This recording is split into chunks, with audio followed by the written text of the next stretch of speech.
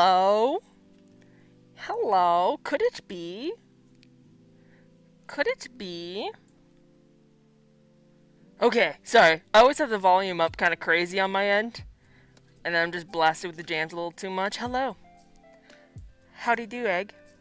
I come to you in the heat of summer. And boy, is it heated. Maury, what's up? Cosmic, what's up? Thanks for being here, guys. I'm not sure if you saw the title, but, today, guys, have you ever lost sight of your goal? Have you ever, not had a goal? Have you ever felt, how do you say, an existential crisis? No matter how hard you try, you just can't find the will? And you look in the mirror and you're like, who the heck am I? What happened to me? I don't even recognize my eyes. Saberlike! Well, guys, so today, I'm super fucking off the path. I don't even know where I am in time and space. But I really hate feeling that way.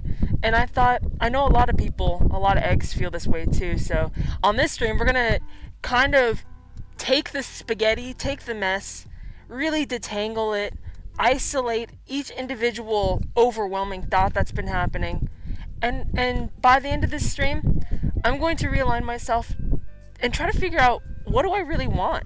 What am I actually passionate about? What is my life worth doing, you know? And in that, I hope you as well can share what you might be thinking and what you might be feeling. And you might leave this stream with a little bit of resolve as well. Maury says, me 24/7, my dude. Let's go, Maury. Let us combine spaghettis and detangle them together. Also, we are featuring Saberlike today, a fellow and active eggy. He is writing something he's been working on for a long time, but he's picked it up recently. And he's going to be reading us, I think it's like the opening introduction to his new writing, right? We have so many questions. We're going to get the whole gist of it in a little bit, because he is our feature for the Eggy Spotlight today. But how is everybody? Oh yeah, oh hey, it's you, Saberlike, it's you! You know? So, sorry, whenever I start the streams, my brain's like, wow, wow, wow, wow. So, let me just kind of just check in a little bit with my body. You check in with your body. And try to get in the seat a little bit. I just started my period. Woo! I'm a bleeding little egg. How about that? So that's probably really affecting the, I got stuck on the floor last night trying to figure out what to eat. I just couldn't parse out the thoughts, you know? So, but that's okay. Any kind of obstacle, psychological, physical, that's just what's on our plate, and it's just one more thing to kind of overcome. So, let's see. You know what? I think it's been last week. I couldn't make it to the stream. Oh, Saberlike says I try to call my body at least once or twice a week to check in. That's inspirational. We can learn a lot from that. You know, how often do we actually not do that? I really don't do that ever. As far as I know, I'm a floating head. I'm just a mask. Just a floating disembodied mask. Speaking of, I tried to repair my mask last week because something happened to it. One of the bracings fell off and some of the velvet started to peel off on the inside. And I put sponge and corkboard on this side as I clamped it to keep it, to glue it while it was gluing. And the sponge got glued on. There was no glue involved on that side. I don't know how it happened, but it kind of smushed into the front of my mask, and I couldn't get it off. So I used Goo Gone to get it off, and I think it started to erode the varnish on the top of the mask. So now up here it's all sticky, and it won't unstick. So, minor crisis, but I will try to fix that later. I also just had a lot of caffeine, so I'm feeling like, you know, where you have energy coming from nowhere for no reason.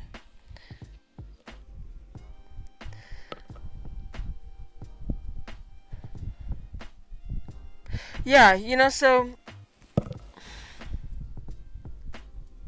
I'm usually really driven with a strong vision about things, or as far as like a strong idea of who I am and what I want to do. And I wake up really passionate usually, you know? I didn't always wake up that way, but it's something that when you're in the process of working on a project, you start to wake up excited because you go to bed thinking about your project and you wake up motivated to continue it after a while.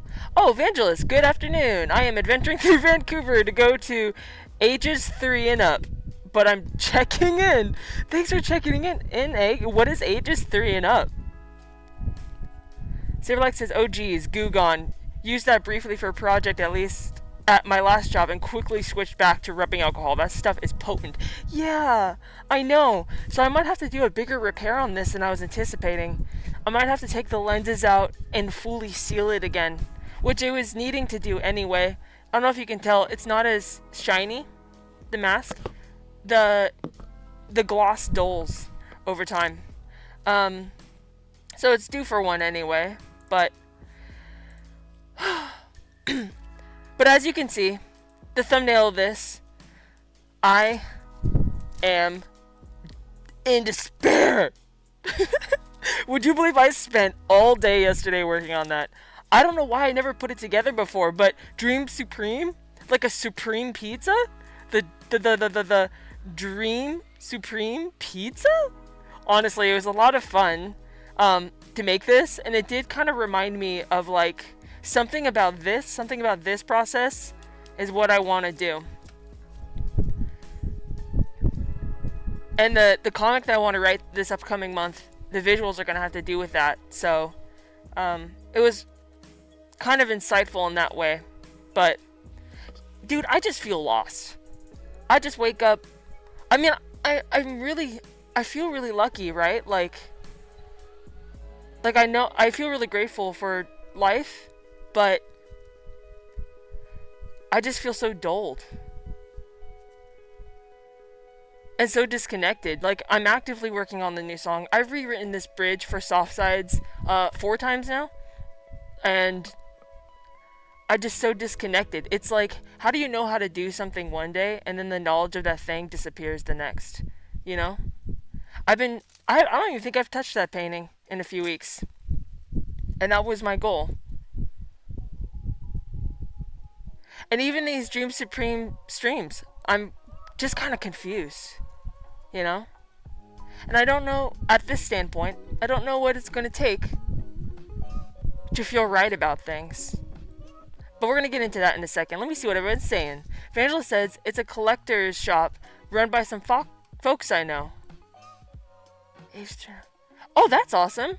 It's in Vancouver? Oh, so you're adventuring through. So you're like on foot running around, Vangelis? Vangelis says, today my drive and my passion is I'm gonna buy a toy. I love that. I love that for you. Oh man, I love buying a good toy.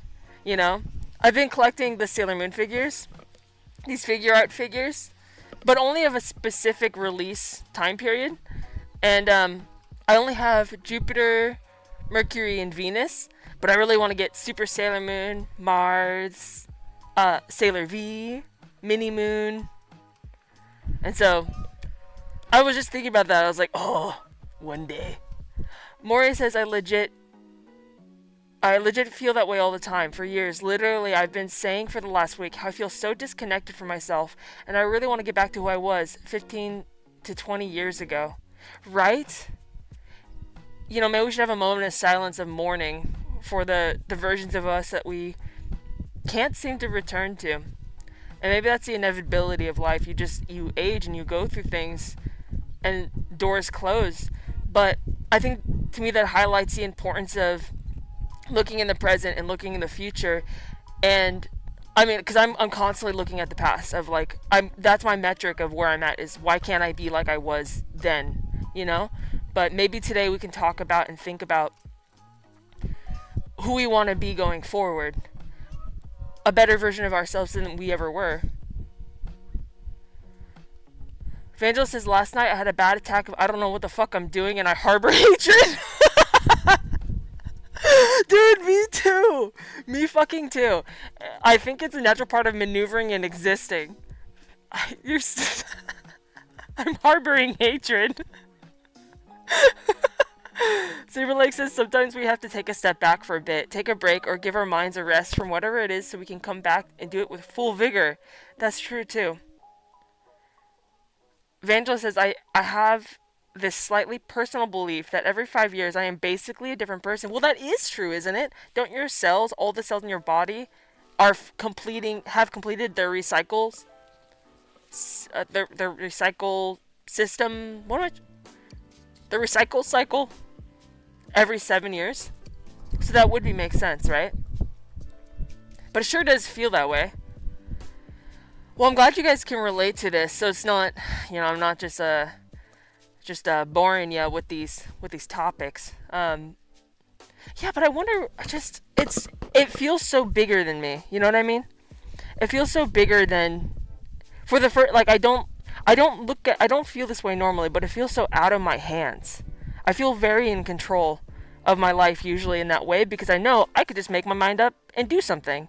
But I've been doing that something. I've been going through the mechanical motions and I'm miserable. Why do the motions not delight me anymore? What will it take? Saberlike says, looking back, I was sad when those doors closed, but I'm glad that's not the way life went. Like seeing an old crush on Facebook and realizing their life is too mundane for what I'd want. That is good. To not want for the one who got away or something. Vandal says it's like a brain thing too. Distant enough memories feel like they are a whole different persona, even though that was me. Isn't that spooky? When you see videos of yourself in the past and you're like, I don't even remember being there. Who is that in my skin wearing my face? How dare you? I wonder sometimes how much I'm doing things out of obligation too. Am I just doing this thing because I'm good and dedicated and this is the process and I'm finishing this painting or I'm working on the song because that's what it takes to finish it and I cannot buy into my temporary dismay or temporary disinterest because that's a part of the process? Or am I just fighting upstream? Am I just forcing myself to spend my life and do things that I don't want to do? And it's just so hard to know. I feel so scattered.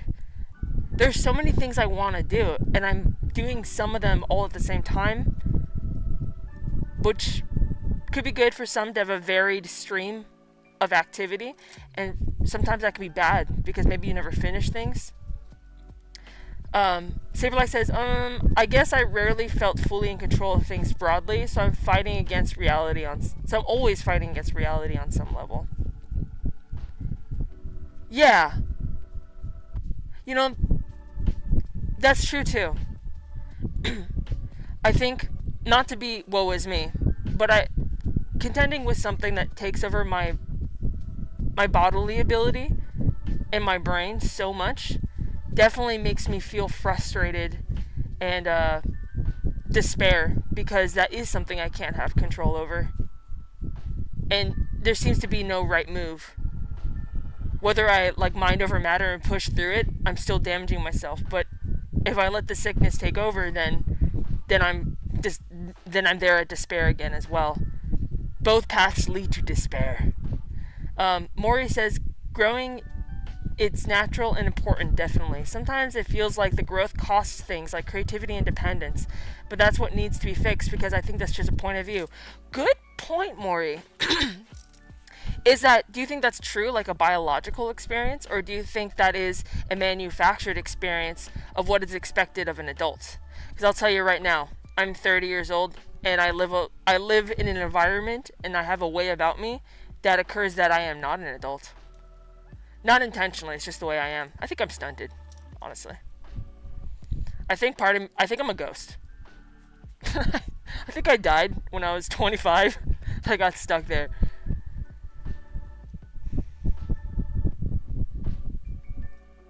I do wonder though, maybe it's a biological thing. I don't want to admit that if it is, that adults are just certain parts of our synapses die off. Like maybe we just don't see colors as vibrantly as we do when we're kids or something. I don't believe that to be true necessarily. I think we just incur trauma as we age, and that affects our facilities. Evangelist says, when in the deepest kind of rut, I think it can be helpful to think, what are the things I want to do but I can't? And then pick one you actually want to just do as a treat. That is, hey guys, that's a great perspective. Let's think about that for a second. Thank you, Evangelist. Maury says, manufactured for sure. I feel like it's kind of a learned perspective. Well, let's undo that today. If it's a learned perspective, let's be our own teachers and teach ourselves a new learned perspective. What would we like our realities to look like? Maury, what would you like your reality to look like? If you could be the learned perspective for people, what would the new culture be? And Evangelist, that concept of what are the things I want to do but I can't, and then just pick the one you actually want to do as a treat. Let's think about that, because I don't know.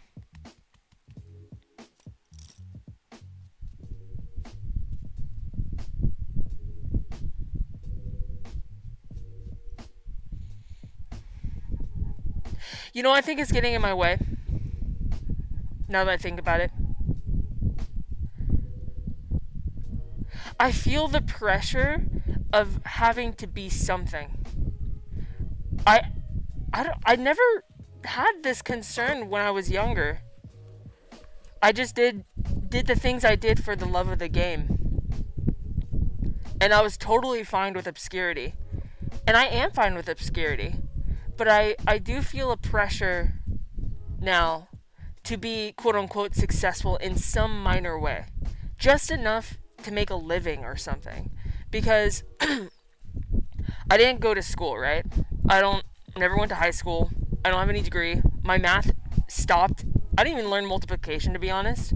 And I feel like I'm not formatted for a successful adult life. The only thing I know how to do is what I've spent my life doing, which is art and music and making 3D stuff, right? But I don't feel like those things are, even though I've spent my life doing those things and I love them, they're not at a place, like I can't go work for a company, you know what I mean? And I don't have the knowledge or the skill set to fulfill a gaming company or like a animation studio or something like that. I merely know the skills to do what I want to do. And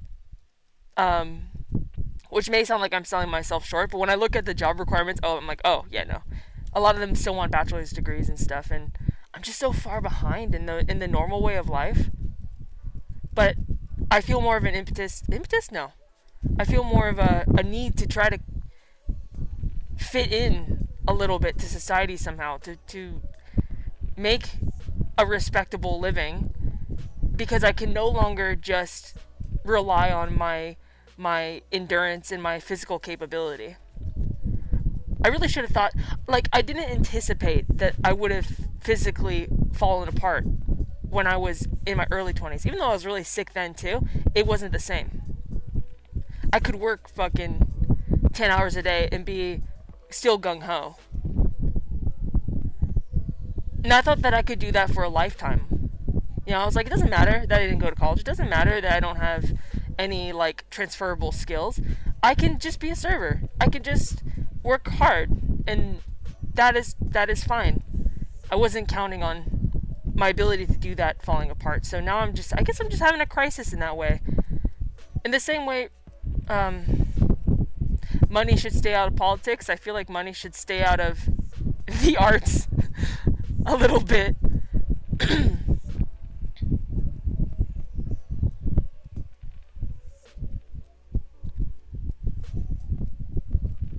So yeah, there's a weird pressure on things that I do now. Let me catch up with what you guys are saying. Thanks for listening, guys. Um, Saberlike says Madeline L'Engel L'Engel said L'Engel said something about how we're not just the age we are now, we're all the ages we've ever been. I still feel like the little boy I once was. I love that, and that is so true. We're just Russian dolls of ourselves, the little babushkas. Evangelist says, low key, my birthday is on Sunday, and it's a big number, and I generally feel like I tricked the world into letting me be an adult, but I think that comes from a cultural implication of true adulthood. First off, happy soon birthday, Evangelist! Oh my god. We have a lot of birthdays happening. It was just Porcelain's birthday, too. Um, but yeah, we just slipped right into adulthood. We grandfathered into adulthood, didn't we? But I'm glad there are adults like you, Evangelist. You know, fun, lively. If I was a kid looking up to like a normal adult and you, I would want to be more like you. You know?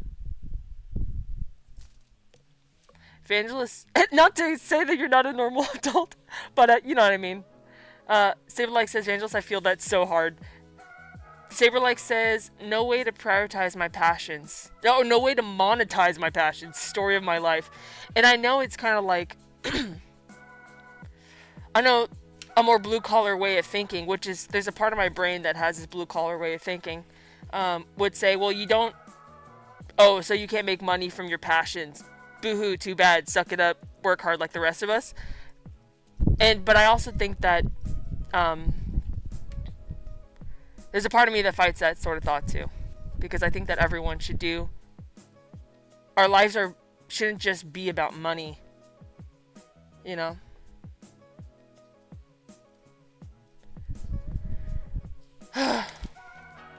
Maury says, Yolk, you are legit putting my thoughts into words. Oh, dude, we're in the same fucking sinking ship, aren't we? Evangelist says, something that I have a lot of trouble with is that it's clear from experience and other people's words that I have skills, but it hasn't yet attached to a career-ass career. Yeah. Right? Like, I have taken commission jobs before.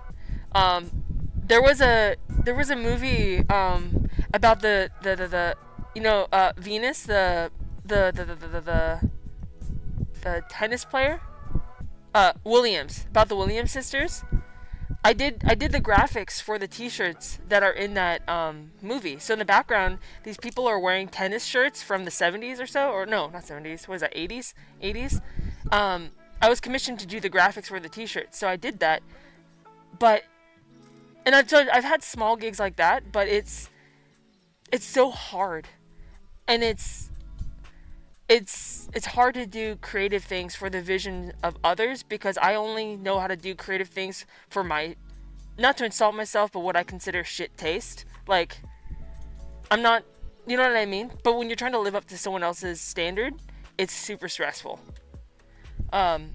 Saberlike says, my friend told me the government sponsors the arts in Europe, and if you have an amazing idea, it can be easier to pitch it there than break out in America first. I wish that I could go live in Europe, to be honest. That was always my dream when I was young.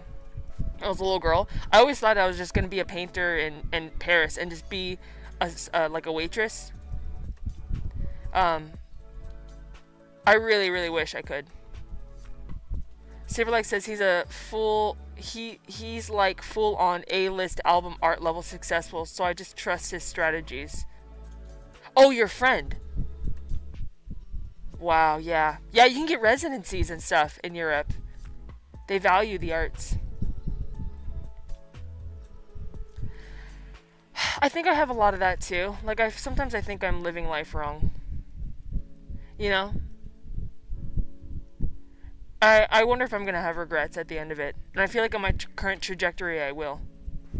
Evangelist says, no, not kids looking up to me. Evangelist says, work should be fulfilling, even if it's simple. I agree.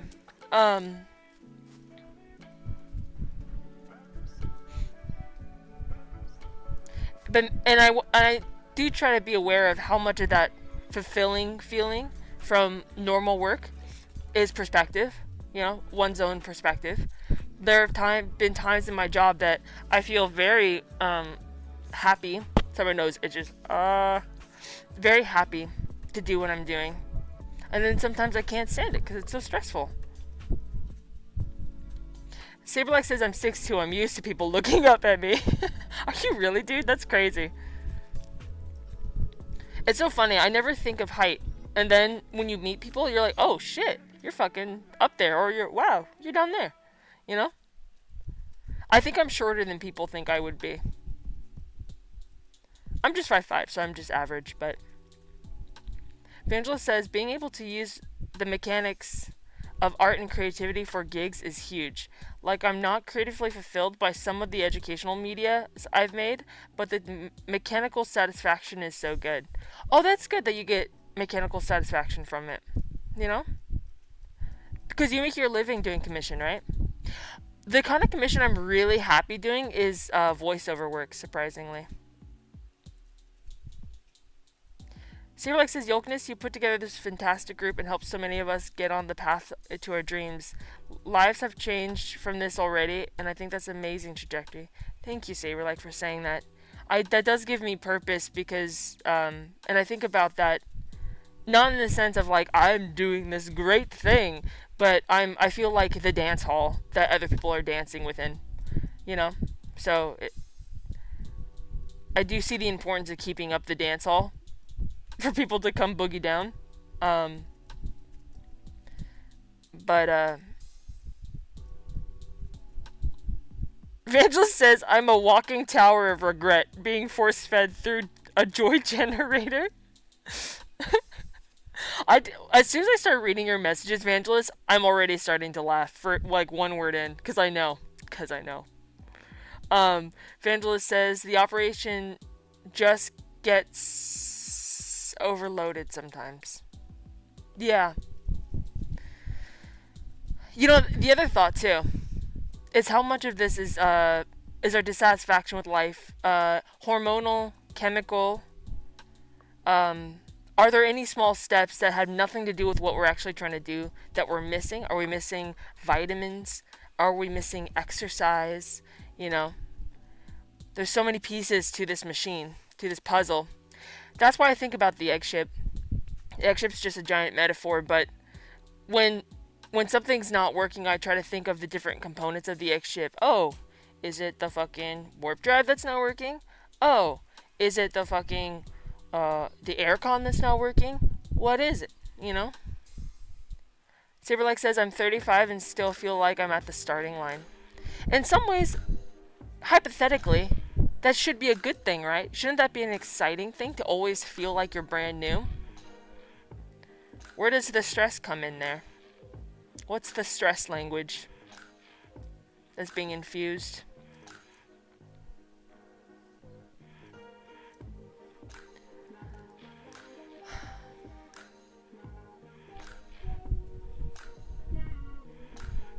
It's weird. Sometimes I wonder if I've just been like, if I'm just stuck this way. Like maybe it's too late for me. Maybe I waited too long to start in life.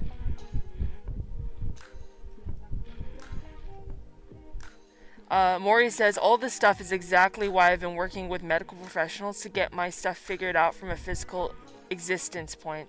I'm so glad to hear that, Maury, because, it's such a major component. And since you're already getting started, you're already on the path. Time is an illusion, Maury says. An idea. Yeah, but felt so truly. Very relative. It's true. Isn't that funny? How our perspective of time can change so easily. It could feel like a minute could be forever or nothing at all. That's the other thing, too. I feel like I'm just, hydroplaning across time. Just time is flying by. Flying by. Sometimes I wonder, how could I have sat in space working on this thing for 12 hours and it's not done? Like, I imagine that if there's like a hidden camera on me, it'd be like Paranormal Activity, and I'm just like shaking in place, like doing something crazy that I've just like checked out and not aware of. Because how could time pass so fast? Marcus made it! Long time no see, Marcus. Marcus says, hey, Eggs, just gonna be chilling with the stream while I try to get some time of relaxation. That is fabulous, Marcus. I was worried about you. I know that you say you're going through some stuff. If you don't want to talk about it, that's totally fine. But also, dude, fucking big confetti to Marcus. We have not formally recognized on the stream yet. But guys, Marcus got a new job. And like the first time in a year, right? So major stress relief. Like, I know it was super stressful to get the job, and he went out there and he got it. He even had a false start. He went out and had to return without going to an interview, but he eventually did. And he got the job. And he applied to uni and got in. Life is going to change for Marcus. Hey, Pee-wee, welcome. Let's see. Saberlike says, I've got a head full of dreams. I want to be bold and showcase my talents for the world, but I'm slaving away in my tiny little corner for stuff nobody ever sees or listens to. This is true. This is true. I do think we need to be comfortable with obscurity to get to the actual quality of things, to craft our skills. You know, I learned in the contract, and I learned by... How did I learn this?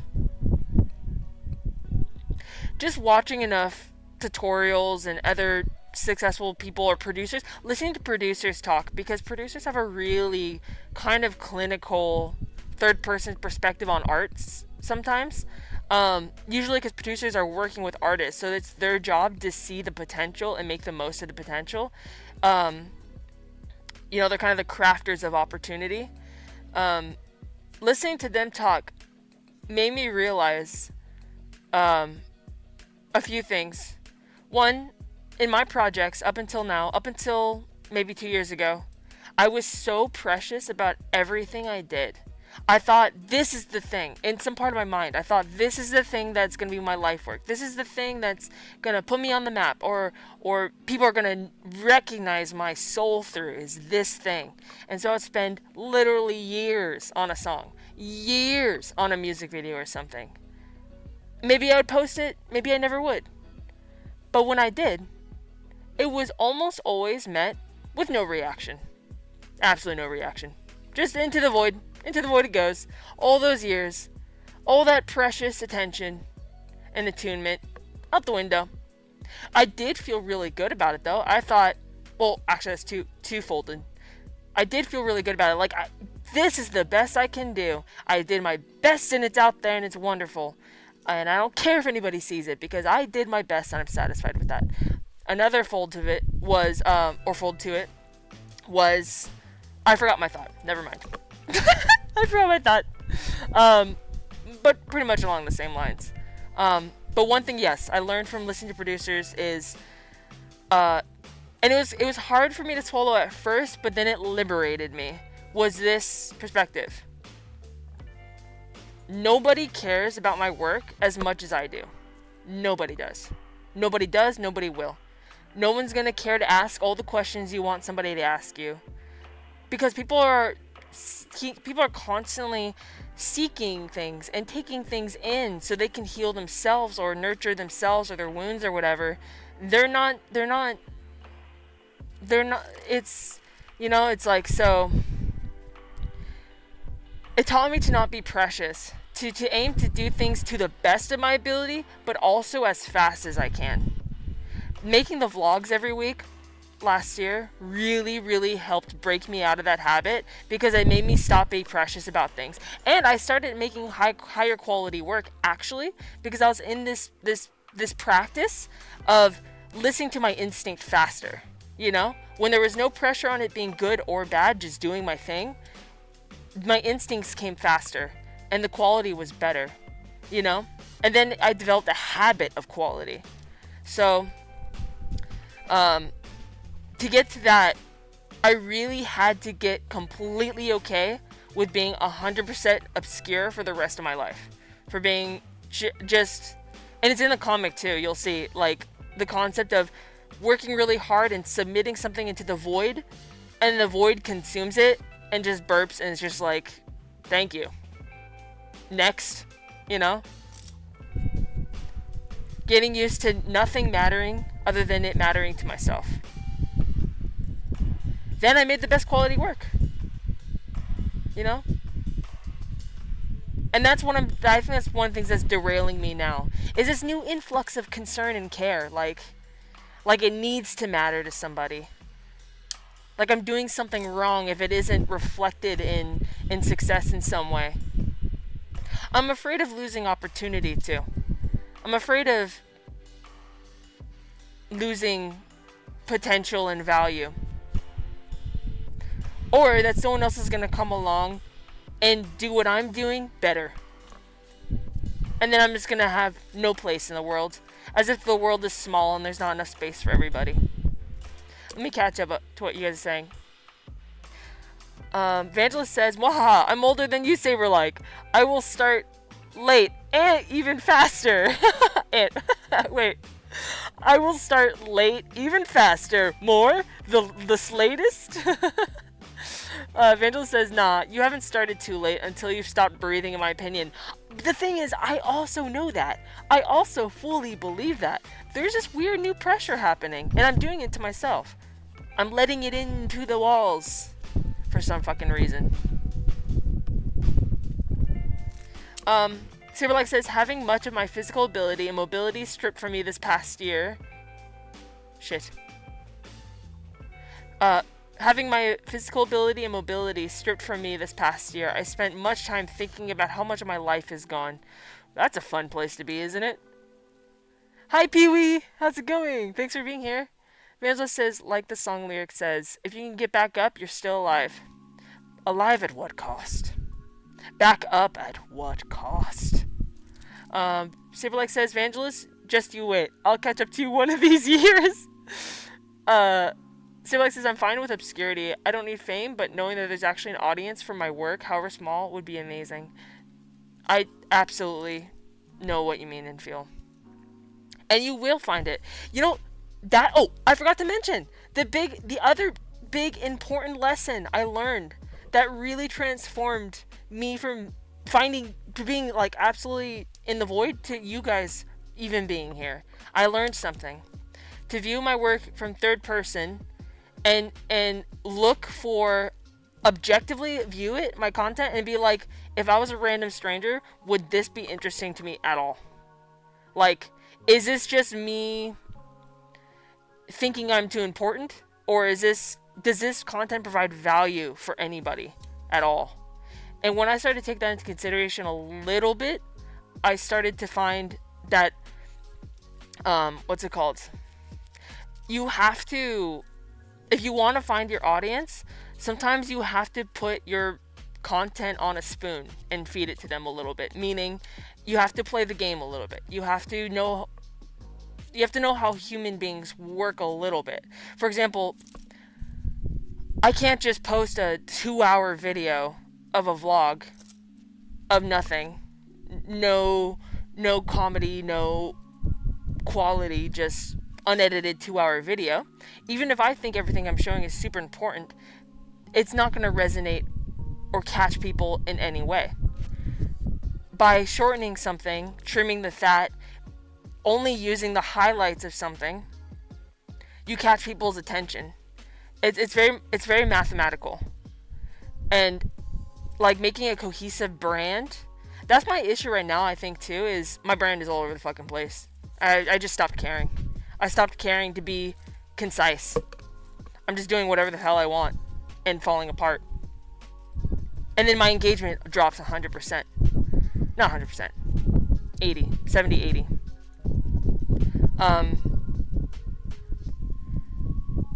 But I really think that a transformative, useful tool is the producer's eye. Like looking at your content again from third person and asking yourself, what value does this give somebody who's already posed to not care about what you're doing?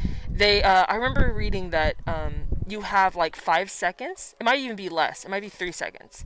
3 to 5 seconds to capture someone's attention, or you lose them in this world, for better and for worse. But I started to live by that. And like, again, when I put the time and attention into it, it's night and day difference. Like a vlog I'll post with that I've actually tried to do well. I've really taken these principles into mind. I'll post a clip in the very beginning of something kind of interesting, like I don't know, falling off a fucking wall or something, like something kind of like clickbaity, and then you do the intro, and then you build the story up into that point. You know, you have to give somebody a promise that their time is going to be, they're going to get something for their time if they watch your content or observe it or something. Anyway, this is actually good to remember myself. I've totally forgot about all that. And it's something that I'm missing now. Okay, let me catch up. Sorry. Marcus says, thank you. It's a very good start to the month indeed. To the year. Saberlike says, as it is, 3 streams in a month is a high activity month. And isn't that amazing? Like, that's no small feat to me. Those are 3 people. 3 individual brains out there in the world who absolutely fuck with what you do. Who are not obligated to. 3 people. That's awesome, Saberlike. Akam. Hey, y'all. Geo... Refinding the path to your dreams. Oh, good luck refinding the path to your dreams. Thank you, Akam. Oh, Shay's here. Hey, Shay. Oh, crap. Where am I in the... Oh, God. I'm so behind in the chat. What else is new? Oh, God. I'm so... Oh, no. I'm so sorry. Evangelist says... There's also a surprisingly vivid gulf between obscurity and grand success. The gradients between are really fruitful. You have such a way with words, Egg. There's surprisingly vivid gulf between obscurity and grand success. The gradients between are really fruitful. Do you mean to say that the journey in between obscurity and success is really where the harvest lies? Saberlike says, not to get too emo, but sometimes it feels like even the void has no interest in consuming my work. That's awful. I don't mean to laugh, but that's just to me, that's a funny thing to say. Oh, the dog butt requires exit, but I cannot get up right now. Marcus says, Van Gogh didn't have success until after death. So I think people's value and recognition will never stop being attainable. That's such a good point. Maury says, I've got some tactical... Oh, hold on. Actually, let me just picture a little bit like this. That's better. Okay. Maury says, I've got some actual set goals for the check-in this time. And one of them is regarding these little canvases that I've recently... Sorry, my eye is wandering a little bit. Gotta get this eye under control.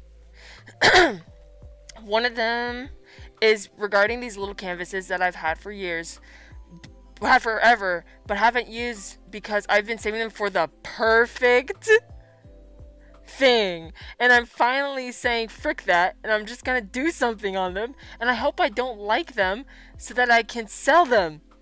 You are setting yourself up for major dopeness and success, Maury, because one, you're gonna jump into these tiny canvases.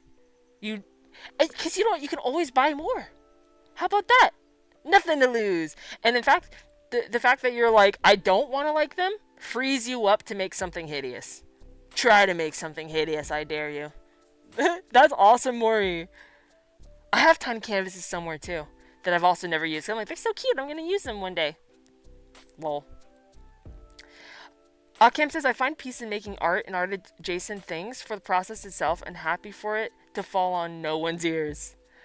And that's the best place to be. That really is.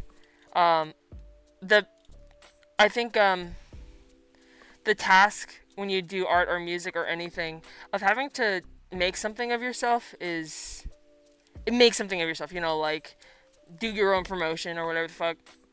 It's really turbulent waters, risky waters, because you can lose yourself there. Saberlike says, I'm actually in a good mood right now, just reflecting on the subject. I'm glad to hear that, Saberlike. And I don't know if how my tone comes off to anybody, but yeah. Vandal says, I've technically been replaced in my YouTube space like 3 times, but I cockroached it hardcore, and now I feel more recognized and valued by a small number of people than ever. That's awesome. I love that term, cockroached it. Yeah, you seem to have a really good foothold in your community, because you do what your community wants so well. Maybe that's my problem too, is I don't have that niche yet, you know? But it's definitely inspiring, Evangelist. Saberlike says, yeah, Bach was pretty obscure until like 80 years after he died. Is that may be the life for most of us. Camp says, art is poison. I need to get out of my body by means of making it real. Oh, art is poison. I need to get out of my body by means of making it real. And in my opinion, recognition, fame, and success is not art's business, it's business. Well said. Yeah, that's the... Okay, I know you're coming to the thing late. That's the difficult thing that I've been struggling with too, is like the process of doing things no longer... Like right now, I feel so disconnected from the art process, and I'm trying to figure out why. Is it because I have some weird pressure now? And I do think so, because... right now my finances are so fucking crazy and my life is so uncertain, like just existing, just like how am I paying bills and stuff, that I'm tired of like struggling through jobs and you know what I mean? So I'm starting to wonder like, well, maybe I should, you know, try to use what I'm good at to make a living, my craft. But I'm struggling with that, you know? So, but anytime that sort of pressure is on art at all, it corrupts it sometimes, depending on the person. For me, it's always been difficult to look at what I do with that, because then it takes it from a fun, expressive thing to a clinical thing. Silverlake says, think I mentioned this before, but I've tried running ads and ran into incomprehensible errors each time. We're going to help you with that. Saberlike, whenever you have a next like audio release or something, I'm gonna do the same thing for Tots, because she's gonna release some music. I will show you what I know, and it's not like I have success with music or anything, but I definitely learned some things that help get your music in front of people that are gonna like it, you know, with the intention of finding people that fuck with what you do. Cam says, low-key, that my brand is all over the place is more defining than any curated, cultivated branding effort. Do you think so? I'm not sure what you mean. Vandal says, long ago I decided my brand is I put the letter V in front of things and do what I want. Yeah, I've noticed. That's I love that so much. It's so fucking funny. Based. So based. But yeah, hi Shay. I'm still catching up, guys. I'm so fucking sorry. Silverlake says, there was a brief moment where my epic 10-minute remix was averaging 6 streams per listener per day, but the way it got out is gone now. Too long to explain. And that was frustrating because it proved that what I already knew about how amazing my work is. Aww.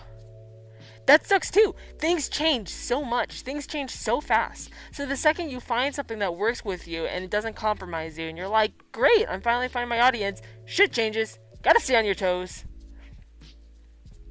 Vandal says, in the current era, I think there's also massive power in sharing other people and vice versa. I love shoving others people's names onto folks who match me or who watch you. Yeah, I definitely relate to that. I definitely find more meaning in sharing, in the community of sharing. That, for one thing, at least the focus isn't all on me. I will lose interest if it's all about me. So being able, like, there's so many times I find what you guys do to be so inspiring too, you know? It makes it more about being a part of a family than it does anything else. Saberlike says, but it's like 3 individual song streams. Those people aren't sticking with it. Interesting. Mitchell says, KM. I don't know what that means, but what up, Mitchell? Evangelist says, on the Gulf, I mostly mean that there's lots of great places to hang out in between, but the journey can be great too. Sorry, when you said that, my brain went visual, and I started visualizing like traveling with your RuneScape tribe, your RuneScape friend group, to some vast place, or World of Warcraft. Saberlike says, please laugh. It was a funny term of phrase, and it's making people laugh brings me joy. Aw. Hilo. Hilo says, hi. Hope you're well, and it's always nice seeing you. What up, Hilo? Long time no see. Big confetti to Hilo. Hi. Thanks for hopping in.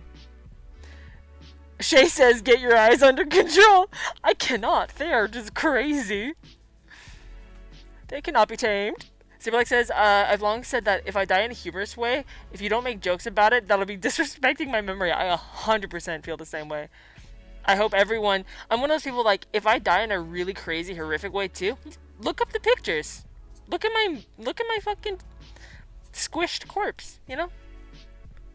I have nothing... Ironically, I don't actually have any, like, desire for secrets. Or privateness. Saberlike says, I've long said that if I... Oh, yeah, I already said that. Vandal says, y'all, I've arrived at a wide expanse of industrial warehouses. Toys are near. I wish I could stay present while I dive into plastic, but I'll check back later. Vandalist, have such a great time. I know you're long gone by now, but there's confetti to ya. I hope you have a fantastic day doing what you love. I want to be with the toys, too. Have fun. If you feel like sharing any photos in the Discord, we'd be delighted to see. Saberlike says, your tone is fine. Your facial expressions do a lot of the heavy lifting. I'd be great at poker, I'll tell you what. Shay, oh no. Okay. Shay says, I think you have a niche yokeness, but it can always evolve and change. Thank you, Shay. I don't know what my niche is. It's confetti punk. It's confetti Resetti vibes. Occam says, I'm very late to the stream and getting to when you're mentioning being pressured to make art. I'm going to post a PDF to a short book on the Discord that might help. Thank you, Occam. That would actually be very, very helpful. Yeah, Occam, the thing I'm struggling with is I usually do things with a lot of passion and focus, and I wake up very activated. Like, I'm one of those people, usually, in the past, like a year ago, rocket out of bed. Just I wake up and I can't wait. I'm like, let's do this thing. And I look at my to-do list and I'm like, let's go. And I get coffee and I'm hyped. And then I do the thing and I'm just so happy and fulfilled the whole time. And it gets me through hard times because I feel so fulfilled. But now, the things that I love to do just are so pulling teeth. And I hate the process. I'm hating it. This new song I'm writing, Soft Sides, I've rewritten the bridge like 4 fucking times. And I cannot seem to write anything that feels right, that means anything. And it just depresses me. And the sounds, I hate the sounds of the song. Maybe it's because it's not mixed and it's just very high frequency and obnoxious. But when I think of the steps to finish the song, like, re-recording all the vocals, re-recording all the bass, all the guitar, mixing the whole thing, all of it sounds so tiring. None of it sounds like, oh yeah, I'm so stoked. It's like, I'm just manually making myself do it. And then I have the music video to edit and post. And I'm doing this because I want to. I know I want to. I just hate this process of it right now. So I keep doing it. But I'm just miserable, you know? Or like editing vlogs. I edit them and I'm like, who cares? I don't even care. Like, whatever. Bleh. You know? I'm bored. I'm bored of myself. I'm bored. And I don't get bored. But But then something random will happen that's inspiring to me. And it activates something that I don't know, like this. I made this all day yesterday. I 3D animated the Dream Supreme Pizza, and I made this, and I was just having so much fun. And I don't know what to do about this. Like, okay, I had fun making this picture. How do I extrapolate that? Do I make more pictures? Like, you know? So I'm frustrated. And I feel lost. Because I'm used to setting goals for myself. And then doing them. And then loving it. And then feeling happy. And feeling, connected to myself and the universe. And feeling full of purpose. And now, everything is punching upstream. Why would you punch a stream, you might ask yourself? I don't know. That's the utility of what I'm doing. Punching streams. And it's crazy. I'm spending all my time doing these things. But I still feel like I'm wasting my life. Because time flies by. Maybe things get done, maybe things don't. And I look at them when they're done, and I'm like, who cares? I don't care. That's my problem, Akim. Saberlike says, worst ad error was like, link must be led to an external site, which it very much already did. That's so weird. Saberlike says, I struggle so much with feeling like I can't put my own stuff out there, but I'll shout out my friends from the rooftops. Aww. It definitely, I have that too sometimes, where you're like, oh, I don't want to share this thing about myself because people are going to think I'm full of myself, and they're going to think, like, so, who cares about you, you know? There's that, I think that balance of, something that helped me feel more comfortable with that was knowing, there are artists that I love, that I get so much, like, nourishment from looking at their content. I would be devastated if they didn't post their work. And if you have that passion within you, that vision, I think that other people are just mathematically, other people are just going to be wanting to see that somewhere in the world. So it's your job to post it so they can see it and feel good too and be inspired. Akim said, oh my god, I love old school RuneScape. Oh, I love it so much. I've been thinking about doing RuneScape streams and just getting all the eggies on board, and we can all just go have adventures. And we can draw comics about our adventures. Ah, fuck, I'm so far behind again. Damn it. Saberlike says, this sounds pretentious, but I have a deep need to be admired and adored, and it feels crazy selfish to want that. I think that's the human condition. I think it's very eggy-like, childlike, and sweet. You know? Everybody wants to be seen and adored. Right?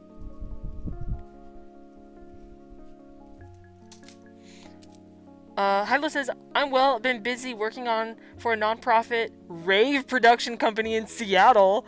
Loving the blue hair. I'm re-dyeing mine blue this week. Let's go, blue hair crew. Hilo, I haven't talked to you in so freaking long. I am so glad that you're busy doing something so freaking cool.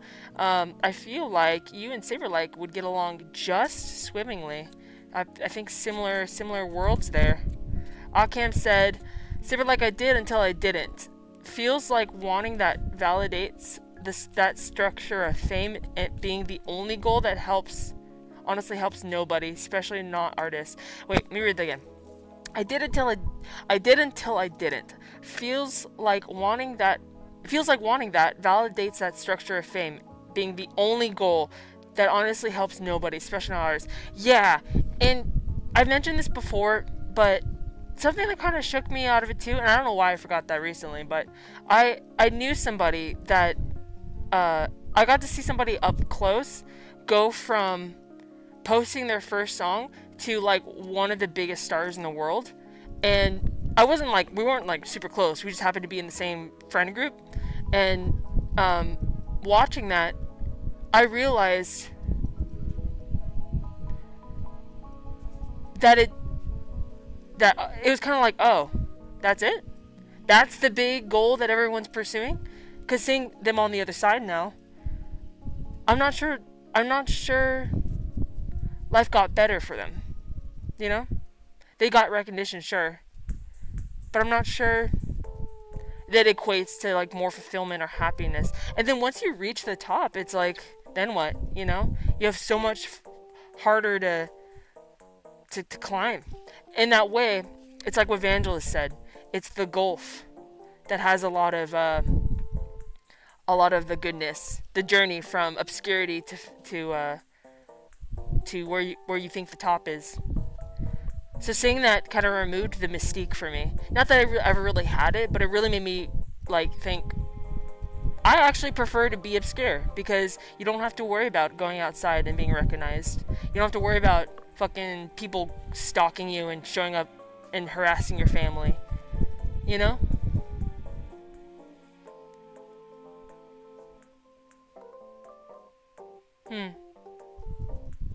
Shay says, take a break from it. I think that might help. You'll come back when you're ready. I hated when art became a chore for me. I feel for you. Aww. Yeah, I've thought about that, Shay. The problem is, I'm kind of scared too. Because, I started to get really good, I started to grow really fast, you know? And that's where all the eggies came from, all at once. Was like a few years ago when I was doing the vlogs all the time, right before I started to perform. And then I took a 5-month break, and when I came back, the algorithm and engagement, even though I was doing the exact same content, died. Totally died. Totally died. And it was like starting over from scratch.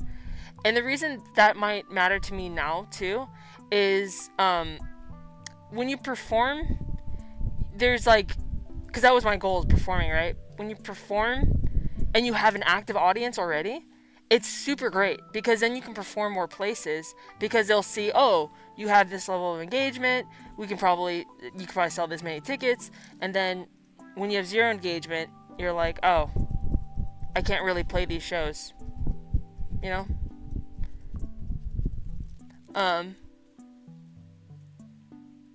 Akim says, I saw that pic on Discord. It's so beautiful. Post it, says Shay. Oh, you mean the pizza pic? You mean this pic? Thank you. It was fun. Akim says, it's just cool to make. Post it somewhere and then forget it. Move on. Yeah, right? Akim says, I greatly avoid thinking on how to monetize and capitalize my creative outlets. That too was a luxury I used to be able to have. But like I said, now that my physical conditions have declined so much that I struggled to maintain the jobs that I could do before, I really am starting to think, well, how can I make this easier for myself? Is it really so much to ask to make a living from the only thing I know how to do? You know? People do it every day. That's the other thing too. People make their living from their work every day. And it's the only thing I know how to do. So what am I missing from being able to spend my life doing that? And that can be the thing that puts food on my table, you know? That's the consideration I'm having, Akim. I wish money wasn't a part of it at all. I notoriously always gave paintings away free or for a piece of gum. And now to think of doing something else with that, it's different, you know? Marcus says, I don't think I've written anything for like a month. Life has been so hectic. I don't have a creative drive right now. And I hate that so much. But Marcus, you're living. The creative drive will come back. Right now, your creativity has to take a backseat because other parts of your brain are driving right now. I'm sure so many poems are going to come out of the life experiences you're having right now, Marcus. Saberlike says, I'm not even just needing adoration for my work, just in general. When I go out all fabulous and get compliments from strangers, that gives me glow. A glow. Oh, shit, where am I? A glow, which also led to the ego issues last year. Yikes! Right. I've been there so hard, says Shay. I highly recommend taking a break and doing something new for a minute. I'm definitely thinking about that. Akim says, that's crazy. You like original RuneScape, Lamal. Let's make a group Iron Man. 4 eggies. I know. We have another eggie named Kyle who also loves old school RuneScape, and we've been thinking about it. But you know what I've been thinking about? Oh, let me catch up to chat and I'll tell you. Saberlike says, I don't know. I've known a lot of people who would much prefer to disappear into the background, even with their artistic ambitions. Hey, Hilo, says Saberlike. I've actually spent a ton of time in Seattle. My parents are both from there originally. Look at that social butterfly flutter right in front of us. It's a beautiful thing to witness. Shay says, Saberlike, I think it's cool to be able to admit that. I too have a secret desire to accomplish things that are admired. You know what? Good fucking point, Shay. 100%. Saberlike, I think it's amazing that you are saying what you really feel out loud. And because clearly Shay feels that way too. And I think, let me think if I feel that way. Yeah, no, I feel that way. I do. In a small way. Not very much, but I think that some part of me that has adopted the metric of if you post something and people are engaging with it, that means it's good. And if they are not, it means that you suck and it's bad. Saberlike says, I've been posting my music, but you know, I used to have that stronger though. You know, when I was growing up as a female musician in my teen years, I was the only one around me that was a female in a band or fronting a band at all. And it was a constant, you had to prove yourself to everybody. And I say had to because people would ask it of you. You know, they'd put you down or make fun of you, or you'd be the butt of the jokes. Because, you know, they're not used to seeing it. Or the comments of like, wow, you play so well for a female or for a girl. Like, I've never seen, wow, look at that, you know? Because back then, I guess it just wasn't, social media wasn't what it was. So we didn't have access to it, like, seeing, of course, the slew of awesome, badass musician females. So I definitely had that need at that time to be admired, to be respected, to feel respect, and to be recognized. And I think that can be a great fuel source, actually. That could be a great fire under your butt.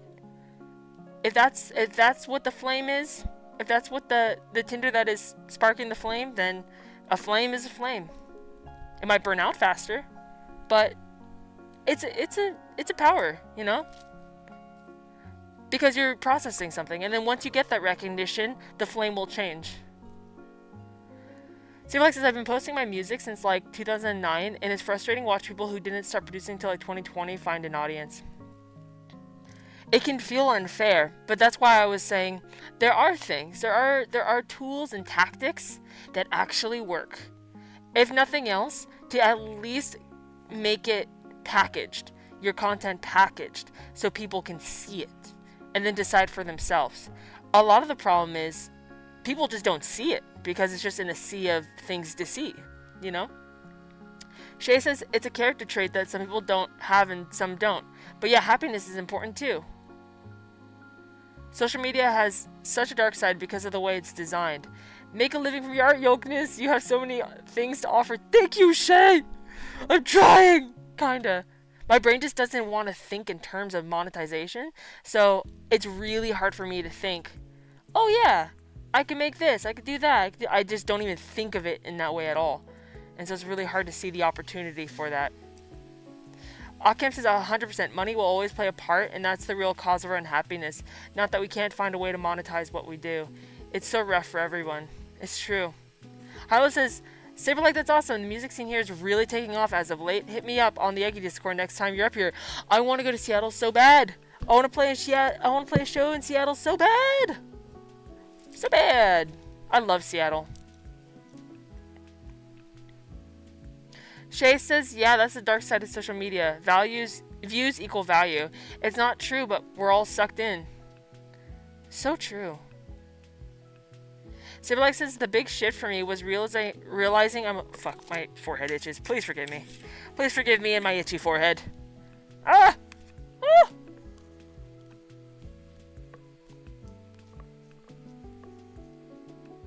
Ah! It's so kinda nice.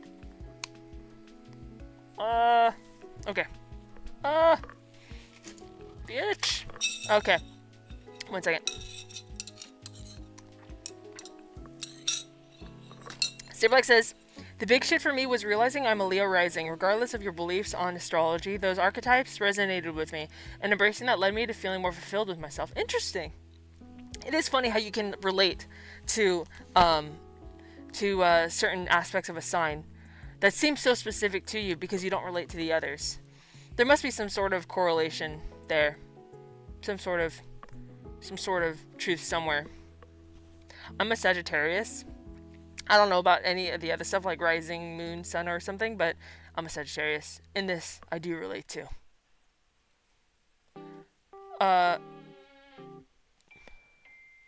Saberlike says, Hilo, will do. Always love connecting with people. And Hilo says, you'll hit me up too. I'd love to help promote you with the non-profit company I work with. Really? Awesome, thanks. Good to know. I definitely want to, and I definitely will. I need to write that down. I'm starting to make a map of where people are, so I can come there. Let me see. Give me a second.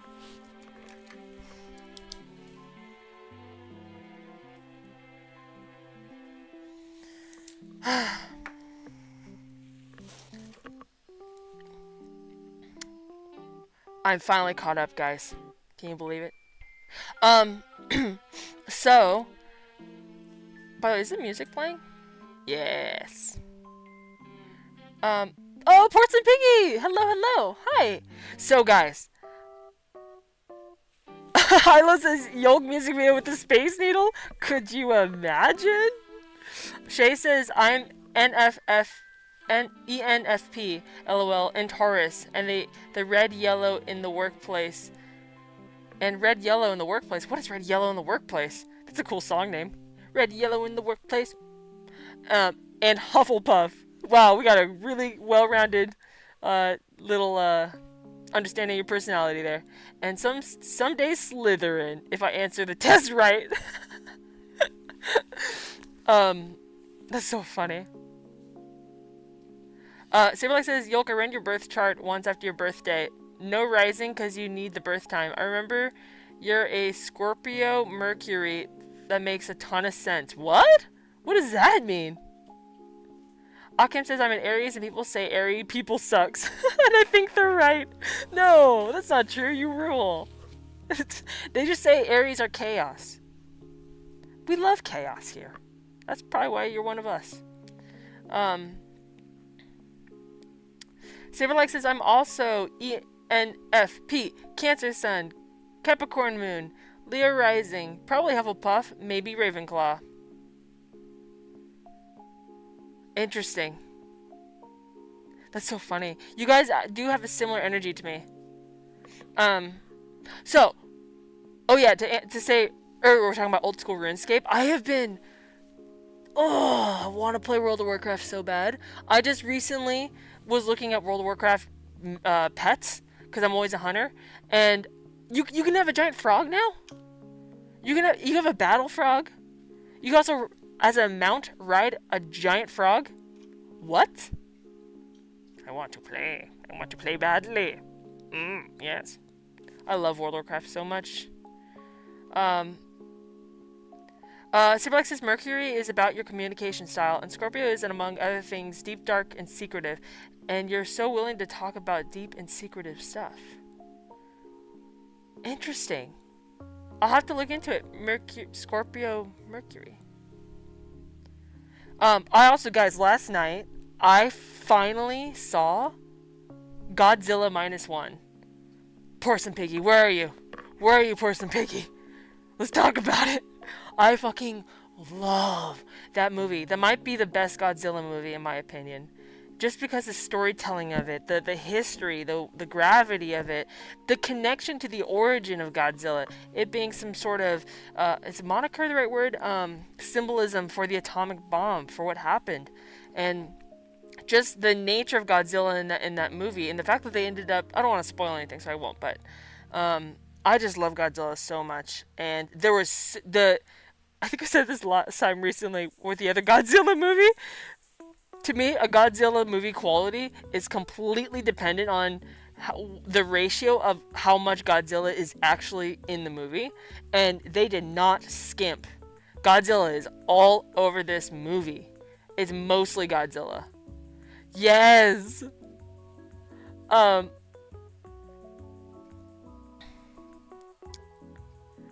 yes, everyone is cheering on Godzilla. Yes, because we love Godzilla. Oh, dude, Marcus says I was planning on watching that tomorrow morning. It is so good. You must. You must. I love it so much. I would watch it in sub, not dub. It defaulted to dub on Netflix when I watched it, and because I didn't have my glasses and I was sitting far away, I was like, okay, fine, I'll just stick with dub. I'm gonna watch it again eventually in sub because I think I could tell that it's gonna be much better with subtitles and with Japanese spoken language than English, because it's all in Japan and it's Japanese produced, I'm pretty sure. It's just amazing.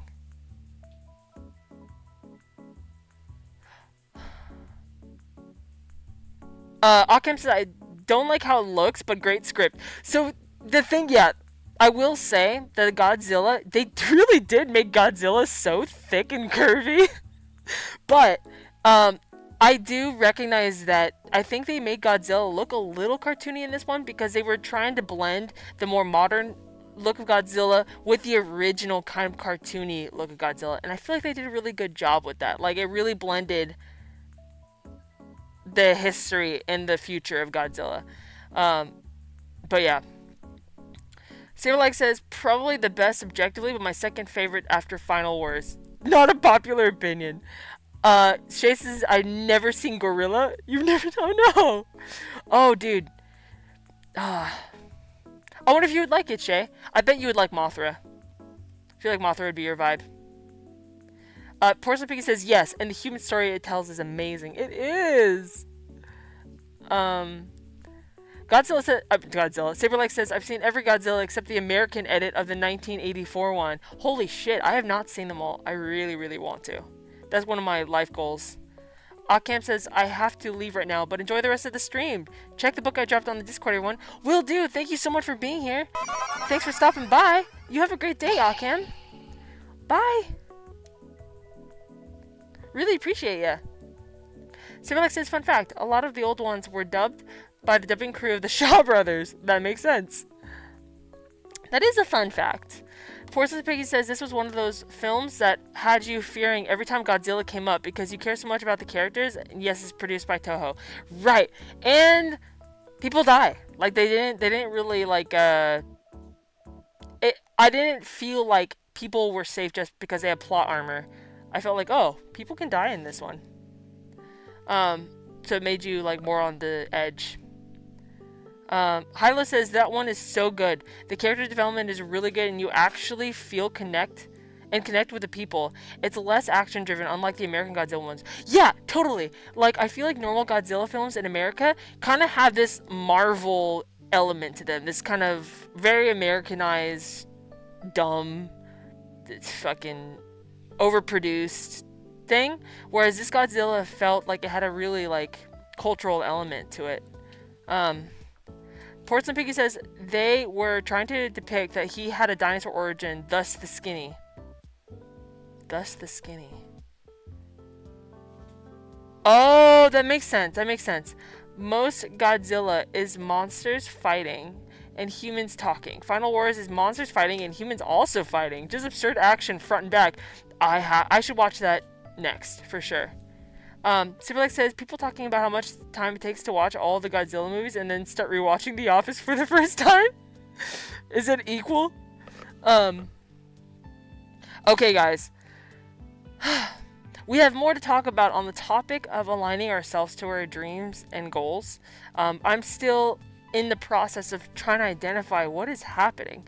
And admittedly, it is hard to kind of do real work on a stream. And by way of like navigating the mental headspace, a lot of it is talking it out, right? And really looking at, like, putting names to the faces of chaos in your brain.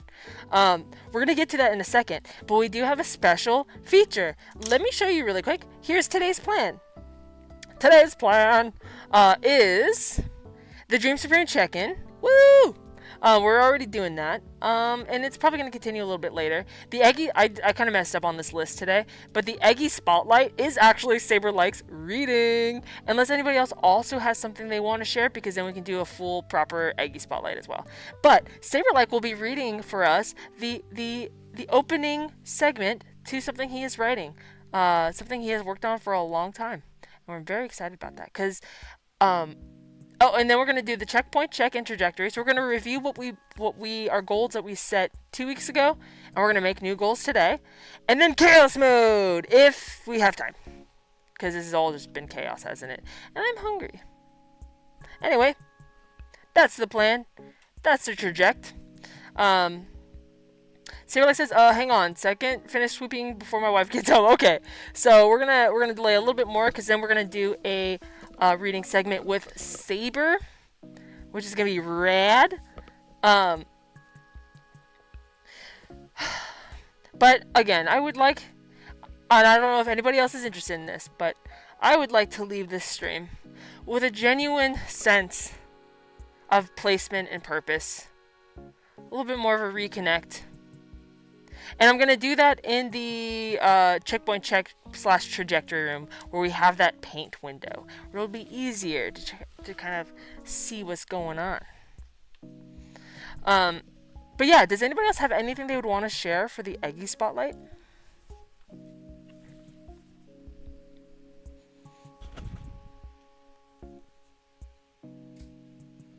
It's nice to just sit with silence for a second. Oh, also, some people in the Discord know, but that new job I got completely fell through. They hired me under a fake promised wage, and then, like, the hiring manager hired me under the incorrect location and wage, and then after I got trained, hired, I was just about to start my first shift, as in, like, a few days out, my new manager said, she's like, here's your wage, here's your location. I was like, none of those things are what we talked about. It's literally half of the wage, and it was in a faraway location. So I was going back and forth with them for a while. They were trying to see if they could, well, actually, they were being very, very, very passive aggressive, and they were just like, these are the terms, or you can resign. I'm like, you guys did an illegal thing. Do you not know this? And I'm like, all I'm asking for is a chance to apply for this other position in your company that's closer to me and pays $1 more per hour. That's it. And they said they had a 6-month holding policy. So they were like, we can't do that because there's a 6-month holding policy on when you apply for a job, you have to wait 6 months to apply to somewhere else. I'm like, but you did an illegal thing. Can't you just waive that 6-month thing in this situation? So they said they tried, but the positions were already filled at the other listings, even though they're still on ZipRecruiter. I think that they just, I don't know, it just got kind of nasty, so I resigned from that position after that exchange because I was like, alright, there's no moving forward with this. So I'm back at my old job. Luckily, they let me come back because my last day was going to be on Saturday, this upcoming Saturday, so even though they hired someone new, they let me stay. So I'm very lucky in that way.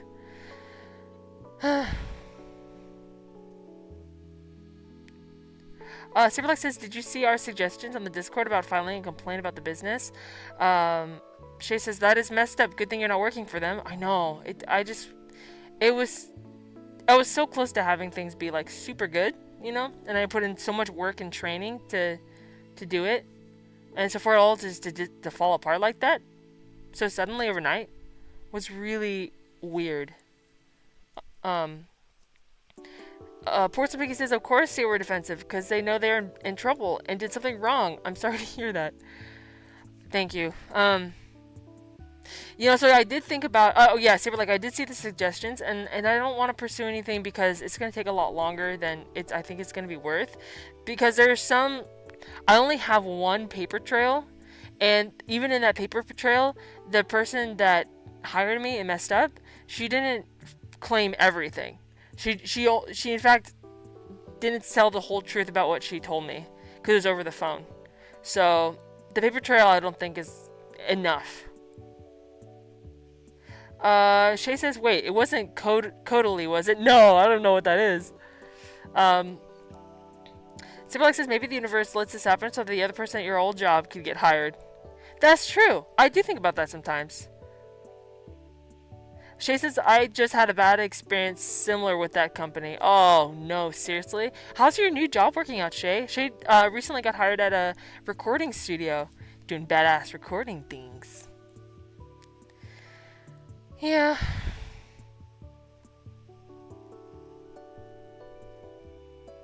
I'm just thinking for a second.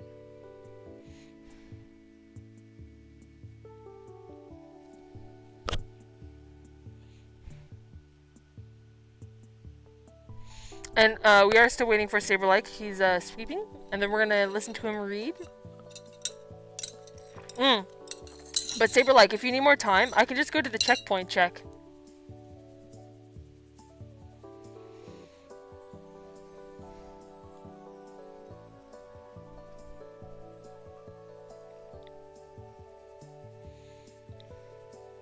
I have been thinking about doing video game playthroughs again, by the way. I was just talking to Saberlike about it. And the playthroughs, I could definitely produce playthroughs. Oh, wait. Saberlike's ready? What do you mean? How do you know he's ready? Oh, or not? Yeah, I'm not sure he is. Shay. Shay, I still need to mail you these things, too. Do you have an address yet? You're just spamming? I appreciate that, Shay. How are you, Shay, by the way? How's everything with the endo? Oh, but yeah, oh, Saberlike says almost set. Just get my fabulousness on. Okay. Fabulous. But yeah, so I'm gonna start doing video game playthroughs again. We're gonna start with Earthbound, but I'm not gonna have my camera on, but I will have a better quality mic. So what's it called? So it'll just be more of a cozy thing. And I actually, Saberlike offered to come on and read the chat while I'm playing, and he can also help like direct things, which I think would be fun. Also, I was going to ask Tots. Tots and I grew up since we were like 3 years old, or 3 and 4, or 3 and 5, or whatever. We grew up playing video games together.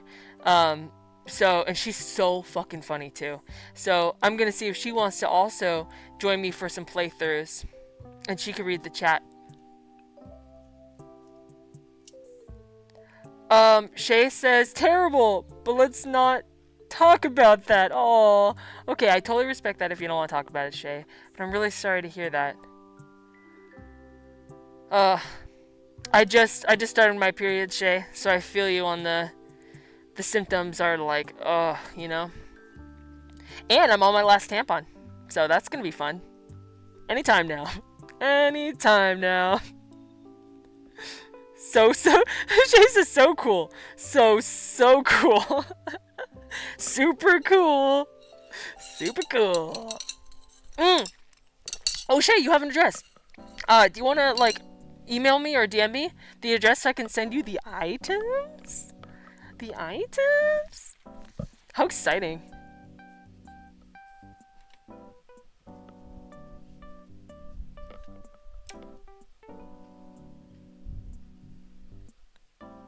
Shay says, just brings me down. I try to move forward and focus on things that make me happy.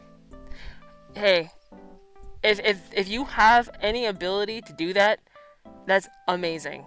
And I say, fight the good fight for your mental headspace. You know? Fight the good fight, sister. Now. I'm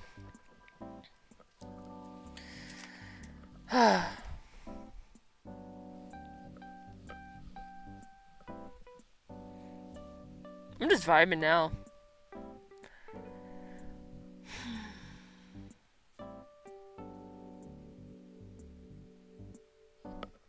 I really, this mask is, aging too. It's starting to take some types of damage at, I'm starting to see it's like entering the half of its lifespan, you know? So, probably got maybe another few years with it before I have to make a new one. But I really did wish I had a more comfortable way of wearing it, you know, than gluing it to my face. Would be nice. Like, I want to get metal implants, little hooks. Just go, you know? I would do that. I would wear this mask all the time if I could just wear it with like little hooks or magnets.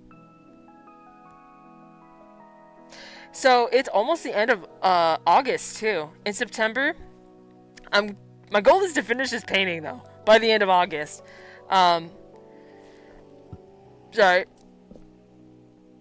In September, I'm gonna start writing writing and making merch for December.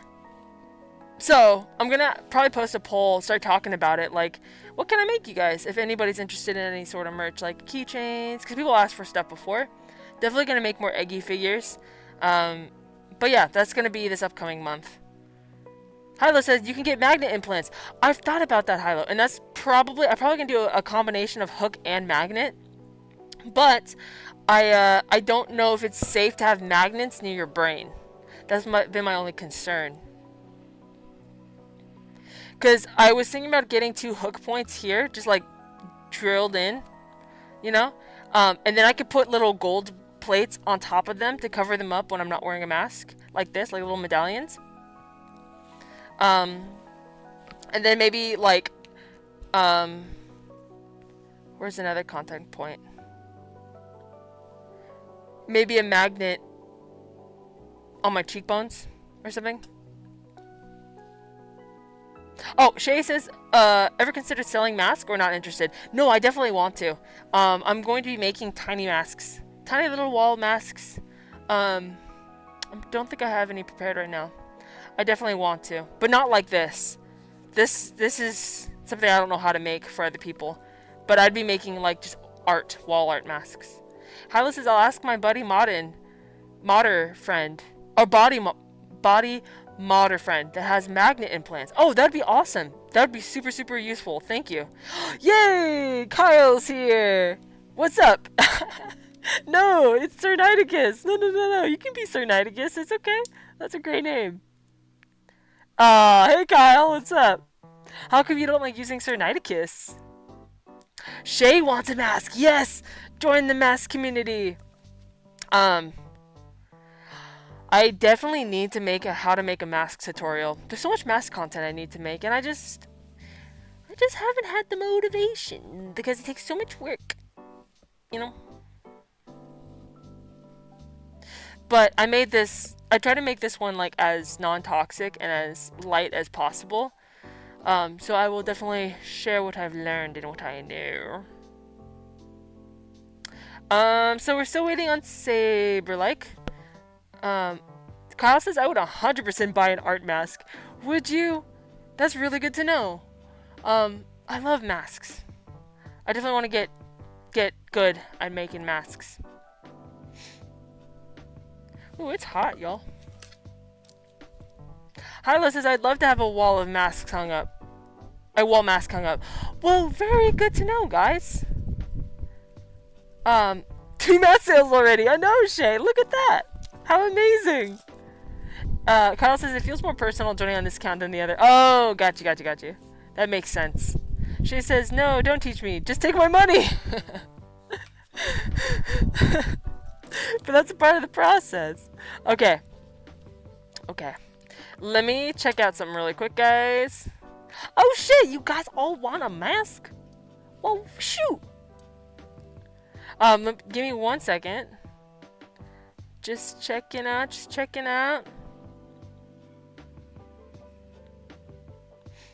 So when Saberlike jumps in the Discord, I'll have to, just like I did last time with Porcelain, I'll mute my mic here for a minute so you'll see me talking. But let me actually make a little... Okay, while he's doing that, I'll make a little BRB.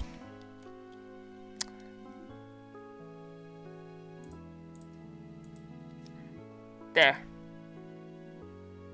I'll put this on when I'm talking to Saberlike. Porcelain says keychains would be sick too. Okay.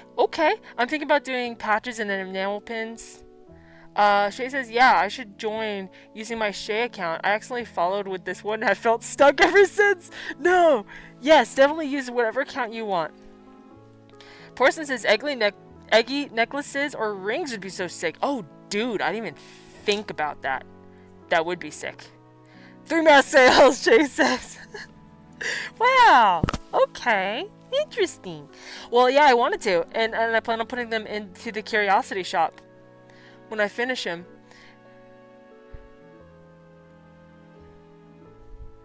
But I don't know. There'll be different types, you know? Patches sound great. Yeah, eggy patches. All kinds of patches, like a little patch kit, little patch pack. 1 second. Oh, cool. Okay, give me 1 second. I'll be right back. Hang tight. Ba ba ba. Testing, testing. Okay, 1 second.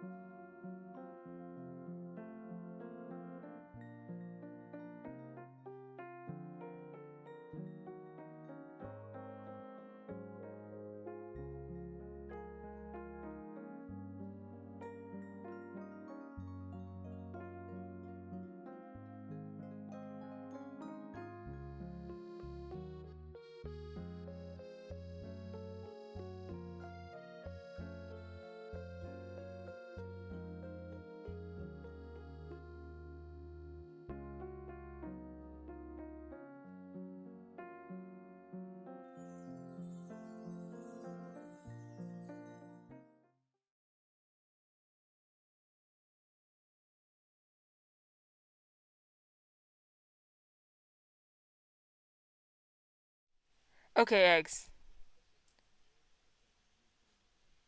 Um, Go ahead and try again. Yeah. It might be better if you do lean into it a little bit.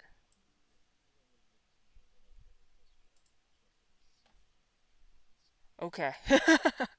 All right, guys. I know you hear me talking to Saberlike over here. I'm just about to bring him over for the party. Okay. So, guys, we are about to listen to our beloved Saberlike. He's going to read us the intro to this new wonderful story that he is writing, and so I'm gonna ask him some questions about that after I bring him in. But let me just double check something. All right, I can't wait to show you guys the fabulousness that is Saberlike right now. Okay, give me 1 second. We're gonna go over to the room. Okay, guys, let's go. Wow.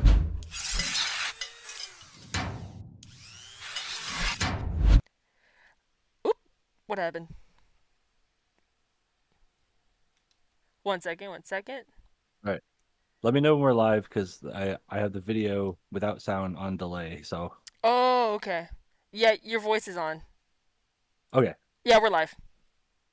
Okay. Hello everyone. Oh, I yeah. had to show off my new drip that I got yesterday, this long Yeah. jacket and this scarf. I figured I only need to get fabulous on top for this stream. You. To paraphrase George Orwell 1984, I'm a rebel from the waist up. Me too. Just for the video, you know, it's all about the waist up. Okay. I should show off my shoes Yes, you because these should. shoes are, Woo! Pimpin'. They yeah, are it's hard to leopard print. see. Oh, wait. Here, hold them back up. They're leopard Okay. print on the outside, a little bit of text that says hot gams because I couldn't think of what else to put. The inside is zebra hearts. Wow. The tongue is zebras. The back stripe is skulls, and you can't see the inner lining is like pink and purple leopard. Holy moly. So Wow. They were like, you can custom make shoes, and you were like, challenge accepted. yeah, Um, I'm taking the scarf off. It is way too warm. it is so warm. I know. Okay. Let's see. So Yeah, Porcelain says, "Totally fabulous. I love the lighting. Wow, great outfit." thank Oh, you. dude, Shay, I know. Like, I meant it when I said I feel like you and Saber like seriously are from the same similar universes, similar planets. Okay, let me. So Saber. So tell us a little bit about what we are going to be hearing today. Don't read it quite yet, because I have another room that we're going to read it in. Yeah, Um, absolutely. I'll give a little bit of background on this. So, uh, many years ago, I wrote a fantasy novella. Um, Finished it, I think, in 2012. Um, and I'm gonna go back through and revise that at some point. It needs some very heavy revisions. Um, but after I finished it, I started thinking about sequels. So there's this is actually the second sequel I'm working on right now. The first sequel is also not done, but one of the characters dies in the first one, and the second book is a first-person journey of him through the afterlife. Very trippy and weird. And then this one that I'm working on now is a sci-fi novel set 7,000 years in the future in the same world, wow. with just some minor connections. What is the name for the first books and then this one? The first one is called Story, and this one is called Sequel 2. I don't have titles. It'll come. It'll happen. I love that. Yeah. And how long have you been Um, working on these? this one I've been mulling the idea around in my head for like 7 or 8 years. Um, and then I started writing this. I think the notebook said it was like May of 2019. Wow. And I would usually write when I was like on the train or airplane or traveling in some way because I was just forced to sit down there. Um, I not so much for this one because of when I wrote it, but when I worked retail jobs where I didn't have to do much and just stand at the cash register, I would have a little notebook with me and write it by hand. I actually write all this by hand first. Wow. Um, it keeps me from getting distracted on other things, and it also forces me to do a revision when I type it in. Oh, Uh, so interesting. every so every piece of text I have to go over one more time, Yeah.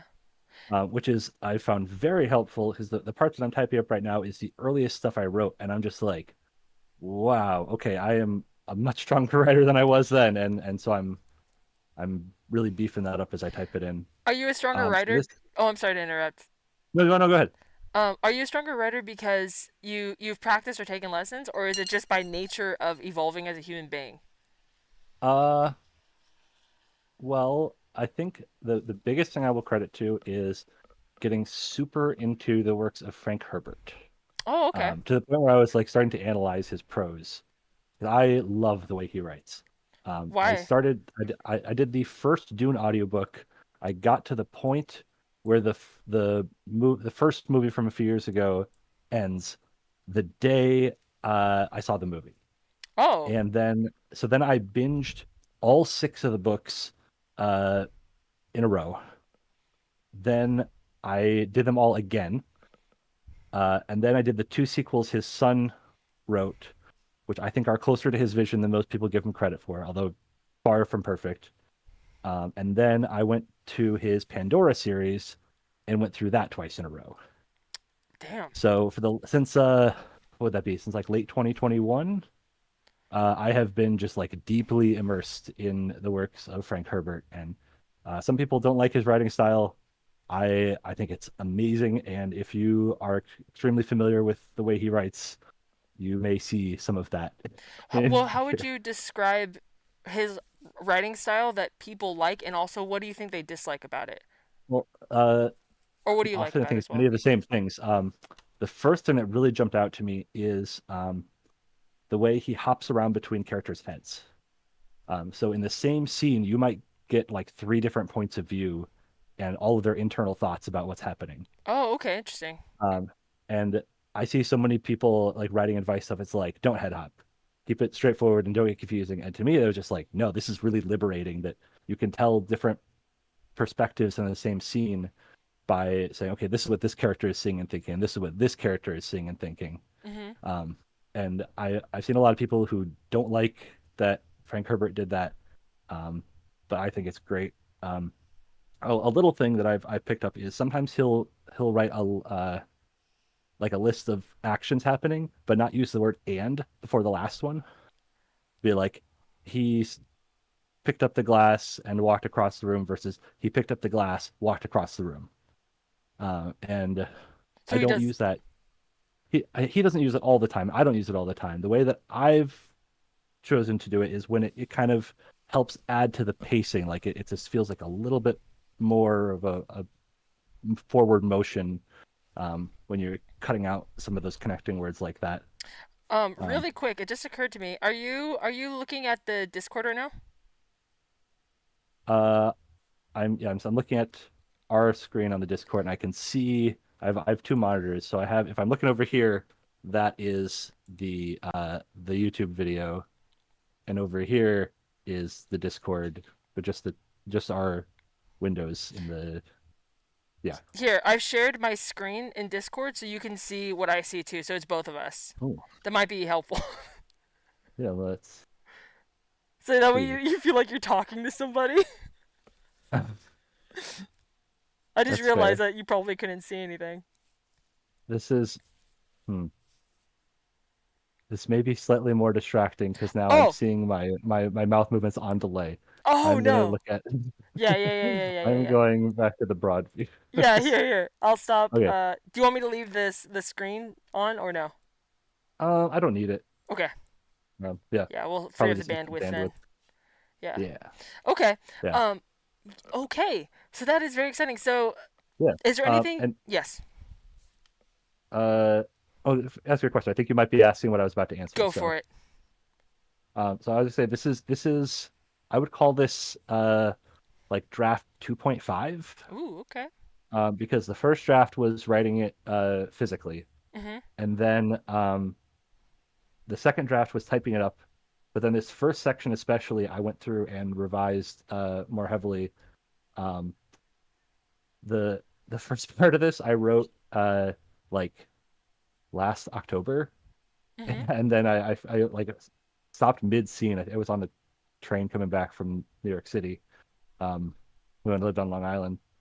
And it turns out when you stop writing a scene midway through and finish 10 months later, you can mix some things up and describe multiple characters using the exact same language. Um, so yeah, so this there's a little bit more that I've written that is not I'm not reading right now. Well, a little bit more that's typed up, and I will Okay. be sharing that in the Discord after the stream. Okay. Cool. And there's a bunch more that is written but not typed. Is it? Um, Mhm. Sorry. it's maybe something like 7 to 10 chapters. I don't think they're quite as long as Holy a full crap. book chapter, but it's probably gonna at least double the length of what's already here. Yeah. And this does jump around in time a little bit. Um, you there this is uh you're getting a very small bit of the setting. There's sets of characters who are not introduced yet. Um, and there's maybe a little bit of misdirects in some of this. Okay. Some of which, if you read the further chapters, you'll see some reveals, and some of which you has not been written yet. But yeah, so this the my biggest influences in this, I think, were Frank Herbert, Infinite Jest, and Kamen Rider. I love the So that combination. yeah, so Um. Infinite Jest, the big thing is a lot of is like jumping around in the timeline. Okay. The story is set over a period of like roughly 25 years.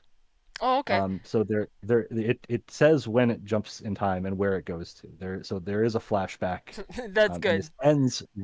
I gave the first sentence of the next chapter in this section here, and that's also a flashback. Okay. Um, Okay.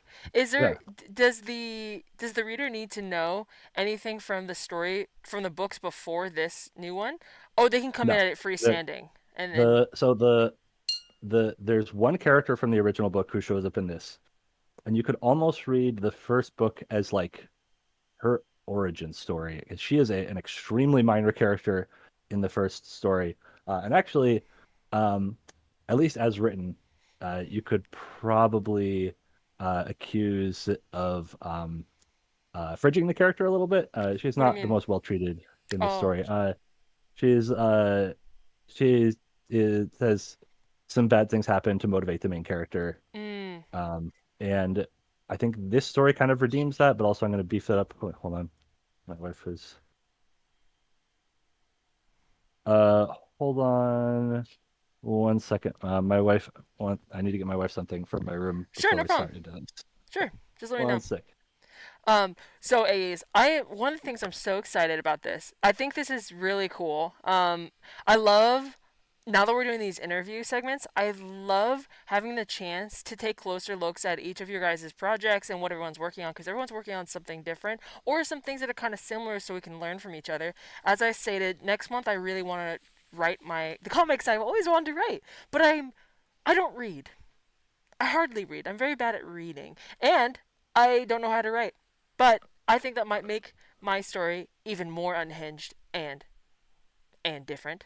We'll see, we'll see. But to hearing from someone who is such an avid reader and is in the process of writing their own thing, I find very, very inspiring.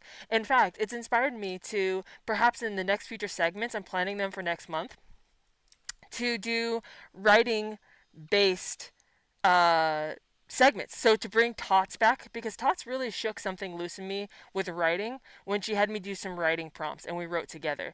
So I'm gonna work with her and see if she wants to come back and do to share what she's been working on, but also a whole episode dedicated to us doing writing prompts. Which Marcus, I'm sure that might be interesting to you as well. Um, just to get the creative juices flowing, and then we can share with each other what we write through that segment, which would be fun. I'm still working on the open mic segment. Still trying to figure out the logistics of that, like what software to use, what application to use, whether it should be Instagram or YouTube or something. But anyway, back to the thing at hand, writing. I hope that I hope that this will be as entertaining to you as it is to me, because just the chance just a chance to see into someone else's world that they've invented in their head and they've taken the time to put to paper. We're going to get a chance to hear it from his own mouth, from his own reading, And it's not too long, so don't worry. It's not that you would be worried, but it's just a little snack, a little bite, and I'm very very much looking forward to it. So Shay says that she also loves writing by hand. Oh wait, Shale says you're an animal. You're referring to his animal print. Sorry, I was like, what do you mean?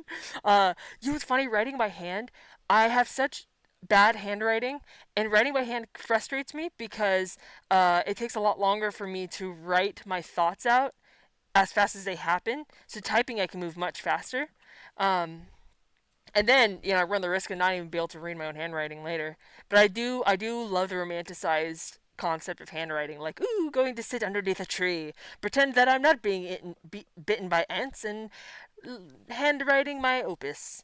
Kyle is back. Hey, Kyle. Yes, it is the jacket he recently thrifted, and it is fabulous. We might have to ask him to strut that thing in the neon light that he has there, so we can see all the light reflect off it.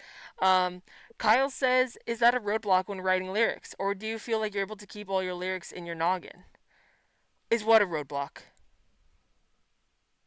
And writing poetry day would be delightful. Wouldn't that be fun? We're gonna do it next month, okay? Um, Marcus says I have to go now, unfortunately. Eggs. Trying to not get kicked out of my house is so very stressful and overwhelming, and I'm getting so close to bad mental stuff again. Tomorrow's make or break day. Marcus, we are here for you, okay? Please, please, please, let us know if you just need to vent. Maybe we can problem solve with you, troubleshoot the issue with you. You are not alone, okay? Good luck, and you keep that head strong, you keep that chin up, because no matter what happens to your house, you still have other amazing things in store for you. You have friends. You can stay with them on the couch if you need to. There are there are things that can be done. So do not lose hope, Egg. Okay. But please keep us posted, and remember we are here for you. Bye, Marcus. Have a good day. Let's see. Saberlike has returned. Okay, Saberlike, I'll be right with you. Let's open this up, actually. Hello, welcome back.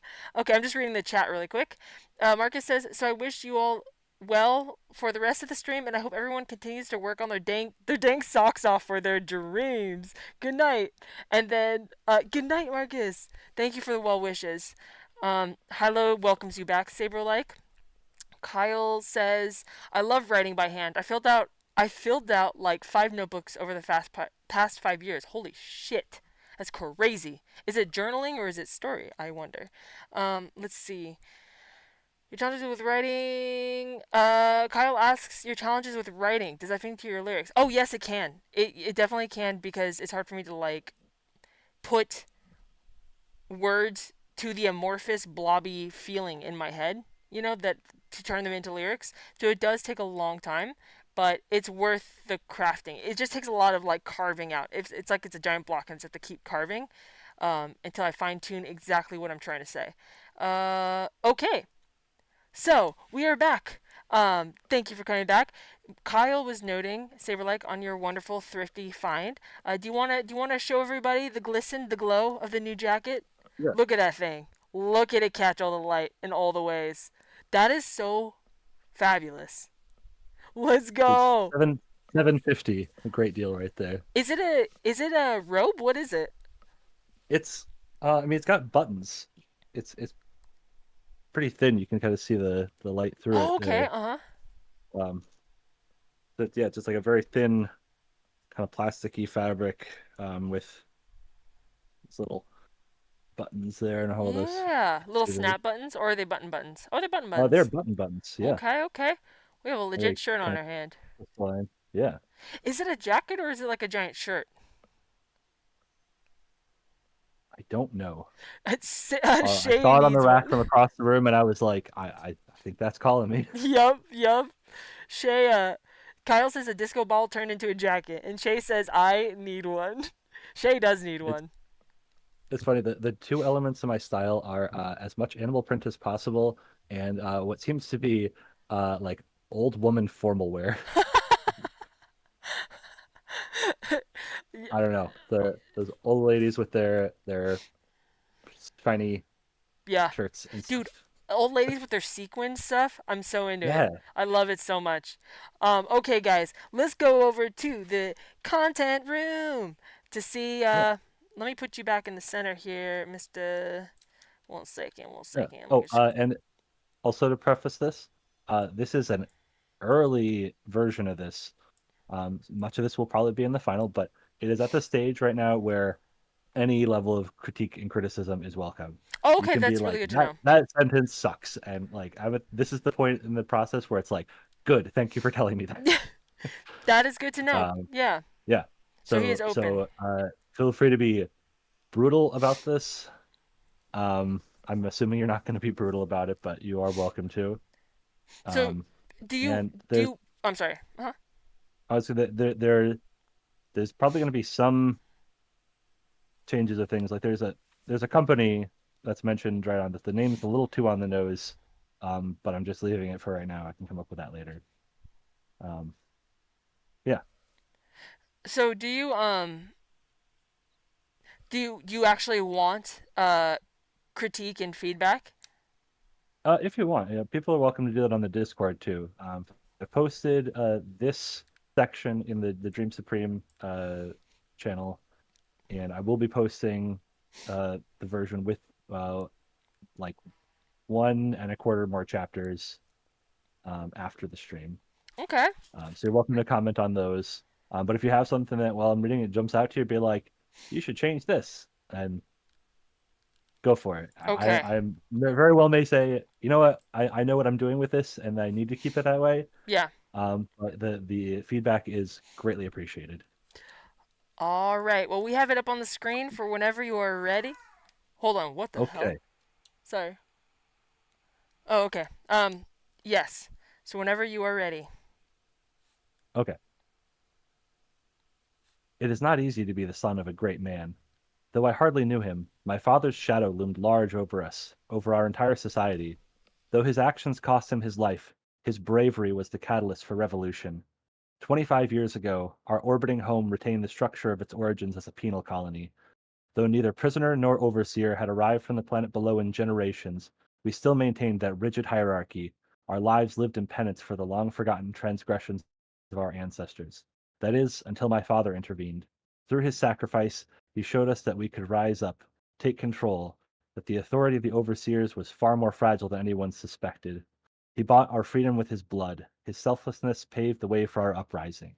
Now, friends, today marks the beginning of the culmination of his mission as we prepare to depart for the planet below. Mark my words, we will find those responsible for leaving our bloodlines to rot up here and bring them to justice. Only then will we truly be free. Geisk Legend, Public Address, 2337 YF. Get a sip of water here. Ooh, I'm gonna have my mic muted so it's like. Yeah, Oh, sorry. 1 second. What happened? There you are.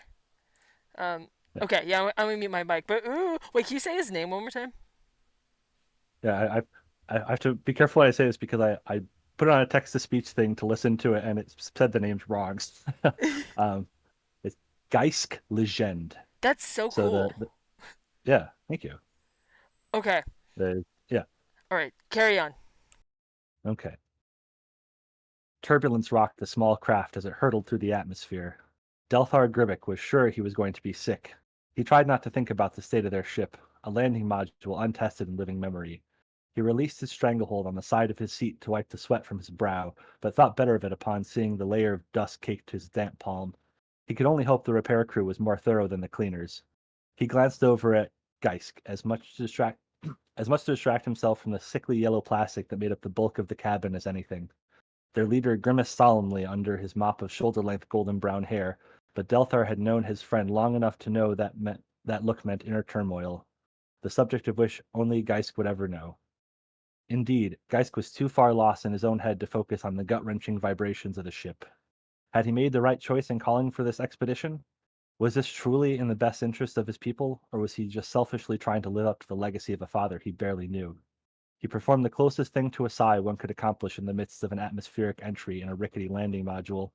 Just 2 years of age when his father had sacrificed himself in a valiant attempt at upending the tyranny they'd suffered under for generations. His mother had always refused to talk about him. He'd never even heard her speak his name. Gashtern, a name that would be immortalized for his deeds, at least if Geisk had a say in the matter. "We'll be down in 5," called the pilot, Dinders McFlint, a man whose face projected portliness despite being as fit as any of them. "Hold on to something. This could get bumpy." "What do you think we've been doing?" muttered Delthar, too soft to be heard over the roar of the ship. I'm going to take this moment as chapter break to note, maybe not immediately, but there is some violence in this story. Like, you get a little bit graphic. That is the one major content warning. There's a little bit in this section that we'll be reading today, but just so you're aware, if you're squeamish, you might want to. I think you might see some of it coming at least. Anyway, the landing hadn't been nearly as rough as it could have been, especially considering it was an untested craft piloted by someone with precisely zero actual flight experience as either pilot or passenger. They'd managed to find a clearing in a hilly forest, relatively near what appeared to be population centers. Still, it was a bit too extreme for Delthar's liking, who'd ultimately been unsuccessful at keeping his last meal within the confines of his own body. It was, at least, a distraction from the fact that they presently had no way of returning to the orbiting penal colony, the only home any of them had ever known. Geisk sat on a decaying tree trunk on the edge of the clearing and surveyed his team as they collected their bearings, their gear piled some 5 paces from the open hatch. Including himself, half a dozen of the finest men he could muster, the closest thing to an elite strike force as could be pulled from the 1,000 or so souls who inhabited their floating prison. If only we could have assembled a larger team, but they'd been limited by the capacity of the lander. Perhaps they could attempt to commandeer a larger ship, call for reinforcements if the task proved too overwhelming. This'll have to do. Was I right to drag them all into this? He wondered again. He begged Delthar not to come. He hated the idea of putting his friend at risk like this. "I know how important this mission is to you," Delthar had insisted, "and I'm not going to let you tackle it alone. Besides," he grinned playfully, "I gotta make sure my name is on that plaque someday too. They don't give out medals to people who stay behind and twiddle their thumbs." Despite his reservations, Geist had to admit he was glad to have someone he trusted by his side, not something he could say with such certainty about every member of their team. You couldn't have set us down a little rougher? Tanpar Fintemin was the largest of the group in terms of muscle, a scornful look etched permanently across his prominent brow, dark hair cut short. I assume you could have done better with all your years of flight experience, quipped Dinders, one eyebrow cocked. If he had, maybe this piece of junk would have been in good enough shape for a return trip, said Agri Gistrel, his wiry torso emerging from beneath the ship. He'd been selected for this mission more for mechanical prowess than tact. As it stands, even I couldn't get this thing airborne again. Cool it, snapped Geisk. We all knew this was more than likely a one-way trip. Don't act like you didn't know what you signed up for. We're supposed to be a team. We have no idea what we're up against. We need to stand together if we're going to have any hope of success. Tanpar grumbled something unintelligible. Agur snorted, apparently able to hear, or at least pretending he could, in an overlooked and entirely unnecessary attempt at saving face. Get a drink of my water here.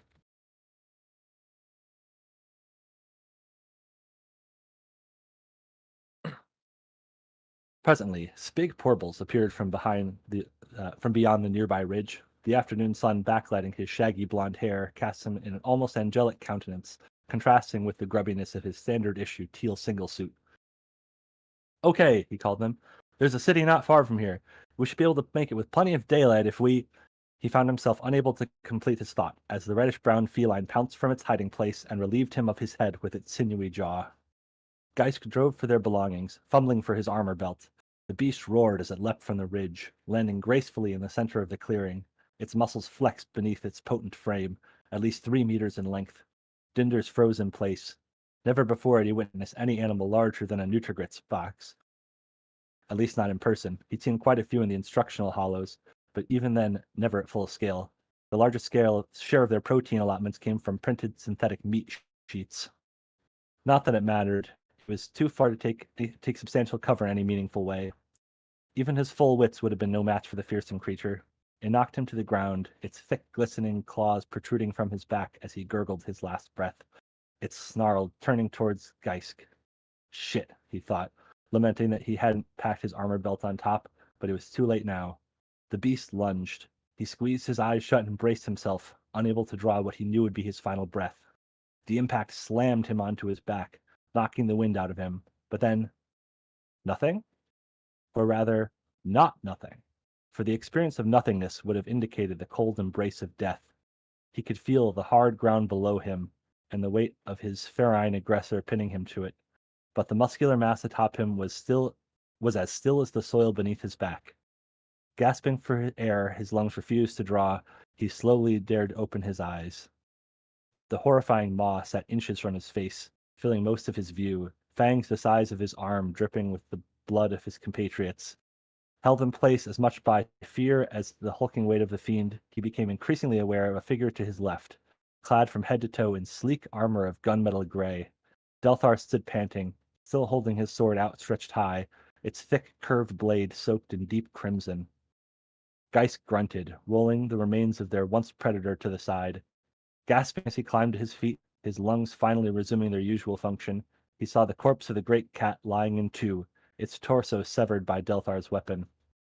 His friend lowered his sword, turning to face him, disengaging his power armor with a trembling hand. With a flash, the metal exoskeleton retracted itself within its original form around Delthar's waist. He grinned meekly.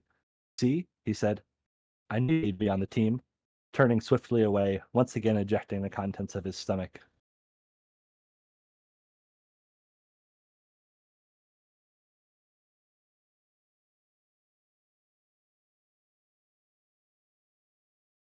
Their journey to the city was mercifully uneventful, none of them finding much reason to speak as they listened intently for every hint of danger. It was nearing dusk by the time they reached the gates of the city, a large green sign with faded white letters reading Gintrell City, perched high above the wide road. Their goal was simple and straightforward: find the people responsible for keeping them imprisoned in orbit for generations and exact retribution. Their path towards that goal, however, was far more nebulous. Even Geisk had to admit they didn't have much to go on.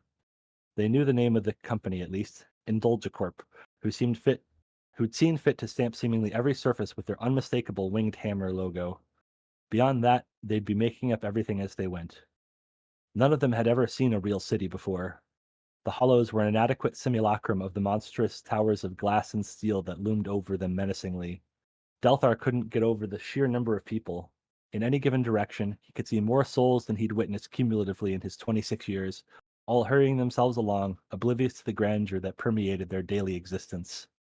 The four of them walked along a broad pedestrian walkway, elevated, like all the city's walkways, above the bustling road some 10 meters below. Though they'd left the bulk of their gear locked safely away in the ship so as not to arouse suspicion on their fact-finding excursion, they couldn't help but stand out amongst the crowd, their uniform single suits contrasting sharply with the menagerie of colors and accessories around them. Even the usually stoic Aegir was visibly perturbed among the throng. "What's the plan, O fearless leader?" asked Tanpar, masking his discomfort with sarcasm. "Did you have something in mind, or are we to wander around aimlessly until the information presents itself to us?" Geisk had neglected to account for this part of their quest, having focused more on living up to his father's legacy. He just wanted to be a hero, assuming the details would fall into place without spending much thought on the matter.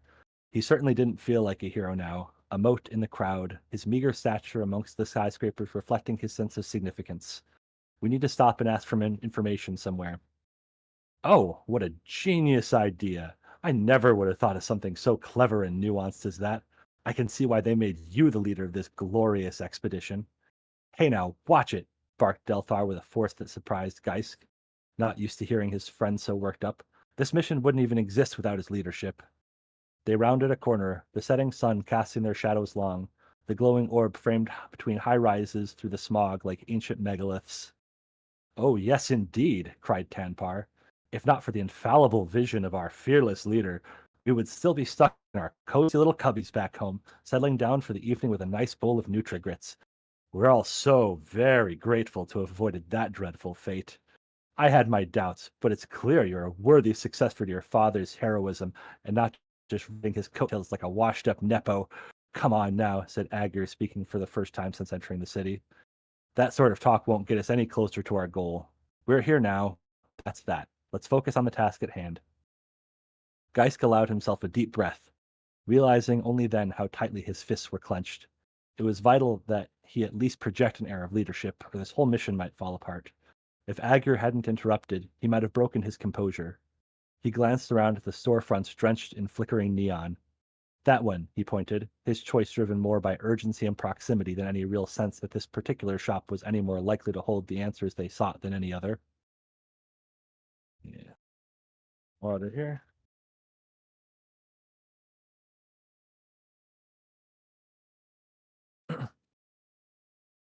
Upon stepping inside, they were immediately hit with the acrid odor of leather, rubber, and a synthetic cleaner mask making a feeble attempt at mimicking a floral scent with a faint undercurrent of tobacco smoke. Geisk, accustomed to the ozone-tinted sterility of his home, fought back the urge to spit, the pungent miasma coating his tongue like oil. The room was far larger than he'd assumed from the outside. Only a few meters wide, rows of wire metal racks with angled shelves holding small boxes extended deep into the building, an appearance only amplified by the mirrored wall in the rear, tight industrial carpet worn bare in spots from years of idle perusing. An elderly man approached them with a warm smile, deep-set eyes highlighted by small round glasses. "How can I assist you, gentlemen? Any styles you had in mind, or would you like some suggestions?" "We need information," Geist blurted before any of the others could step in and usurp his authority. The man's smile flickered in a flash of mild bemusement. "Sir, this is a cobbler. I'm happy to help if I'm able, though as you can see, I specialize more in feet than information. What can you tell us about Indulgent Corp?" The man traded his smile for a look of puzzlement. "I beg your pardon, sir?" "Indulgicorp," he repeated, "the company responsible for running an orbiting penal colony." "I'm well aware of them," he said, his kindness undiminished by his confusion. "Just not a name I expected to hear, especially from someone as young as yourself." Now Geisk was the one confused, hoping he masked it sufficiently. "Our knowledge of them is limited. What do you know of them? Is their headquarters nearby?" The man chuckled. "Sure, spatially speaking at least, maybe only a kilometer or two from here. Chronologically, though, I think it's a bit far in the wrong direction." Tanpar uncrossed his arms, his full attention now on the elderly shopkeep. I don't understand," said Geisk. "What do you mean?" "Son, I don't know where you're from, but Indulgicorp hasn't existed in well over a century. What? Shouted Tanpar, drawing looks from the other customers. Geisk stammered in disbelief, trying to process what he just heard. But, the penal colony. Never their main business, of course. They mostly dealt with consumer goods, but I think I remember my pep saying something about that. Far as I know, they decommissioned those well before they went under. Can't imagine shareholders were all that thrilled about branding prisons with the same name as their mayonnaise. Tends to override the public image of a corporation, no matter how small part of their overall portfolio it may be. Not that divesting did them much good in the long run. But come now, that's all well in the past. Our shoes are far more durable than the cheap stuff Indulgicorp pushed out. They'd cut any corner they could find if it meant an increase in profits. Can I interest you in a pair? And the next section is at 2315 YF. So this is jumping back 22 years.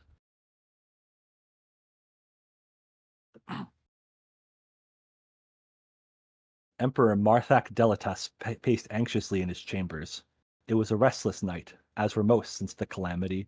He couldn't help but feel responsible, though he had no direct hand in the events. It was the other side of the world, after all. Besides, what other option did he have? Nobody could have known this would happen. No event in history or myth could match the scale of this desolation. It was only a matter of time before the refugees began arriving. He knew they must be greeted with warmth and compassion, their needs met with the same generosity he bestowed upon his own citizens, or he'd risk destabilizing the entire Minwir Empire. The Jintrell Confederacy certainly wouldn't be so welcoming, but they're bureaucrats hiding their xenophobia behind calls for projections and estimations. No, only he held the political expediency to do what must be done. He strode towards his desk. If he couldn't sleep, at least he could draft pronouncements for the inevitable influx of survivors. As he reached his ornate mahogany desk, he felt a breeze against his neck. Snapping around, he saw a slim figure in jet-black power armor silhouetted against the moonlight of the now open window. He stumbled backwards. The Black Demon? But how? You... He was unable to complete his sentence, as his chest no longer contained its lungs. He looked down, unable to bring himself to break his gaze from the black-clad hand clutching his organ as he collapsed. The figure circled him slowly, raised a foot, and with swift finality, slammed it down through his head, denting the marble floor, scattering viscera throughout the room. Without pause or glance, the figure turned and leapt back through the window. The young prince, cloaked in the darkness of the doorway, didn't dare allow himself to scream. And we go back to 2337 YF.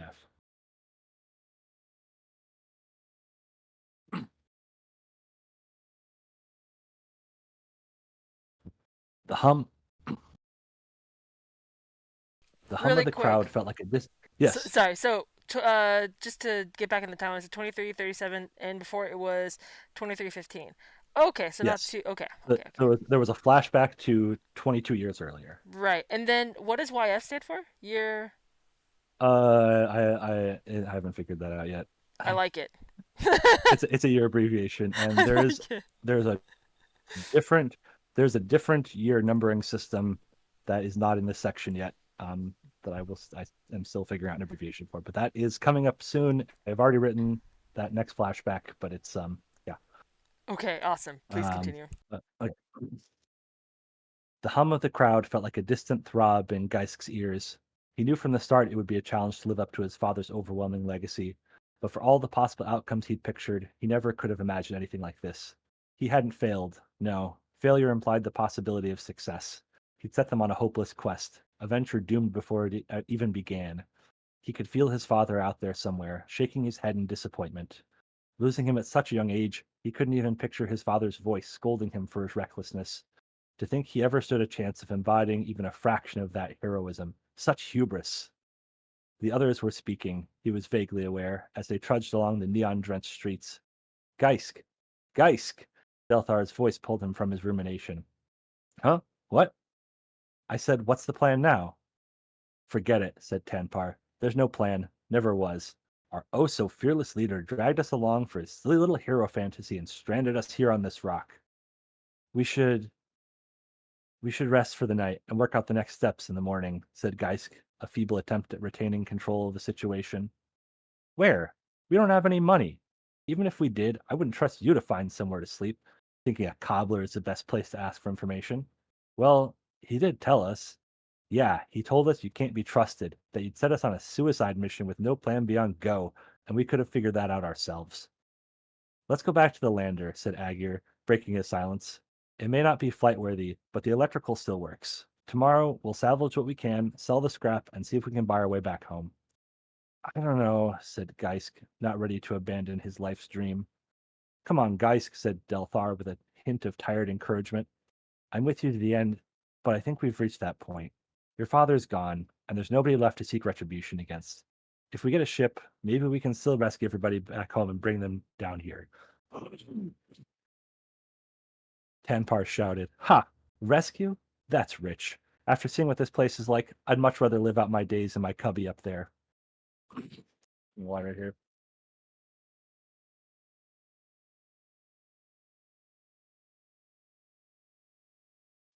Excuse me. A man in a tight red cloak stopped them, staring at Geisk with a twinkle in his eye beneath a head of short-cropped salt and paprika hair. Does the name Gashtern mean anything to you? Geisk's heart skipped a beat. Yes, well, he was my father. A jovial grin leapt across the man's face. I knew it! You're the spitting image of him. That's a face I'd recognize anywhere. But, no, I think you're mistaken. We lived in orbit, and he died a long time ago. He may no longer be with us, but he certainly didn't pass up there. What do you mean? What are you saying? He came from your home in orbit, yes, but he came down here. I knew him as well as anyone. Well, anyone planet side at least. Guys could scarcely believe his ears. What? Tell me more. The man laughed a deep belly laugh. Certainly, always a pleasure to recount the old days. I'm Srish. Pleasure to make your acquaintance. How about you gentlemen join me for a drink? My treat. No, no, no, said Tanpar a little louder than necessary. You've dragged us along for more than enough of your bullshit. We're done. But he knew my father. This is our strongest lead yet. No, our mission was to get revenge on those keeping us up there and freeing our families. There's no one left to enact vengeance upon, and thus no one to stop us from our own self-governance. Your illustrious father is dead. I don't care where or how that happened. You already screwed up our lives. I'm cutting my losses and going home. Let's go. He stepped around them and continued on, Aegir following after a moment. I hope you find what you're looking for, but Tanpar is right. Take care, kid. Have a good luck. Delthar looked torn. Please, said Geisk. Not you too. I'm sorry, Geisk. I'm glad you found some answers, but then what? I never wanted to restart my life down here. I'll always be your best friend, but... He glanced at the others, already some distance away. They're going home. I don't know what's next for you, but I want to see my family again. I have to go with them. But Delthar cut him off with a deep embrace. Love you, dude. Always will. Love you too. Delthar pulled away, ran after the others, paused, turned back, and shouted, I'll let your mom know you're all right, before disappearing into the crowd. Now then, said Srish, putting his hand on Geisk's shoulder, how about that drink?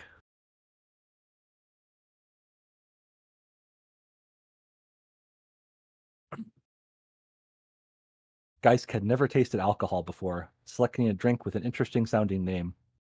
Srish set their drinks before them. Geisk's in a naturally vivid pink in a tall glass adorned with a little umbrella, just a different enough shade of blue to clash horribly with his single suit. Srish had opted for a dark beer with a thick head of foam. A plate of nachos sat between them on the grimy table. Geisk sipped his drink tentatively, hoping the umbrella wasn't intended as an implement for consuming it. He almost spit it out instinctively. The cloyingly sweet beverage was overwhelming to taste buds trained exclusively on Nutrigrits. So, said Srish, already halfway through his beer, what would you like to know? What happened to my father? Don't know. What do you mean you don't know? I thought you said he led our syndicate for a time, brought us victory in battle on a scale we'd never imagined. Geisk's eyes glimmered. He'd never felt so proud, but also like even more of a failure. His father had been a hero twice over, but all he'd managed to do was make a mess of things. He'd rushed in without a plan, certainly something his father would never do. He'd gotten two of his companions killed and stranded the rest on an unfamiliar world. But then, Frisch continued, he met the Black Demon. Black Demon? An ancient warrior, a blight upon the land. Your father was the most fearsome fighter I ever knew, but even he was no match for her. I watched her take him away. Unconscious or dead, I'll never know. That was the last I ever saw of him. Never heard anything else in the 24 years since. This black demon, is she? By all accounts, she was killed. Countless witnesses, no way to survive. And yet, there's been stories over the years. Sightings, attacks. Some say she's a ghost. Others dismiss it as a copycat, though I can't imagine anyone with such prowess would be content to borrow her legacy rather than establish their own. So she would know what happened to him? If anyone does, it's her. Will you help me find her? Thrish bellowed a deep laugh. You certainly have your father's audacity. Going after her is a fool's errand. No one can stop her. She leaves calamity in her wake, when she even sees fit to show herself. But this old fool has lived a full life. I'd much rather die in battle than go peacefully in my sleep. That's no way for a warrior to go. Besides, I always wondered what happened to him myself. Tell you what, I'll join you on your quest. Even if we don't find her, we may still be able to get some answers. Geist felt a fire bursting inside for the first time since leaving home. He leapt to his feet. Come on, let's go. Srish laughed again. Tomorrow. Tonight, let's enjoy our drinks in good company. Besides, I've barely told you of my time with him. Let me go back to 2312 YF. Gashtern was not where he was supposed to be. To be continued. Ooh! Yay! Wait, can I? Yeah, I do have confetti in this room. Yeah! Dude, that was awesome. Thank you. So, wow. I mean, you've written so much, and it's such an established story. The feeling of it reminded me so much of the older sci-fis. It reminds me of one called The Way Below Station or something, I think, like that. This concept, the sense of, like...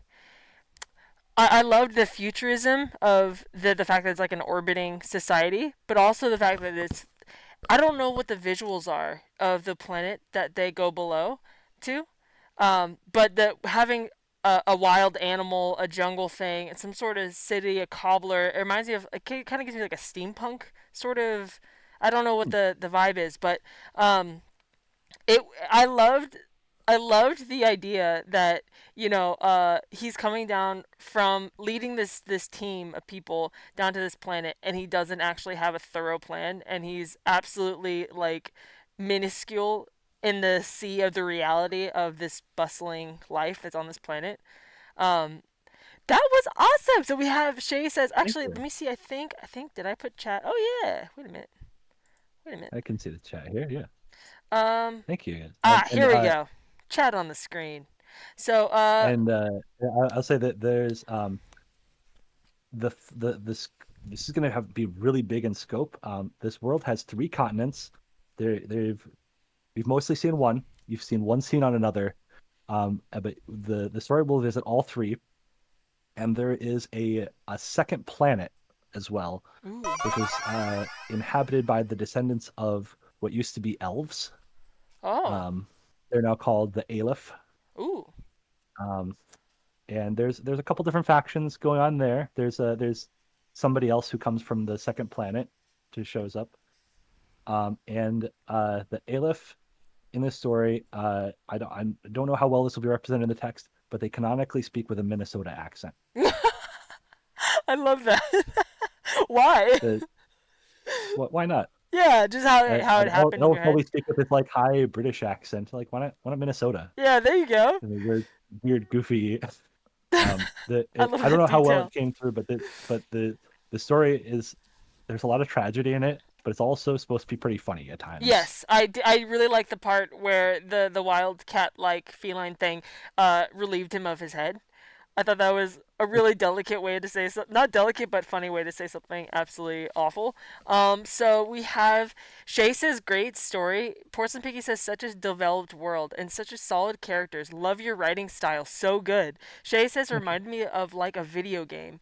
And Porcelain Piggy said, and I totally enjoyed your audiobook moment. I'm invested. Shay says, in a good way though. Oh, that it reminded her of a video game. I know. It totally was. No, I was so I'm like. very influenced by like JRPGs and stuff, so there's Oh, a lot of that interesting. in my storytelling DNA. Yeah, it moved so well. You know, like it Thank didn't stay too long in one place. I loved like you definitely are like it's like riding a plastic slide at like a theme like a water park or something. Like you go so fast through the feeling of being in this like disgruntled community in orbit, and then all of a sudden you're on the planet. All of a sudden there's and I loved that it was like a wild feline. Thinking back to your love of like animal prints and stuff, I was like, you had to get one in there.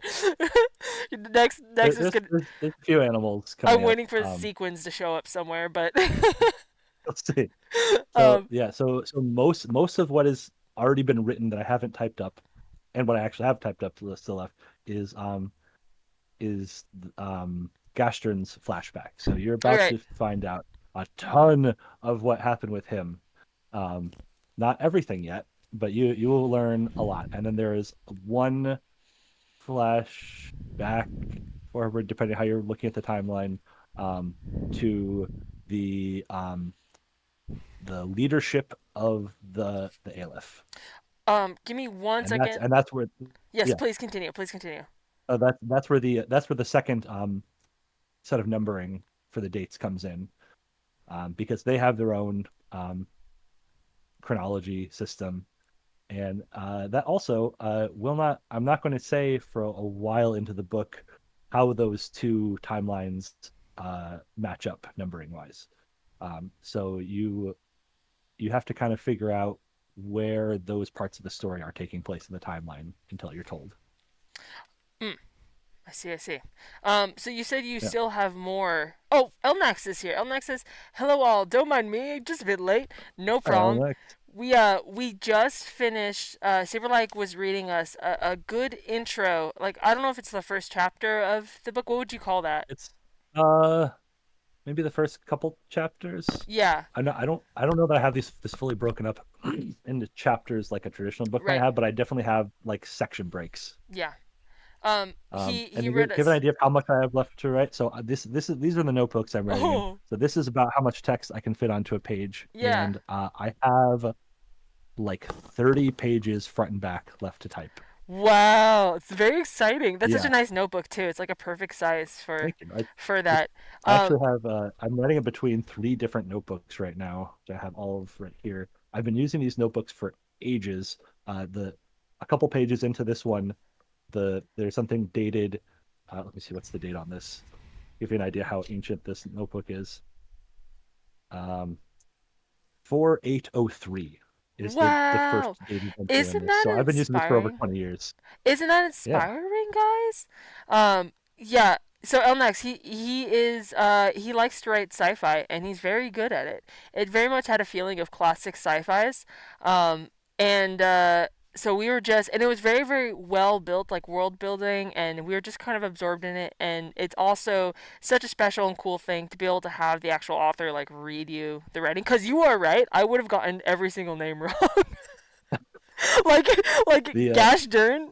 I only read that as Gosh darn, and I think I would have just really leaned into that by accident. Shay says, "Cool. I have to go in a minute. I'm really glad I heard your story. So thank tiny." you, Sherry. Yes, Shay. Yeah, Thank you for being here. Shay's up to a lot of cool and stuff too. Yeah. Jason, you're not on the Discord. I'll send you the link directly to the story. Um, and for anybody else who's not on the Discord for some reason, I think everybody else here is, but I'm gonna I'll you'll get the next chapter, and you will find perhaps Gastern's story is not exactly what it's been made out to be so far. Oh, of course, of course. Yeah, although that Hi. actually was the very first part that I wrote. I started with his story because it was chronologically the first section of Oh, the that's story. interesting. It's funny how that happens. It sounds like it's fun though to like start with one story, have it fleshed out, and then you just flesh out around it. Shay says yes, please, and Hilo says that was nice. Thanks for reading, Hilo. His You're character, welcome. the lady in the black armor, really reminds me of you when he was reading it. I could see you being this black armored mercenary because Hilo has a visual that's very much like black latex and that sort of thing. So it reminds me. I guess I can say the Black Demon is the one character that carries over from the first book. Oh, okay, interesting. Um, That's fun. and she is way more fleshed out in this than she's going to be in the first one. 7,000 years of time. Well, there's a lot to catch up That's with. crazy. Shay also says, And send me the links. And she says bye as yeah, well. Bye! Jay. Thanks, Yeah, I Shay. will. I am like halfway through the scene, or maybe I could say I'm like half a scene away from where he actually meets the Black Demon for the first time. Ooh, that's interesting. Um, in what I'm handwriting. It will be a while before I type that up, especially because since this section is the part that I wrote earliest, Yeah, it's the part that I'm having to revise the most as I write. got you. Um, it's yeah. It definitely moves really well. And to hear that such a scene of them meeting for the first time is in the next few chapters that you've written, I'm taking note that you have a really good pace. Things don't stay too long, but Thank they're interesting. You know, I think that's a really good note to take for anybody that's interested in writing. I'm definitely taking it with me. you. You know, this also And reminds me. Yeah. yeah, I was just gonna say a piece of advice that I've heard that's rang true. I think it was Brandon Sanderson said something about I've never read any of his books. I've been watching a lot of his podcasts. um, but he said something about like when you're writing the first draft, just get it out. It can Ooh. suck sometimes, but the important thing is to actually have the scene completed that you can then go back to and say, okay, what needs fixing on this? What Yeah. can I change? But when you have when you have the whole scene there, it's much easier to flesh it out from there than waiting until you have it perfect to try to write it out. And actually, many times in mine, I'll be like, I don't have the right word for this, and I'll just like circle an adjective as I'm writing and be like, this. I need something better when I write this. Oh, okay. A lot of the characters don't have names in the original draft. They're just like numbered by how many characters in that group there are. Oh. Um, Uh-huh. I think all the characters I've written have names now. Um, but there's some characters coming up who the entire set of the text are just like 1, 3, something like that. Yeah. Um, and so a lot of that stuff you can just fill in later. Mhm. That's also Yeah. a really, really good point. I'm gonna be reflecting on that too when I finally get around to writing. Just like you said, write a draft. Like just get it out and then fill it out later. That can be so hard. Mhm. I definitely get really precious about story writing. You know. I have worked out several story beats that I've really needed for a long time just from the process of writing it. Mm. Um, Not the most exciting scenes. Like Gastron is with a group of people. I knew that part, and I knew what his meeting with the Black Demon was going to be like, but I didn't. I was like, how does he get from there to there? What's the scene that comes in between? And as I was writing, I got to that scene. It's like, well, let's just start writing something, and I came up with something, and it's like, wow, that works pretty well. I've been kind of puzzling over that for many years, and all it took was just an afternoon of sitting down and writing it out, and the ideas flowed out. Wow. Yeah, just doing it, huh? Like Hmm. milks it out, kind of. Huh. Do you Yeah, which character do I'm you very rate? much, I'm Oh, very much sorry. like, I was gonna say very much. A lot of these is like I know this scene, like A, B, and C need to happen, and I kind of explore the details as I write it, and Mm. figure out like, okay, what's this gonna, what does this character actually look like? What does they sound like? Where is this taking place? Yeah. You know, that just makes me think. Whenever I get to the comic writing, I would love to do a writing stream with you guys, and we can all have like a group writing Yeah, session because you're all eggies in the story. You can write your own parts. Like, like I could just set the scene that'd be like fun. it's just like a day in the afternoon on the egg ship, and then everyone can write their own parts. Like I was jumping over there, I was fucking knocking the pots off the counter or whatever. Um, oh fuck, I was gonna ask you something. Oh yeah, which Yeah. which of your characters do you relate the most to Hmm. in this one that you just were reading? Yeah. Um,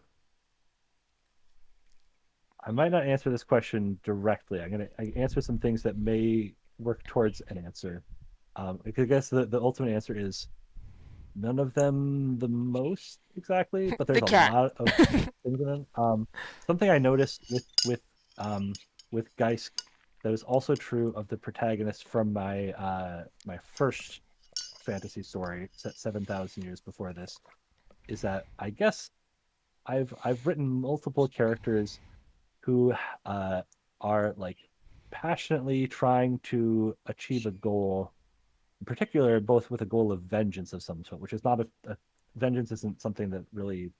I think about for myself at all. But they're both going after a goal without perhaps all of the planning and information that they should have, and that's Mm. not entirely their fault because they don't know everything. But there's an element where these characters are a little bit just like, this is what I feel my duty is that I need to do, and doing it, and it maybe not being the right thing.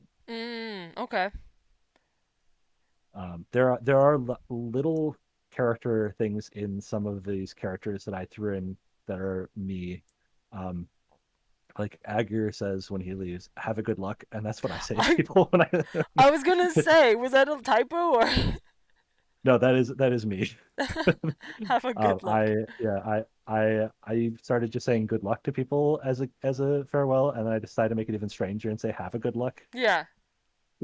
That's I think that's such a cool detail that you added that in there. Maybe if his dry humor as a character was also represented, it would be more like, "Oh yeah, that's a joke," you know? Yeah, I'm not entirely sure how humorously that character intends it. He might just be saying it. Oh, okay. Um, and that he is he just talks also a like that. very unfleshed out character. Oh, you reminded me of something in my writing process you can see. So I wrote the beginning of that opening scene, and I had 6 characters.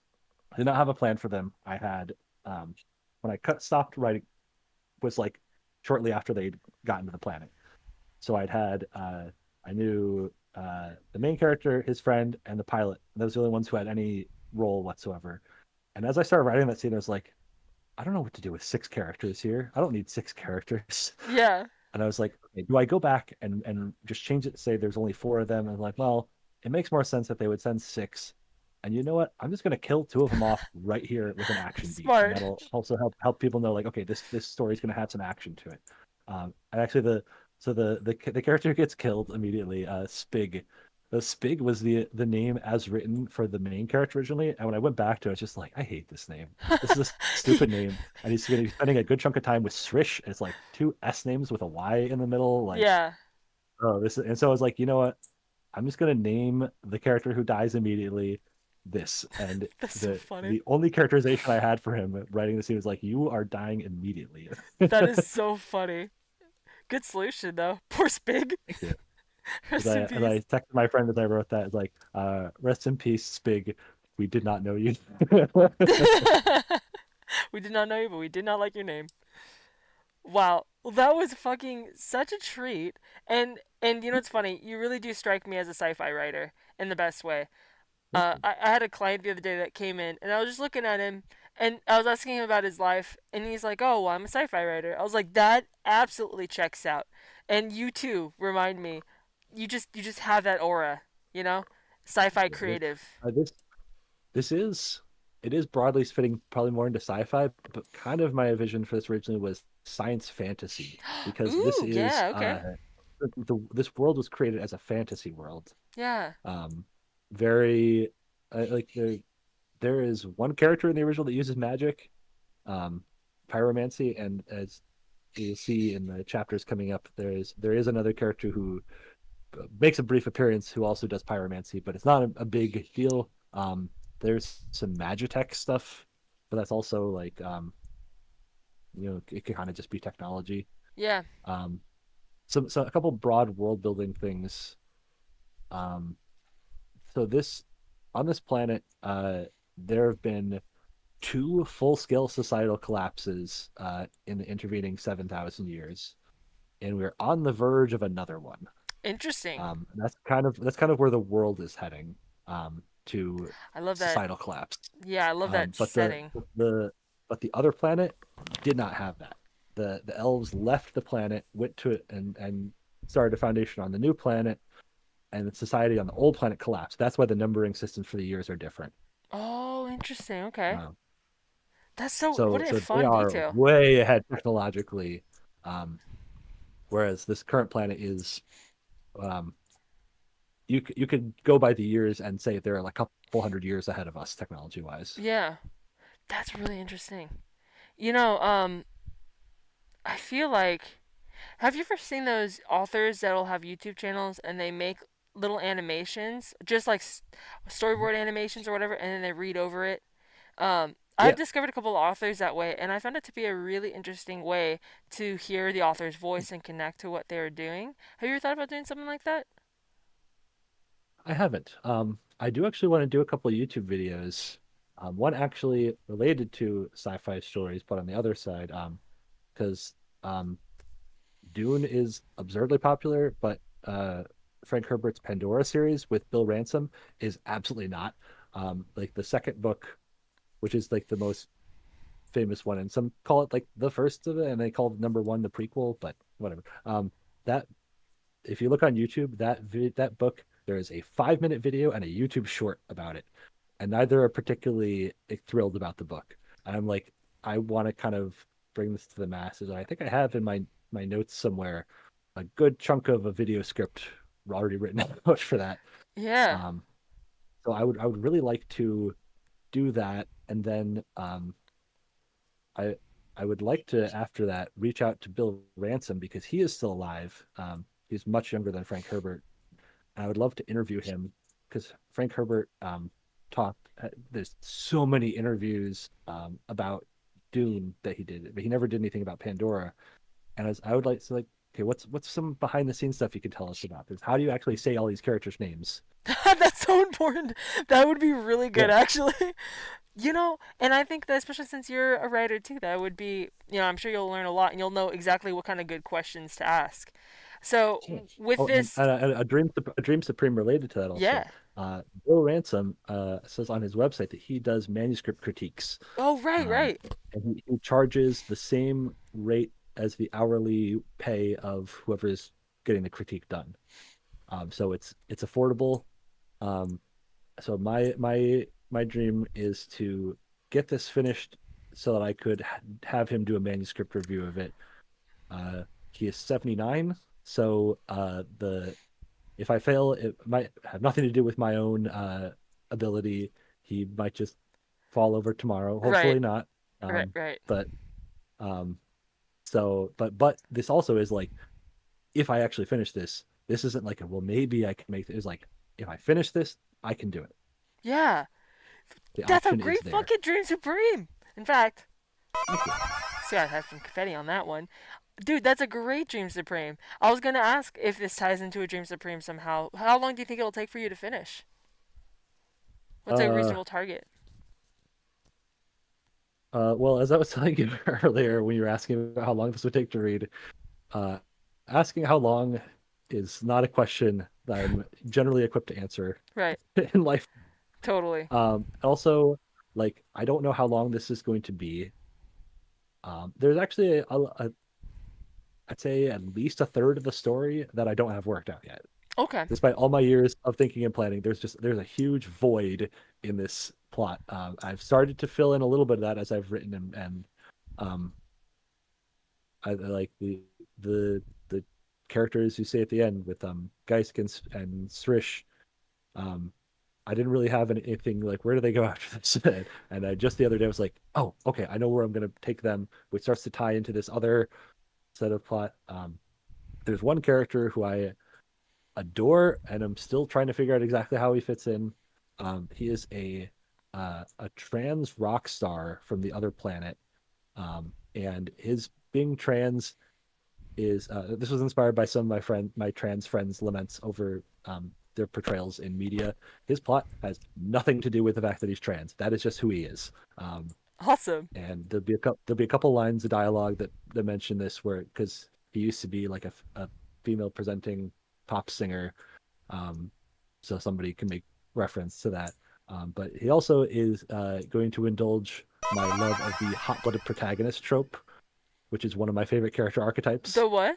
Um, the hot-blooded protagonist Oh, archetype yeah. Uh huh. um, is very heavily inspired by I don't know if any of you've seen Macross 7, the main character in that, Neki Basara. It's a rock star who gets in his mech and sings That's at the awesome. bad guys. I haven't Um, seen it, but I need to yeah, now. it's fun. And like, yeah, they're like a generation ship, the big city, and he's alien monsters come and attack them, and the military's fighting, and he just goes out there, like, plays guitar and sing, and they're like, there is a civilian craft in the way. Please get out of the way. Why are you here? That You're would in be danger. me. That's so funny. That's awesome. Um, Yeah, w- it's a really fun show.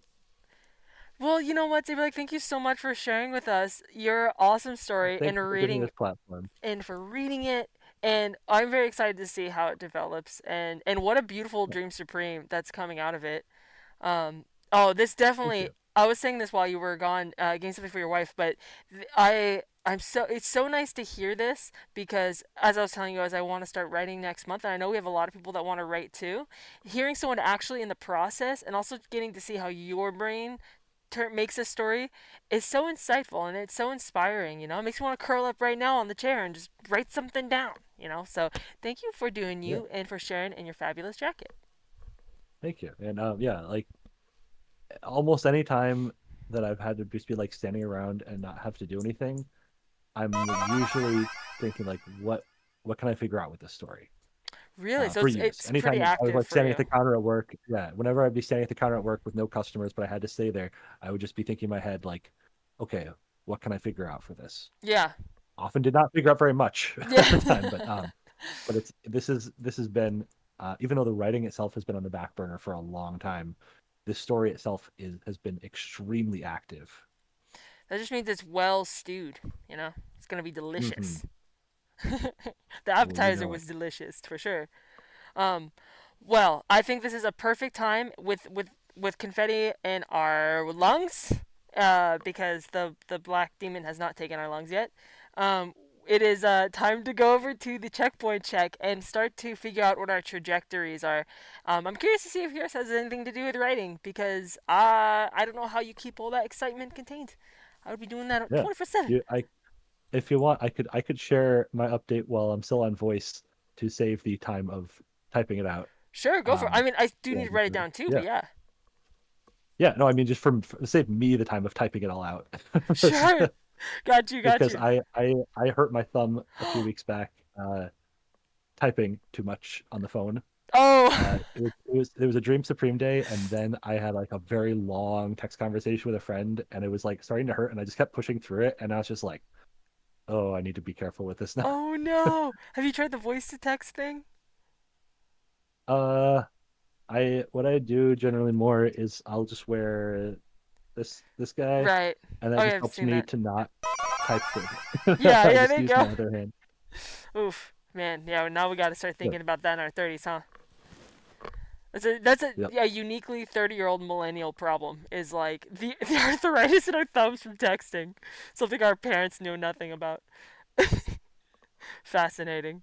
Yeah, so what is Yes. your Just falling apart. trajectory? What would be your one step between now and next week? Um, I guess continue on the writing, and I gotta reach out to somebody about a contact for Void Ship that he's Woo! gonna give me. Yeah.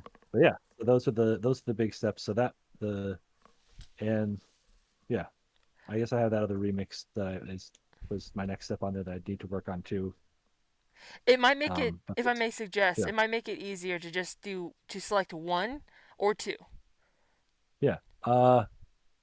I will say writing and reaching out to the guy because those are separate Dream Supremes Yeah. uh, of similarly grand importance. Yeah. Um, Okay, yeah, cool. So writing and reaching out about Void Ship. yeah. That's going to be the first one I'm going to write down. All right, let's transition over to the trajectory room. Thanks again, Saber. By the way, Saber's links Yeah. for his Instagram, for the Void Ship Instagram, and also for his SoundCloud are in the description of this video. And you should go listen to his music Yeah. and pump it up, pump it up. I keep And, needing to do that. Yes. and before I go, thank you so much for giving me the platform for this. Um, this story, like I said, has been stewing around in my head for so long, and there's a couple people who have heard extensive amounts of what's happening, like my brother and maybe two friends, who know a lot of spoilers about this. Um, and it's so exciting to finally get to share a good chunk of the actual written text, especially with people who do not know where the story is going and are going to get the rug pulled out from under them at some point. um, so yeah, thank you very much. I appreciate you making this dream supreme thing for all of us and for providing me for this platform today. Thank you. Well, thanks for sharing. Happy to be here. It's such a delight. Okay, guys. Thank you, Saberlike. Thank you, thank you. Bye. I'll go back to Bye. the text. Okay, let me see here. Give me 1 second, guys. I'm gonna get a ba-dum-bum, ba-dum-bum. Okay, let me get my scrumples back together. Actually, let's go back here really quick so I can adjust the transition there. The confetti can calm down for a second. It's like, no, it will not calm down. Can you hear me? Is my voice still coming through? Testing, testing. Yeah. Okay, cool. All right, there you go, there you go. Guys, wasn't that lovely? Wasn't that fun? Ah, I loved it. I love it just a little like I just got to just listen. You know, it's like story time. I need to make a new room, guys. I need to make a new room here that's cozy. That's for like stories and poems. Wouldn't that be nice? Yeah, let me know what you guys think about a reading segment like that. Isn't it nice to just have a story? Let's see. Ilnax says, I like the egg community writing thingy idea. Also, reminder to work out my forearms. I know. I need to work out too, dude. Let me put the music back on, by the way. We were doing. I think this one.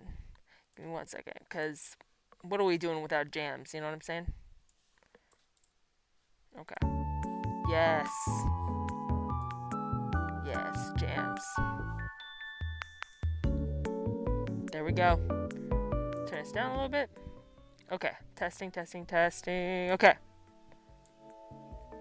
So, that was just so inspiring. And that was exactly what I need to hear, Saberlike. In this time of uncertain of what I want to do as well. It's nice to see seeing somebody do something they're very passionate about. Saberlike says, I'd be more than happy to come back and read further sections after I type them up, or even for something more informal on Discord. We're going to have to definitely figure out what to do, because a sort of reading cozy episode is good, you know? And also, yes, Elnex says, I like that eggy community writing thingy. Yeah, you know, in Elnex, you know, when you said that, what came to my mind was I can imagine, so all the eggies in the egg ship, this might be a spoiler, but each eggy, as you have joined this community, you have entered a timeline in the story, and so each eggy appears as an egg on the egg ship and hatches eventually. And I kind of feel like Elnax. I feel like your egg, like we're all, like me and the other eggies are waiting around it, waiting for like the egg to come out of the eggshell. And we're like, we put treats next to it, do little dances, try to like coax it out. And then the top cracks off, and then like the little eggy pokes out, and it's like, I don't wanna. And it goes back. If you don't relate to that, that's totally fine. But when we were talking, that's what the little visual that played in my head. But yes, I think it will be so cool for a group writing where everyone just writes their own eggy behavior. You know, and actually next month too, I'm gonna be posting an eggy sheet, and everyone can design their own eggy, like what they're wearing, what their style is, and personality traits for the eggy. And then I'll have a little character sheet. Anyway, guys, we are nearing the end of our time together, so let us go over to the trajectory room. Woo! Okay, and of course, you know the drill. I am a square, but I need to be a circle. That's a problem. It's a common problem I have every week. Every week. But no more. I am now a circle. But I need to kind of get into the frame a little bit. Little bit. This is fine. This is good. I can just scoot. My butt is numb, guys. How about that? I got a bad case of the numb cheeks. Elmax says that's actually how I was born, girl. I was very fussy baby, and I wouldn't let anyone pick me up. Are you serious? That's amazing. If it's okay with you, that would be such an interesting character. Because every Eggie has their own personality, you know? And it'd be so fun to see. Oh, my nose. Okay, Saberlike says just posted the story on the next with the next section on Discord. Yay! Thank you, Saber.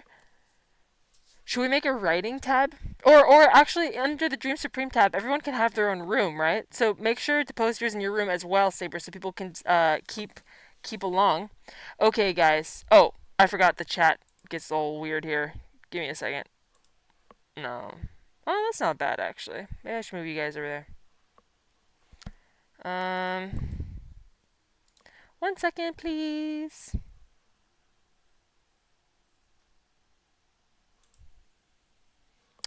This chat is chat box mask. What did I do? Sorry, 1 second. Darken. There we go. Unless says, I don't mind seeing as is essentially what is life is actually like. That is what is super important, by the way, about the comic. Is it takes place in a fantastical, eggy setting, but it is supposed to be as true to reality as possible. So it is very important that each eggy is representing themselves accurately, not as like a. It would be fun to be this character, but like as a real like who we are. Saberlike says, yeah, I posted the first section in a thread on in a thread on the feedback channel, and I don't know if it always shows as new messages are run. Oh yeah, that's true. I wish they didn't do that. I wish it was just a collapsible menu of everyone's room, you know? Okay, guys. So a lot of the eggies that are a part of this. Oh, also after this segment of checkpoint check and trajectory, I have a fun little surprise for you about masks that I wanted to explore with you guys if we have time. Okay, so a lot of the eggies that are in this checkpoint check, this dream chart here, have come and gone today, so we won't be able to update them. But in fact, maybe I should move this up earlier in the live stream. I think so. Next time I will do that. But for now, look, feast your eyes. Okay, so Evangelist, his was figure out 2020 demo reels film. He did film. He wanted that to be done by the 25th, so we're going to check in with him. Smokey, bulk film for new series by September 1st. That's coming up. Shay, do a fun exercise. So, we'll have to find out. Sin was to do art commission, color blocking. Saber was to work on remix and wait for venue. So now, Saber's was. Let me see how I zoom in. Okay. Make sure that's still visible. Yeah. Okay, Saber.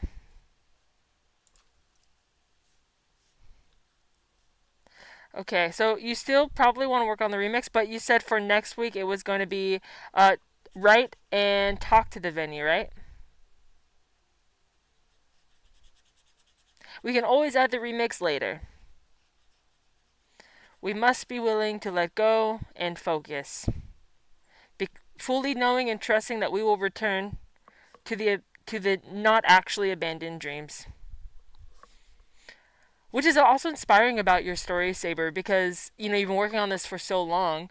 It's just important to show people like just because something you wanted to do 7, 10 years ago hasn't been done yet doesn't mean it never will. It just means it's still in queue, you know, and you're working on that queue now, and I think that's really inspiring. So let's see. I'm gonna put orange because it reminds me of Void Shift. Contact. Oh, that's too big.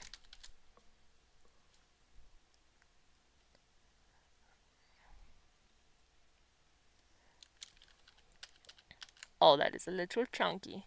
No. Contact. Venue. Let's go.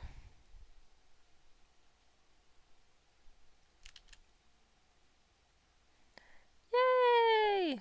I'm gonna put a star. Whee. And I'm gonna do maybe like another pink note. Looked kind of like a duck. Yeah, man. Okay, you do the circle, you do the line, and you do the little thing. Yeah. We'll do that. Okay, contact venue, and then it was to write. I'm gonna use purple because that reminds me of a writer. Write in story. Another little star. Fabulous! Okay, Saber.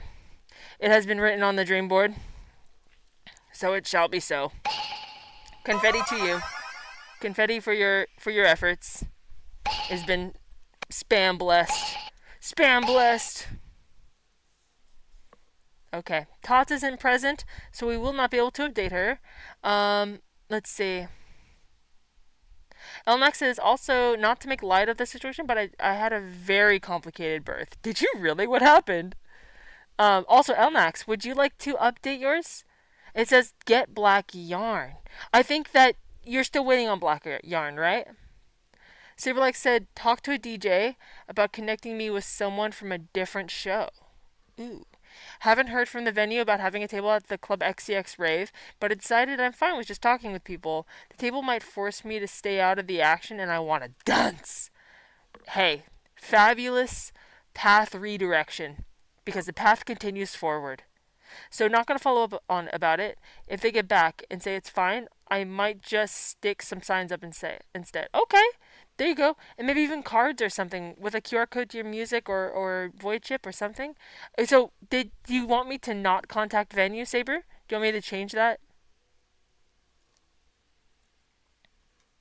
And I think that Kyle's not here either. Let me go back to the paint. Let's see. I don't think Kyle's here. Mori, are you still here? I don't think so. Monochromaki's not here. Mistake Boy's not here. Porson's not here. Pee-wee, I don't know if Pee-wee's still here. But if anybody wants to update their thing, let me know. Let me know. I'm going to, let's see. I'm going to get rid of the open mic one for now. My dream from 2 weeks ago was to edit vlog, plan Dream Supreme livestream, and finish big art. So I did edit the vlog. I did, and I did post it. I'm going to get rid of that too, because technically every week I'm supposed to have a vlog out. But that's just a weekly goal. I don't want to make that the thing. Plan Dream Supreme, yes, that's true. But the thing I really want to focus on, and this stems into the problem I was having earlier, is likely going to be to finish that big painting I have behind me. But I'm going to be thinking about that. Pee-wee!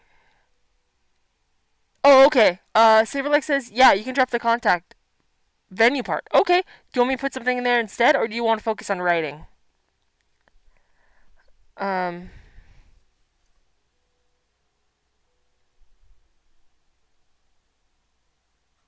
We have a nice big slot here. Okay.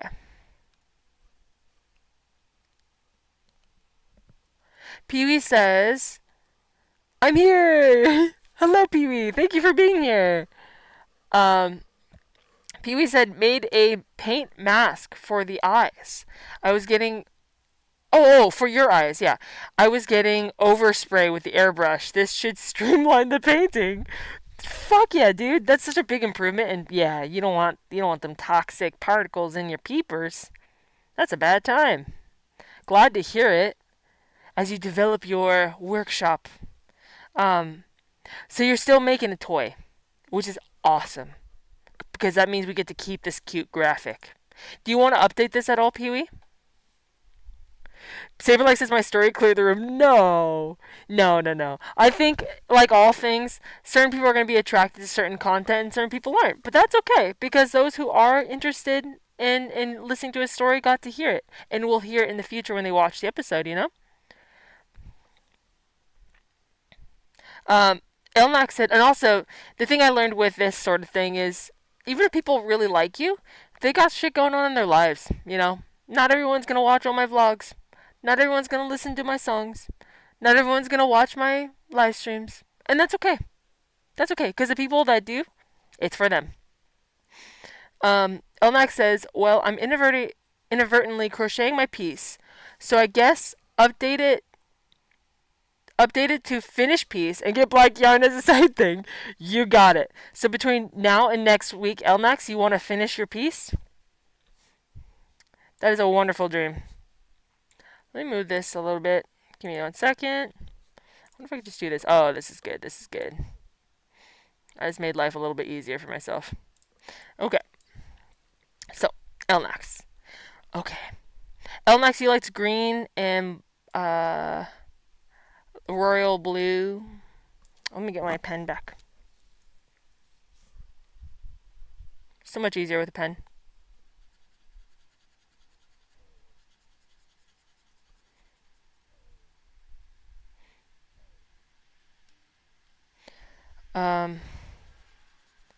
So we're gonna do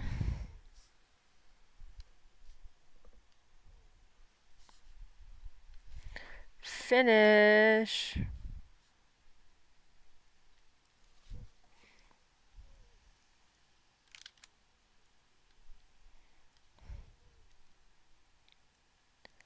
Finish.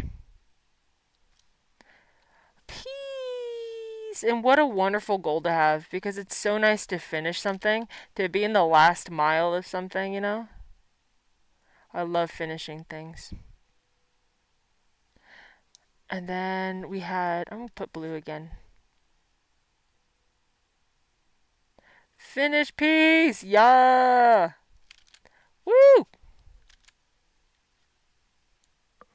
That's a beautiful goal, Elnax. And then, oh, we have a new one. Pee-wee says working on painting. That's your goal? That's what you want your goal to be? Pee-wee? Work on painting? Saberlike says the writing is the biggest thing this week. Okay, so Saberlike. Oh, that's three. Okay, Saberlike. We're going to make it bigger.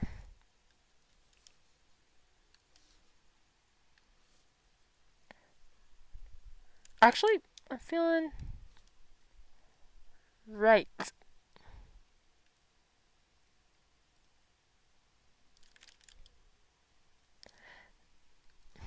In. And orange. Story. What a wonderful goal to set your sights on, because a week goes by so fast, you know, and just committing yourself to one single step is all it takes. It's all it takes to be in a different place. This one gets a big old star. Yeah! Yes. And then we had a dark green. Yes. Very good, very good. Okay. Okay. Pee-wee's updated goal is to paint the toy. Woo! Make a toy. Switching that to paint a toy.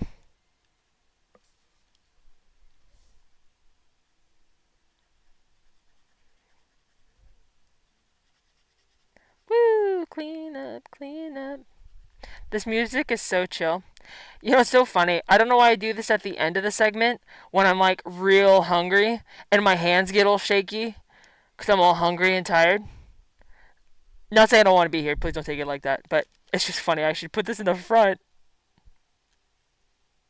Or I should get snacks. Oh, snacks.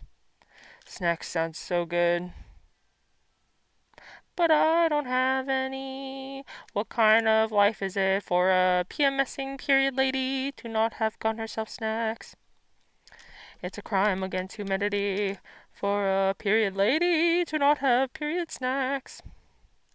I'm gonna make a confetti cake and eat it with my bare hands. Because it's my cosmic right as a bleeding lady.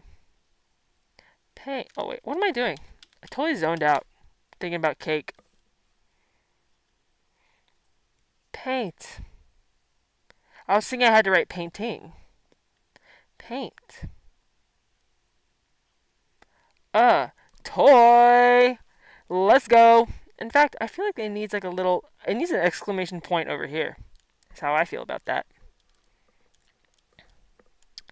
Okay. Let me catch up. Let me just see what's going on here. Okay. Saberlike says, it's all good. I have full confidence in my artistic abilities, just self-deprecating for the sake of humor. Got you, okay. Because I know it's also a vulnerable thing to go and share your work, so I didn't want you to really feel that way. Elnax says, yeah, I might get done with the yarn I have on hand, but if I have to, I'll optionally buy more yarn. There you go. Solutions to obstacles that may or may not exist. Love it. Saberlike just says, I'm fully capable of wallowing in a woe is me misery, but trust me, it's super clear when I'm at that point. Though usually it's only a couple of people who can bear the full brunt of my ruminations. I rather spread joy than misery. Same. I always feel bad when I get sad. Snacks is a good dream supreme, isn't it? Instant new single. Oh, Elnax. Yeah, someone puts like a club beat behind it. Just a jungle beat. Mistake boy, good morning, every blobby. You overslept? Wow, that's okay. Welcome to the party. It's been a time. It's been a time. Lots happened this stream. But we are so happy to hear you just in time, Mistake Boy, because I wanted to ask you, how is episode 2 of Rodentia? The visualizer for the EP, how is that going? How is that going? I wonder. I wanna save this so I don't lose it. Save as. Ba-ba-ba. Okay. We have 8, 21, 24. Fabulous. I also want to try. Mistake Boy says, I haven't touched the episode of the visuals. Ain't nothing wrong with that. Because you see my goal here? It remains the same. That just happens. The point is, we fine-tune our ability to accomplish what we're aiming for. Not perfection. Unless I also overslept admittedly. Nothing wrong with that. Sleep is so important and so valuable. Elnex, I guess I was more tired from late night crocheting than I thought I was. That's pretty romantic. To think of like just in the night, just staying up to like 2 in the morning, just crocheting, being in your own little world, hyper focused. That's very exciting. And you know, you were working on it, and that's amazing. It does sound tiring. Saberlike says, I'm so confident in my work that if people hate it, I know they just don't like that sort of thing, and that's fine. That's wonderful. Then nothing can go wrong. My idiosyncrasies are far from universally beloved. What a good way to put it. I need to tell myself that too. Mistake Boy says this past week was also focusing on helping my dad get his hip surgery and just a few small paid gigs. Oh, but once again, I do think about the episode every single day. And that's the spice of life. To have something that we think about. To have something that occupies the machinations of our mind, right? To have something brewing and it gives us something to look forward to. It's not about the finished product. It is about the way it makes you feel passion. That's what it should be about. So, and I hope your dad's okay. My dad had his hip replaced a long time ago as well. And I remember that very well. How's your dad doing? Isn't it freaky they make them walk the next day? But yeah, how are you doing? And paid gigs? Fun. Saberlike says I overslept today as well because I was up for 24 hours yesterday. What? Why? That's crazy. Next, I stayed up till 8 a.m. at some point last week. You're just free jazz in life. I like your style, guys. And that's the joy of being an adult. You get to do what you want. And you also get to suffer the consequences. The joy of life. Mistake Boy says it's about the finished product a bit. Yes. When it gets to the finished product, it becomes about the finished product. But the point of having a product, isn't it to feel the passion? Saberlike says, Mistake Boy, you missed me talking about mulling over my story constantly for like 7 to 8 years. Valiant and true. while we are all talking, I am going to see if I can open up another paint. Yes, double paint. Let me do something really quick.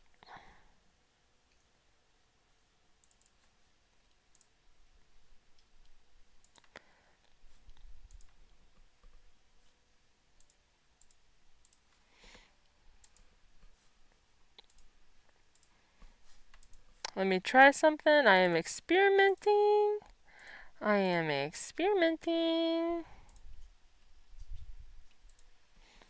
Oh, that didn't work for some reason. Hold on, guys.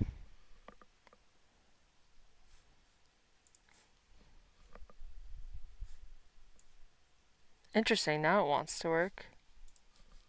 What if I do this? What if I... Oh, nope. Sorry, guys, I'm just testing something out. I'll close this one. We'll do this one. Okay. I'm gonna try something. So while we're all hanging out... Oh! Elmax says... Oh, can you also add to my goal to get black yarn? So I don't forget, please. Yes. Yes.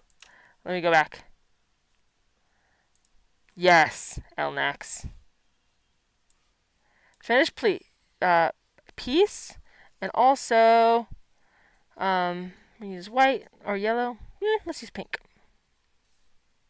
Plus. Oh, it's a fat plus. Oops. Plus. I need to zoom out. It's kind of crazy in here.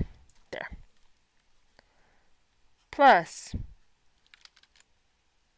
I said plus. Okay. Plus. And what colors were there before?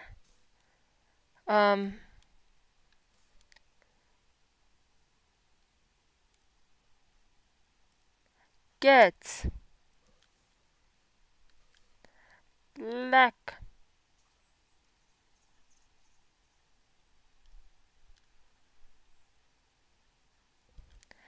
yarn. Fur.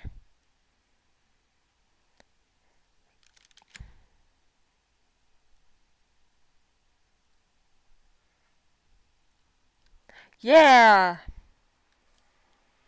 There we go. Oh. I'll do a little one of these. Oh, it's kind of goofy. Perfect. Sorta.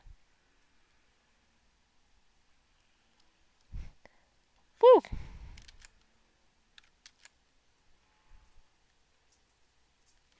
Yeah. There you go, Elnax.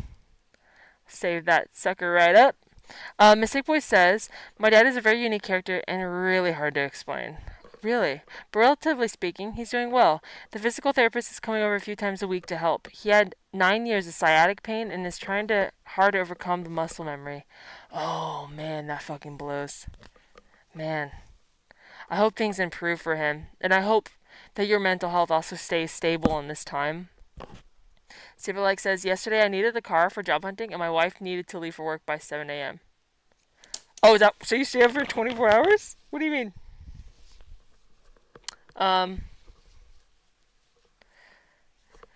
Thank you, Elnax.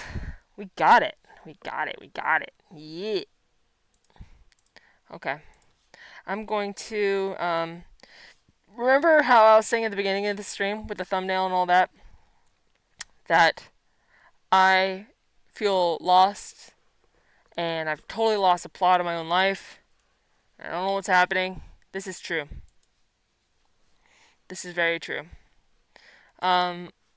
Things I feel passionate about before don't mean anything to me anymore. And I'm just surrounded by these half-baked projects.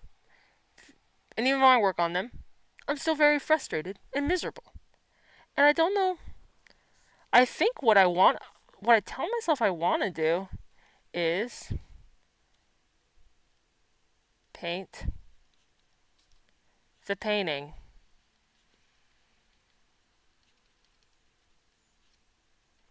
That's what I tell myself. I tell myself, finish new song. I tell myself.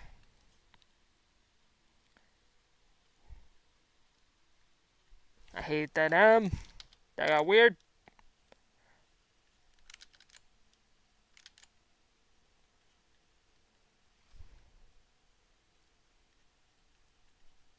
Make a new vlog.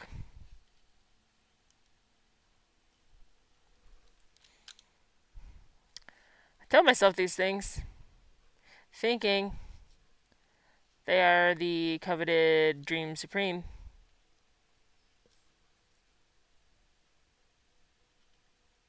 And I think they are still important. But there's all these other peripheral things, these woulda, shoulda, coulda things, like comic, like perform, not unlike. Actually, I'm feeling this one. Not unlike My Bad music video. Or perhaps a little bit of make merch.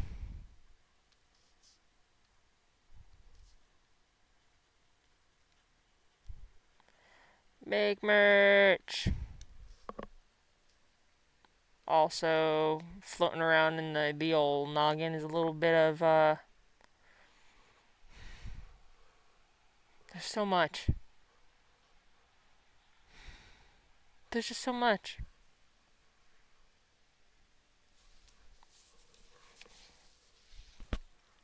Plan new video content. Plan new video content. Make masks. How could I even forget? Make VR episodes.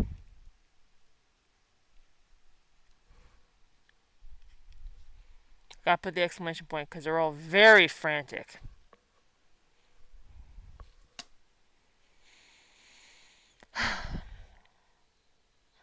Then there's the other, like, uninspiring real life things that you have to do.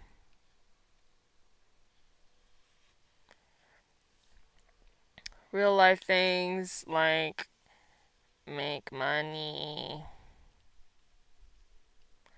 get yelled at by customers, by clients, clean,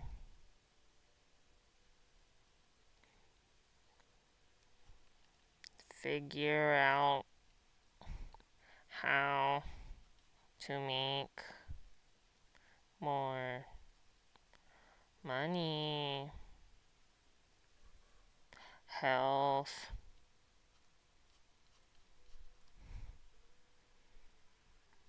and so all these beautiful things on the screen, all these sweet little dreams, each and every one of these, I vividly visualize myself doing, and they're so important in my mind. They're so big. The world is the little Yolkness universe, not in the third person, but in the sense of what Yolkness means. The universe is so vivid and so important. You know, the comics so important to me. To perform, utmost importance. The My Bad music video, infinitely important. Not just that, all the other music videos I haven't even started, but I have made the 3D assets for. So the 3D world is there. Making merch. I mean, I should be making merch all the fucking time. Technically, any new piece of significant content I make should have merch with it. I should be making more 3D content with the cake dudes and the egg ship and the eggies to make merch for. The Dream Supreme. I should be making Dream Supreme merch. Plan new video content. There's so many things I need to film. All the other music videos, they're just so vibrant and vivid in my head. And so worthy of effort, but they all take so much effort. Make music. Make VR videos. Paint the painting. Finish the song. Oh, I forgot. Open. Open curiosity shop. Make a new vlog. Finish your song. All of these things, right? All of them are. All of them can be done in a lifetime. All of them are worthy. All of them by themselves do fill me with confetti, energy, excitement, and joy. But then they also don't. Because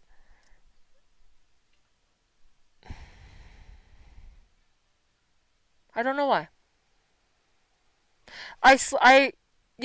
Naturally I know you have to pick one. To get anything done, you have to at least, the best way is to pick one or two, but mainly one, and work it until it's done. Don't do anything else till that thing is done. Get in the habit of completing it, finishing something. That's how you take down these big dreams. You focus on one, you break into small parts, into daily steps, and then you take those daily steps, and then your project gets complete, and then you feel fulfilled and accomplished, and you're progressing in life, and it's amazing. It's an amazing process. I can't seem to make myself do it anymore, and I don't know why. So out of this list here, I have been focusing on, let me see if this is even visible to, yeah. Out of this list here, I have been focusing on make music. I've been passionately working on making music and vlogs and painting, but really music. And I've been hating it. It is not natural. It's pulling teeth. I am disturbed by my lack of musical inclination. One day I am writing things so naturally and they're flowing out of me and it's so wonderful, and then the next day it's like I have never touched a guitar before and how dare you ask me to do so. Like the knowledge leaves, the creative spirit, the eggy spirit leaves. And it's disturbing on a fundamental level. It's sickening, that feeling of no longer enjoying something you are good at or are like familiar with. And I just keep doing it. And I step away. Like for the painting, for example, finish the painting. I did that until I got burnt out and I stepped away. But I'm still burnt out. I'm working on something else. Now I'm burning out on that. So what? I'm going to move to something else? Get burnt out on that? I don't know what the answer is right now. I do want to finish the goal of finish the painting by the end of this month. So that is why, for my Dream Supreme, between now and next week, it is still finish the painting. Let me see what you guys are saying.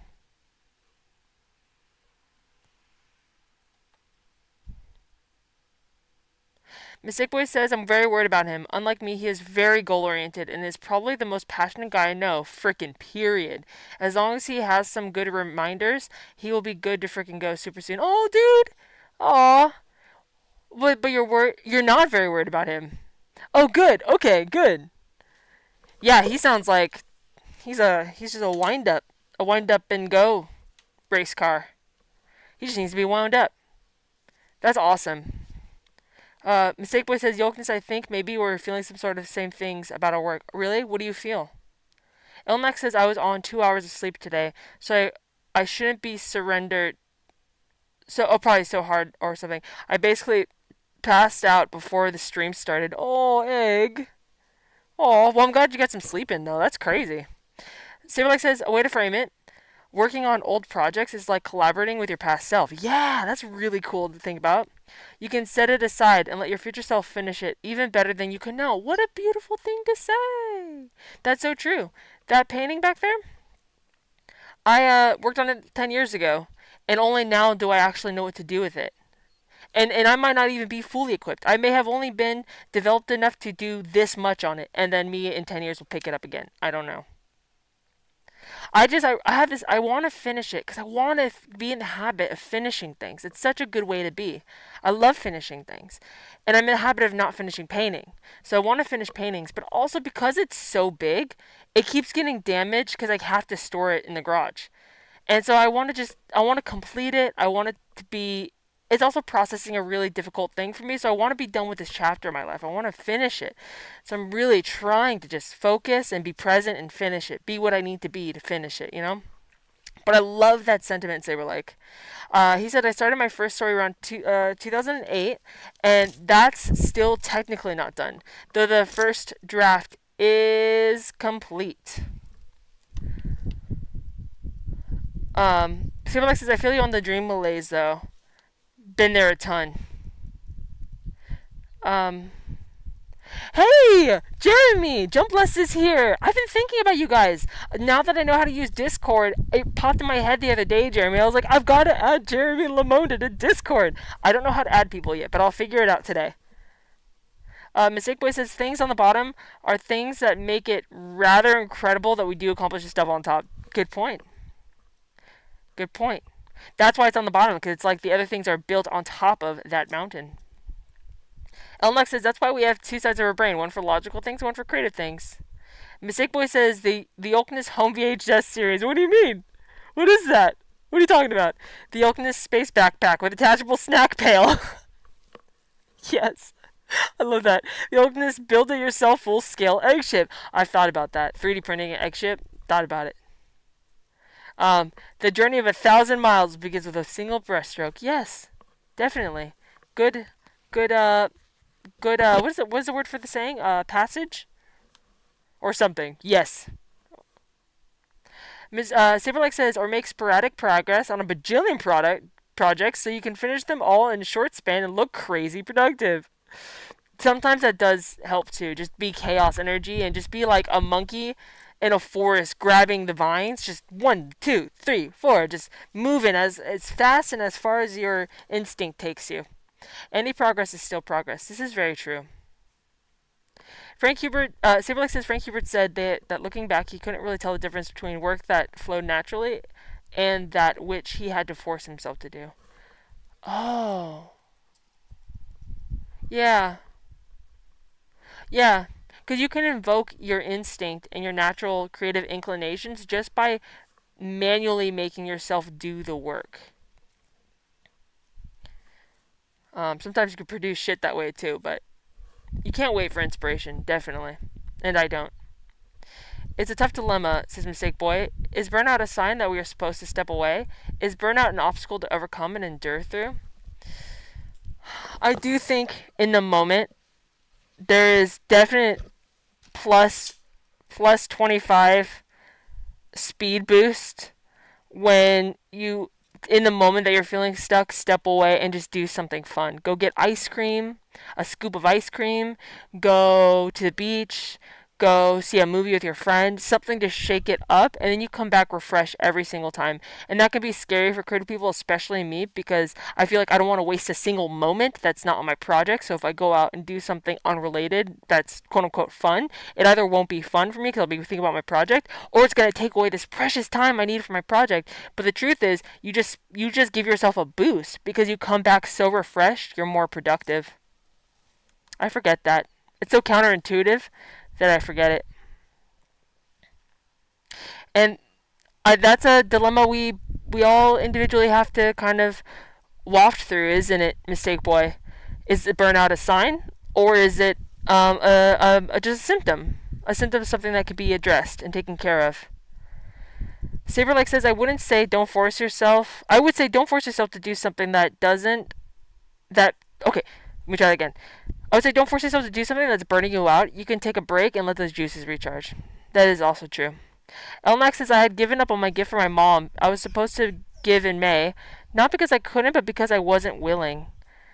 Being here has motivated me to finish more things, just in general. That's amazing! I'm so glad to hear that.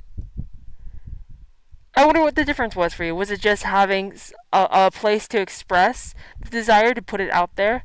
Is it or is it this weird energy that's in the group of just doing things? More collectively doing things, it keeps us it gets us starting to think, well, what can I do? That's what I find. I'm really glad to hear that, Elnex. Saberlike says there's a difference between what you don't feel like working on and what's actually burning you out. Forcing through burnout will only make it worse. Good point. Good point. I'll have to think about that. Evangelist says, I have resurfaced from the warehouse of toys. Victorious. Was it fun? Jumbla says, yeah, email us his Discord link. I will. I will do that. Saberlike says it's worth trying to figure out if other things are using the same parts of your brain for what you need to create. Good point, Saber. Good point. Saberlike says Brandon Sarandon talks about taking coding classes and how he was unable to write after that because it used the same part of his brain, so he just had to stop. Wow.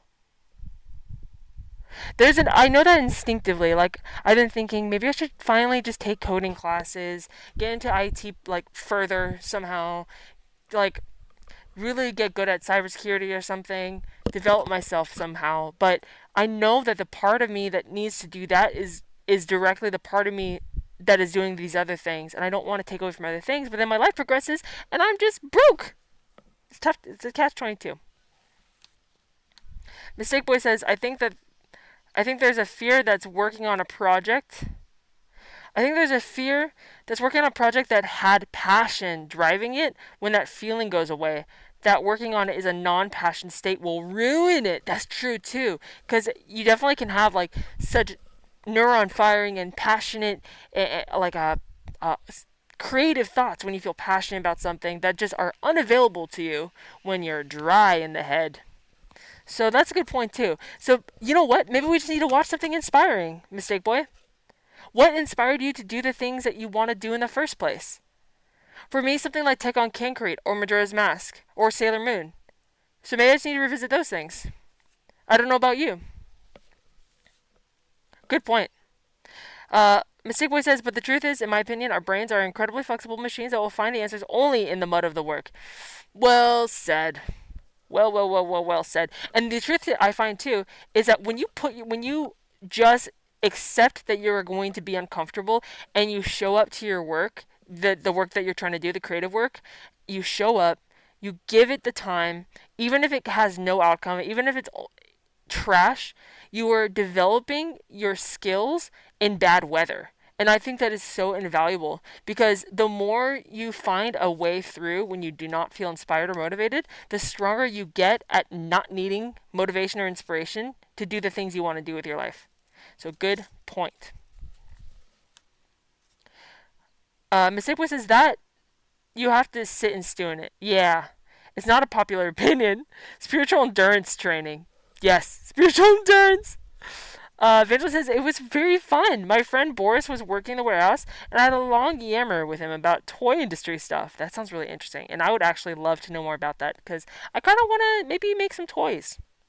Elnax says I had started burning out on doing all the things. I thought, why am I even doing all this? Being here has rekindled my motivation I had given myself due to my grandma's passing. Oh. An oath and reminder I gave myself was letting my hair grow and not cut it until I go and visit her resting site in Mexico. That's so interesting. Is that how come? What does the hair represent for you?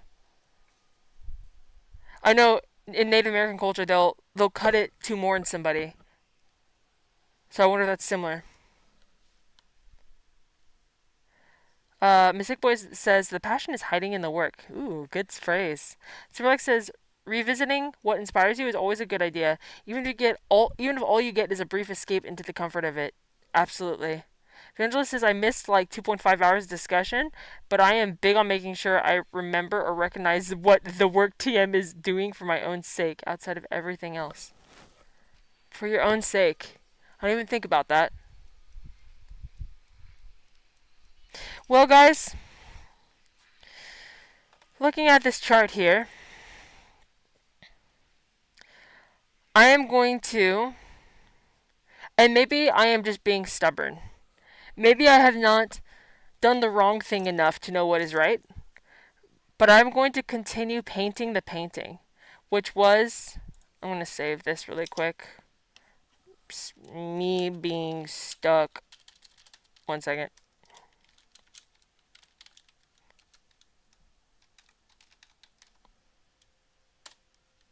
And I'm going to open the old one. My goal was to finish the big art, that big painting behind me, and I think I am still. Again, it might be the wrong move. Maybe I'm forcing burnout further, but I'm gonna do that.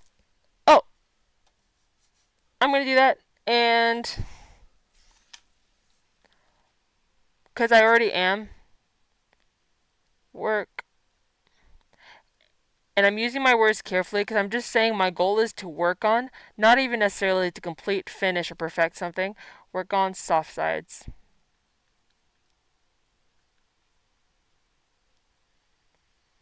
Every day. Every day. Okay. Those are my goals. Finish the big art between the now and the end of the month. And actually, I'm gonna put this. I really would like to finish soft sides by the end of the month as well. I'm gonna say this by.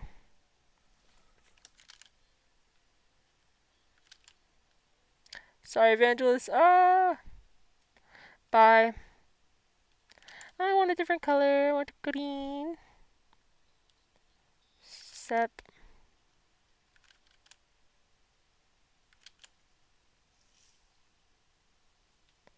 First. Okay. How about that? So, Evangelist, did you want to update? Um, Evangelist, while you're here, did you want to update anything on your Dream Supreme? Or are you happy with yours? Yours still says, figure out 2020 demo reels. You film, question mark? And I put a check mark because I think you did film before your trip, right? Your goal was for August 25th. Does that still stand? Do you want to change anything?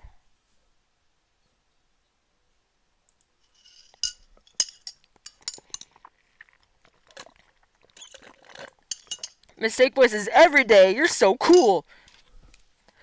What gave my coolness away? As I open a fan like I've never done so before. Was it my fan? Thank you, Mistake Boy.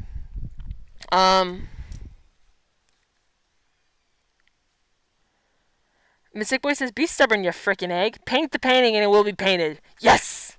True. Elmax says, it's just a physical reminder that is both something I never used to do and also a way I'm punishing myself, only lightly, for not visiting her more often. I owe her more than I can ever give, and I wish I could just see her one more time. I'm so sorry, Elnax. That it it's hard to describe the level of grief and regret that happens when almost a sense of taking someone for granted when you always think you have time and then you don't and then you beat yourself up about it. But I do not know her, but I know the nature of grandmas, and from the love that you have for her, I I think it might be safe to assume that she wouldn't want you to beat yourself up, right? Um, I know you're saying only lightly, but she sounds like an epic lady to have provided you with that much love, that that you miss her and care for her so much after she's gone. Not everybody feels that way about their grandparents. It says a lot about you both. I think it takes a lot of mutual selflessness as a grandparent to be there for your grandkid and for the grandkid to love and see the grandparent for the person they are. Saberlike says scheduling and setting time aside for stuff is helpful too. My story didn't get written until I made time to do it. Yeah, that's true. Evangelist is my dream board self, and maybe I need to do that because I kind of will just take all the time I have and throw it at the project until I'm exhausted and upset. So maybe I need to put a time limit on it. 2 hours and nothing more, nothing less. Not a drop. Uh, Saber Evangelist says my dream board self is totally equipped to shoulder some extra words with that, like that. It's all good. Wait. Um, Saberlike says, this recent burst of progress came when I said, I'm gonna go sit by the pool tomorrow with my notebooks and write, and kept doing it. Oh, we should have showed those pictures next time. Because, yeah, Saberlike was out by that pool writing. That's how I saw the thumb thing. I totally forgot. But yeah, your recent burst of progress came when I said, I'm gonna go sit by the pool tomorrow with my notebook and write, and kept doing it. I love that. I'm gonna need that level of, like, of practice when I start to write next month. Because that's why nothing has been written, is I haven't dedicated a habit of writing. Um, Evangelist says, I do wonder if I can achieve a basic demo reel by the 25th. I should try. At worst, I'll do something else, just as cool to procrastinate. As they say, aim for the moon, land among the gold that happens when you procrastinate. Yes. Well, Evangelist, I think that's a perfect fucking goal. A little bit of squeeze on our weekly goals is healthy. That's what gets us outside of our comfort zone. When we actually have to try to accomplish a thing. When it's too easy, it doesn't mean anything. So, August 25th, that's Sunday. Why don't we make it till the 28th, Evangelist? The 28th is next Wednesday. That's our next Dream Supreme. Do you want to keep it the 25th? Or do you want to make it to the 28th? Mistake Boy says, I'm getting some frickin' breakfast and I'm gonna write. Let's go! Oh, I love that for you. Ah, food. Yes, right. Jumbless says, y'all, Yolkness created the coolest freaking song for us that inspired us all the time to finish our Dream Supreme no matter how long it takes. Jeremy, that was such a mutually feeding inspiration loop too. Because whenever you guys would show me updates about your song, about the video game, it would so fuel. I'd be like, I gotta go right now. Oh man, I cannot. I was just thinking about the game, Jeremy. I cannot wait to see it. Um, but that's so nice of you to say. And I want to be clear, Jeremy and Lamonda. Even though I was struggling with songwriting, that has nothing to do. I was so afraid. I was like, oh no, I hope it doesn't come off that they think I'm like, I don't want to make the song for them or something. No, I was just battling my own demons, the own trauma from the contract. But writing that song for you guys actually, like, unlocked me, freed me. Like, it was the cork. It was the pressure underneath the cork that popped the cork. So now I can songwrite freely. It got the whistle wet. And I really, like, if it wasn't for a project that I wanted to do so badly, I don't know if I would be making music right now. I think I still would be stuck in the traumatic, like, fear of songwriting. So I really, really appreciate you guys for giving me that chance. Um, Mistake Boy says, I swear, is immediately struck by lightning, and earthquake, and explosion all at the same time. Wow. Climate change is so crazy, it happened all at once. Elnex says, yeah, she didn't even do anything super amazing, but she loved me, even spoiled me every time I visited it the few times I did. She treated me like royalty, even more than my direct family. She made me feel more than she made me feel like more than I was, and always made sure I was happy and seen.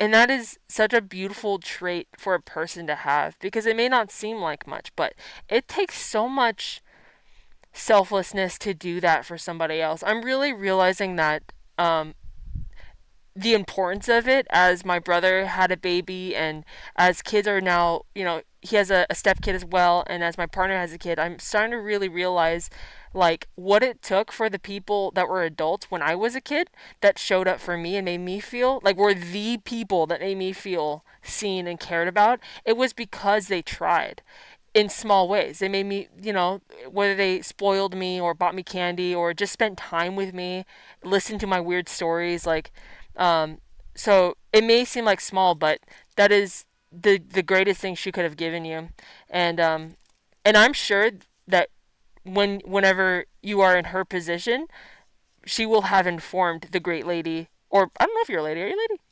The great person that you will become, the great elder person. I really am sorry for your loss, Elnax, and thank you for sharing about her. It gives us an insight to, because I know, like, I don't know about you, but when my dad passed, I had this urgent pain of like this amazing person doesn't exist anymore, and and nobody knows him, and I wanted everyone to know how great he is, and I was disheartened that nothing I could say could ever express to somebody what a great person was lost, how great of a person that was lost, the greatness of that person, you know. So I want you to know that I am really hearing and saying what you were saying about your grandma, and I could just see the caliber of her character for being there for you like that. And I'm sad that she's gone. I am sad. Saberlike says you can't do this with everything, but a change of scenery can help. Can't take your painting on the go, but there's a lot you can do elsewhere. Can you imagine me lugging this giant fucking painting like an ant carrying a crumb? Angel says the 28th makes more sense. The 25th is just my birthday, so it was probably the first day that came to mind whenever I made the original painting. That's right, it's your birthday! It's your birthday! Also, the music stopped. Hold on. And we're back. Actually, I want to listen to this one. Let's do this one. Oh, there's an... Oh, nope. The ad went away. Perfect. Okay. Evangelist, I'm going to adjust it because we are keeping the dream alive. It's just getting a little facelift. That 8 is gonna be thick.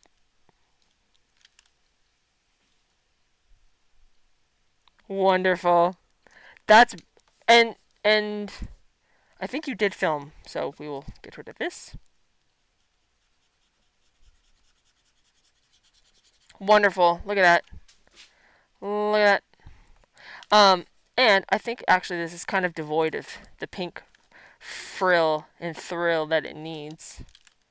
So allow me to just sprinkle a few of these in here. A few will do. There we go. Perfect. Perfect. Where's my mouse?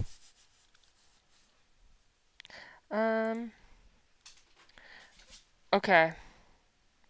Where are we in time and space? But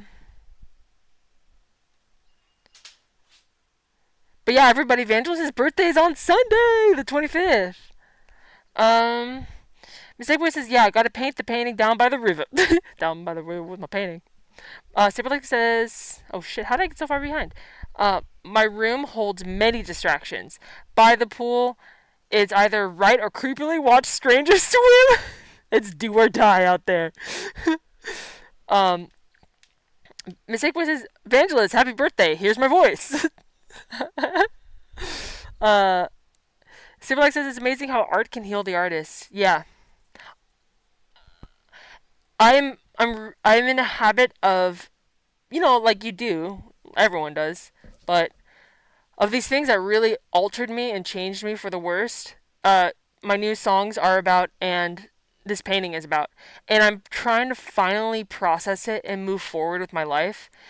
And I feel such a cognitive resistance. There's like a wall that I just can't get through. It's like an invisible force field that won't give me access to these feelings to really look at them. So that's one of the reasons I think this painting is taking a while too. It's just I'm not accepting it for the normal way I paint.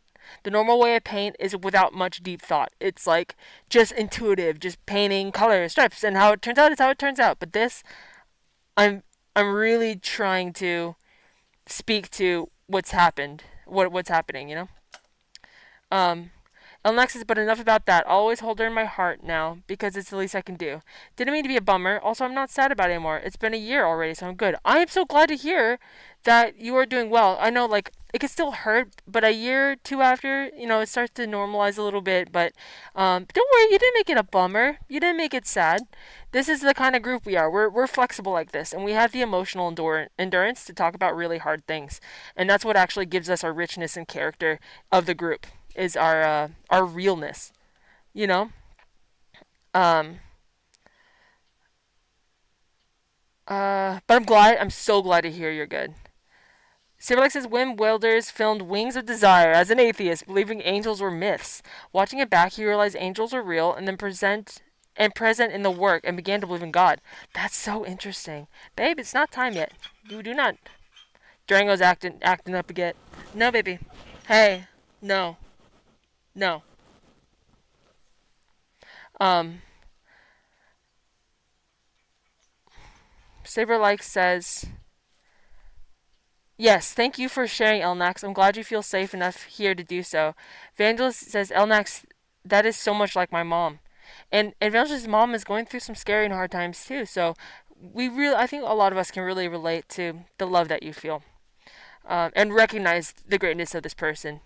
Saberlike says the driving force behind finishing my story is how much I love this world I've crafted, and knowing that if I die, it all dies with me, and that's profoundly sad to me. Dude, that is so much my drive too. That is so much my drive. I didn't even realize that. I totally forgot about that. That is so much my drive, especially since I got sick. I was like, I need to make sure that I get this shit out of my soul because I feel such a calling for it before something happens to me or I'm unable to. And that's the thing that is like the undertone of what is going on with me right now, why I feel so lost, is this like this this coming to terms with the reality as things are like, as the hard days come, just this feeling of mourning myself, like of mourning my potential, of mourning my goals, my dreams, the strength I used to have. I don't know if anybody was there, if anybody remembers, but there was the first vlog that I ever talked about it was I was still living in the garage, and it was like a year ago, and it was the first time I told anybody, or told the group, the audience, I guess, about some medical things that are going on, and I expressed this fear of losing like strength.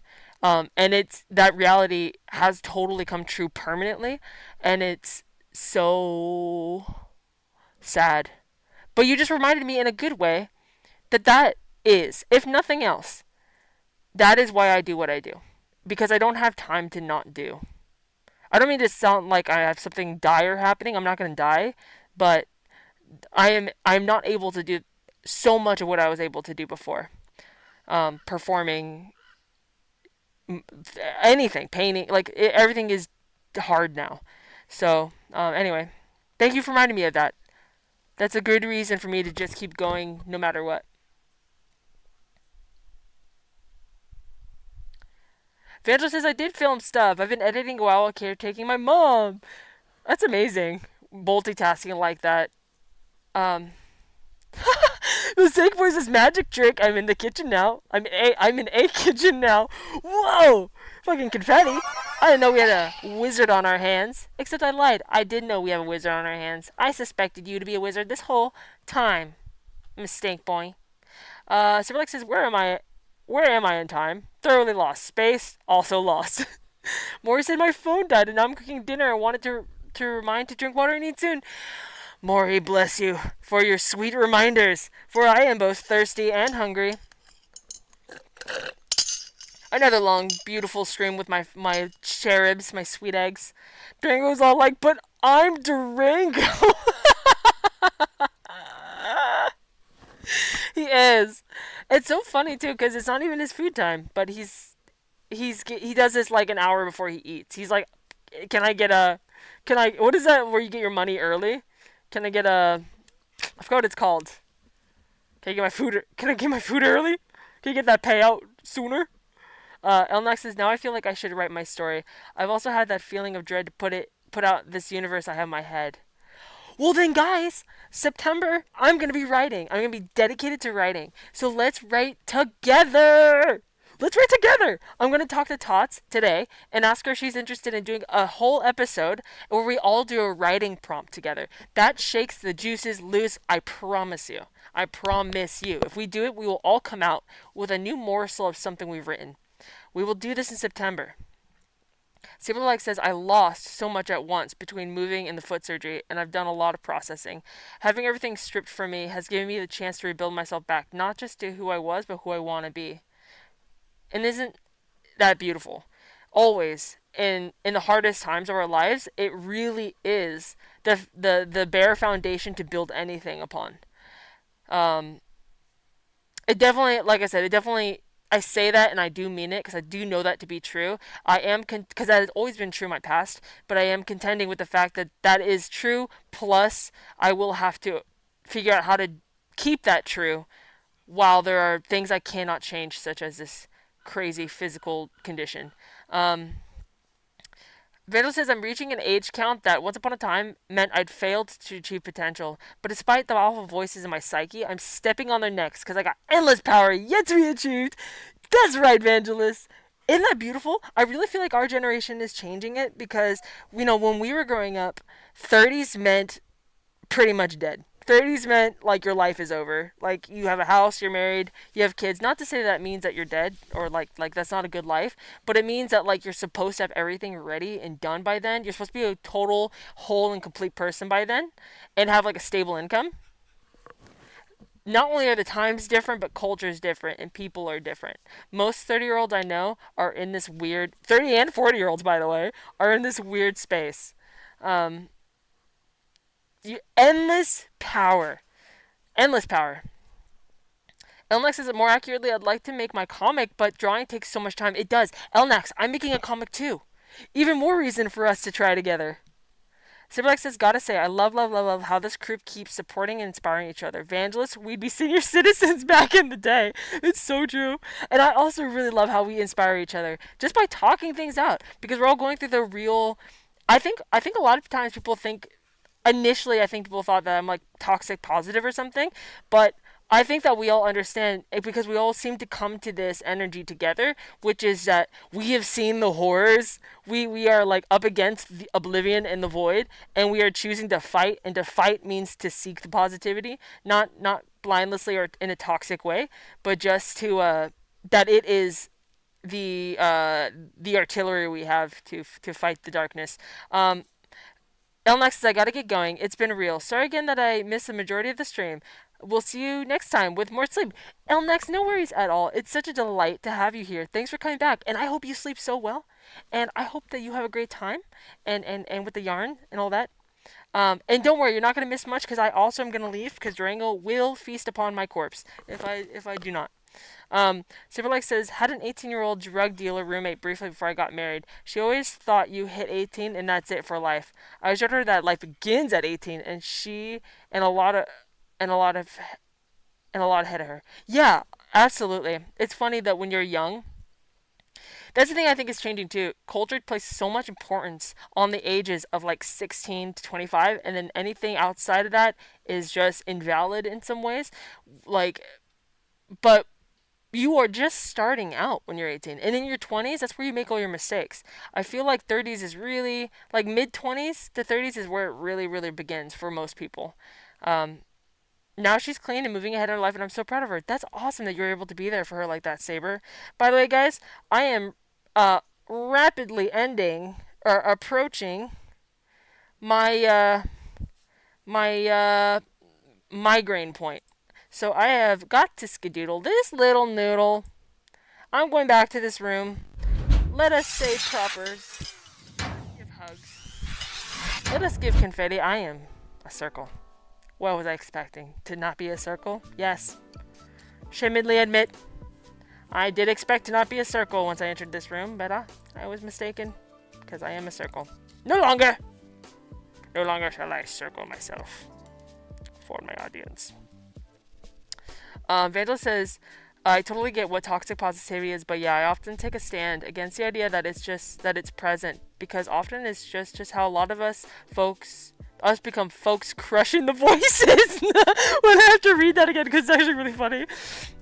I totally get what I totally get what toxic positivity is, but yeah, I often take a stand against that. The idea that it's present because often it's just how a lot of us become folks crushing the voices. TM.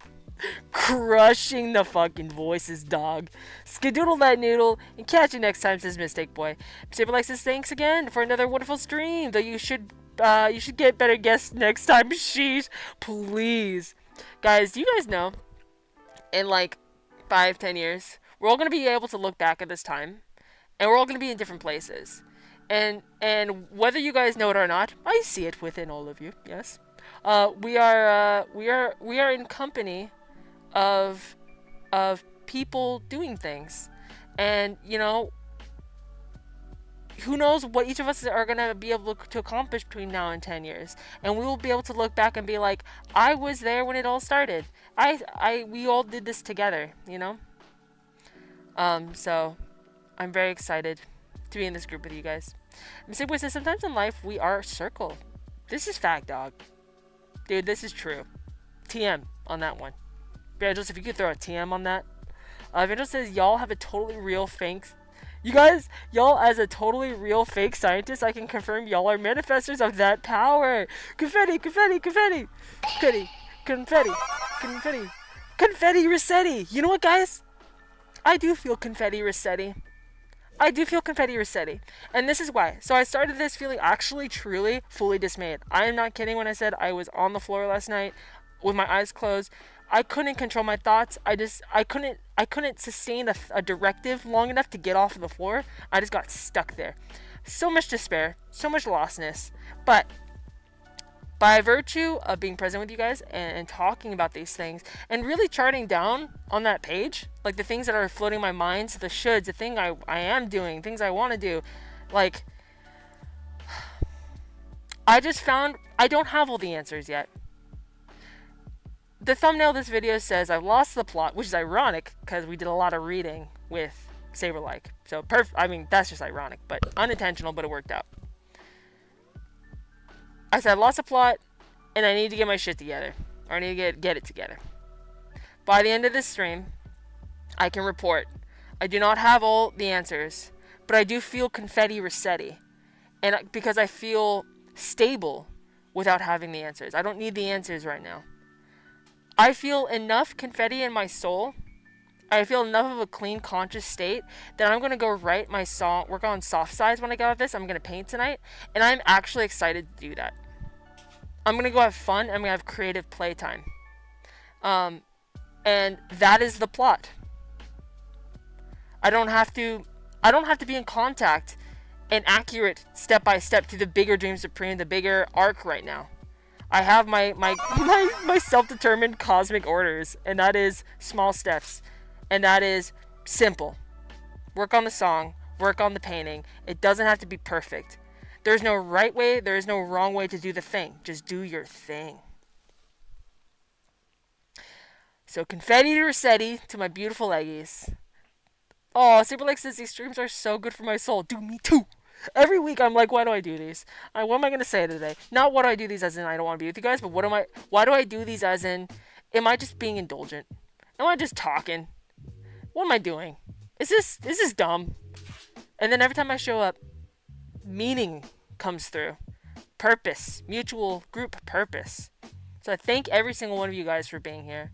Thank you so much for spending your afternoon with me, or coming and going, or watching this after, or just participating, letting this be a part of your day in any way. I really appreciate your time, your cortex, your confetti, and thank you, Saberlike, so much for letting us have a glimpse into your writing and inspiring all of us as we enter September, the coziest month, guys. The coziest. No, that's not true. That's not what I meant. It's gonna be a cozy month. It's gonna be a cozy writing month, is what I mean. Do my arms look like spiders? That's how it feels. I'm also gonna work out today. I'm gonna pump some iron. Because I'm tired of being a fucking noodle. Okay? Mistake Boy says, I never go on the floor. Should I go on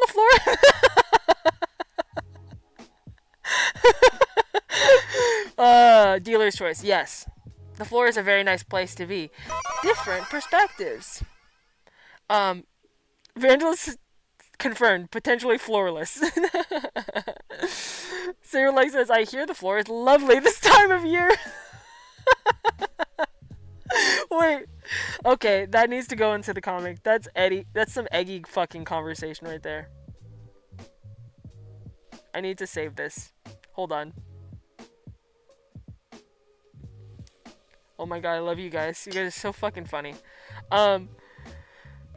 Mistake Boy says, dude, imagine having creative playtime, time to play toys and pretend, and goodbyes. Time to play toys and pretend and goodbyes. Yes, I can't imagine having creative playtime. We do it all the day long. all the live long day. Um, and Saberlike says, if this is indulgent, I think you need to keep indulging yourself. I'm just here and just eating chocolate and cake. I am gonna go eat cake. Maybe. Haven't confirmed. Don't know if I want to clean the mess of cake, you know? Mistake Boy says, no, thank you, because I can get motivated and make breakfast. And make breakfast. Where else can I get that? A tofu! In this economy? Deflored and denoodled. Yeah! Okay, next is K. I'm done getting ready. Gots to go. One last goodbye. And a hug for the road. Hug! Bye, guys. I'm also leaving. Thank you so much for being here. And for helping me, Confetti Resetti. I couldn't have done it without you guys. Confetti Resetti! Confetti Resetti! Alright, guys. Thank you so much. All of my love. Wait, Timberlake says mukbang with life affirmation instead of food. I don't need food. I just need spiritual nutrients. Okay, guys. Confetti Resetti. Have a great day. See you next Wednesday. See you in the disco. Bye! Pop a kiss out.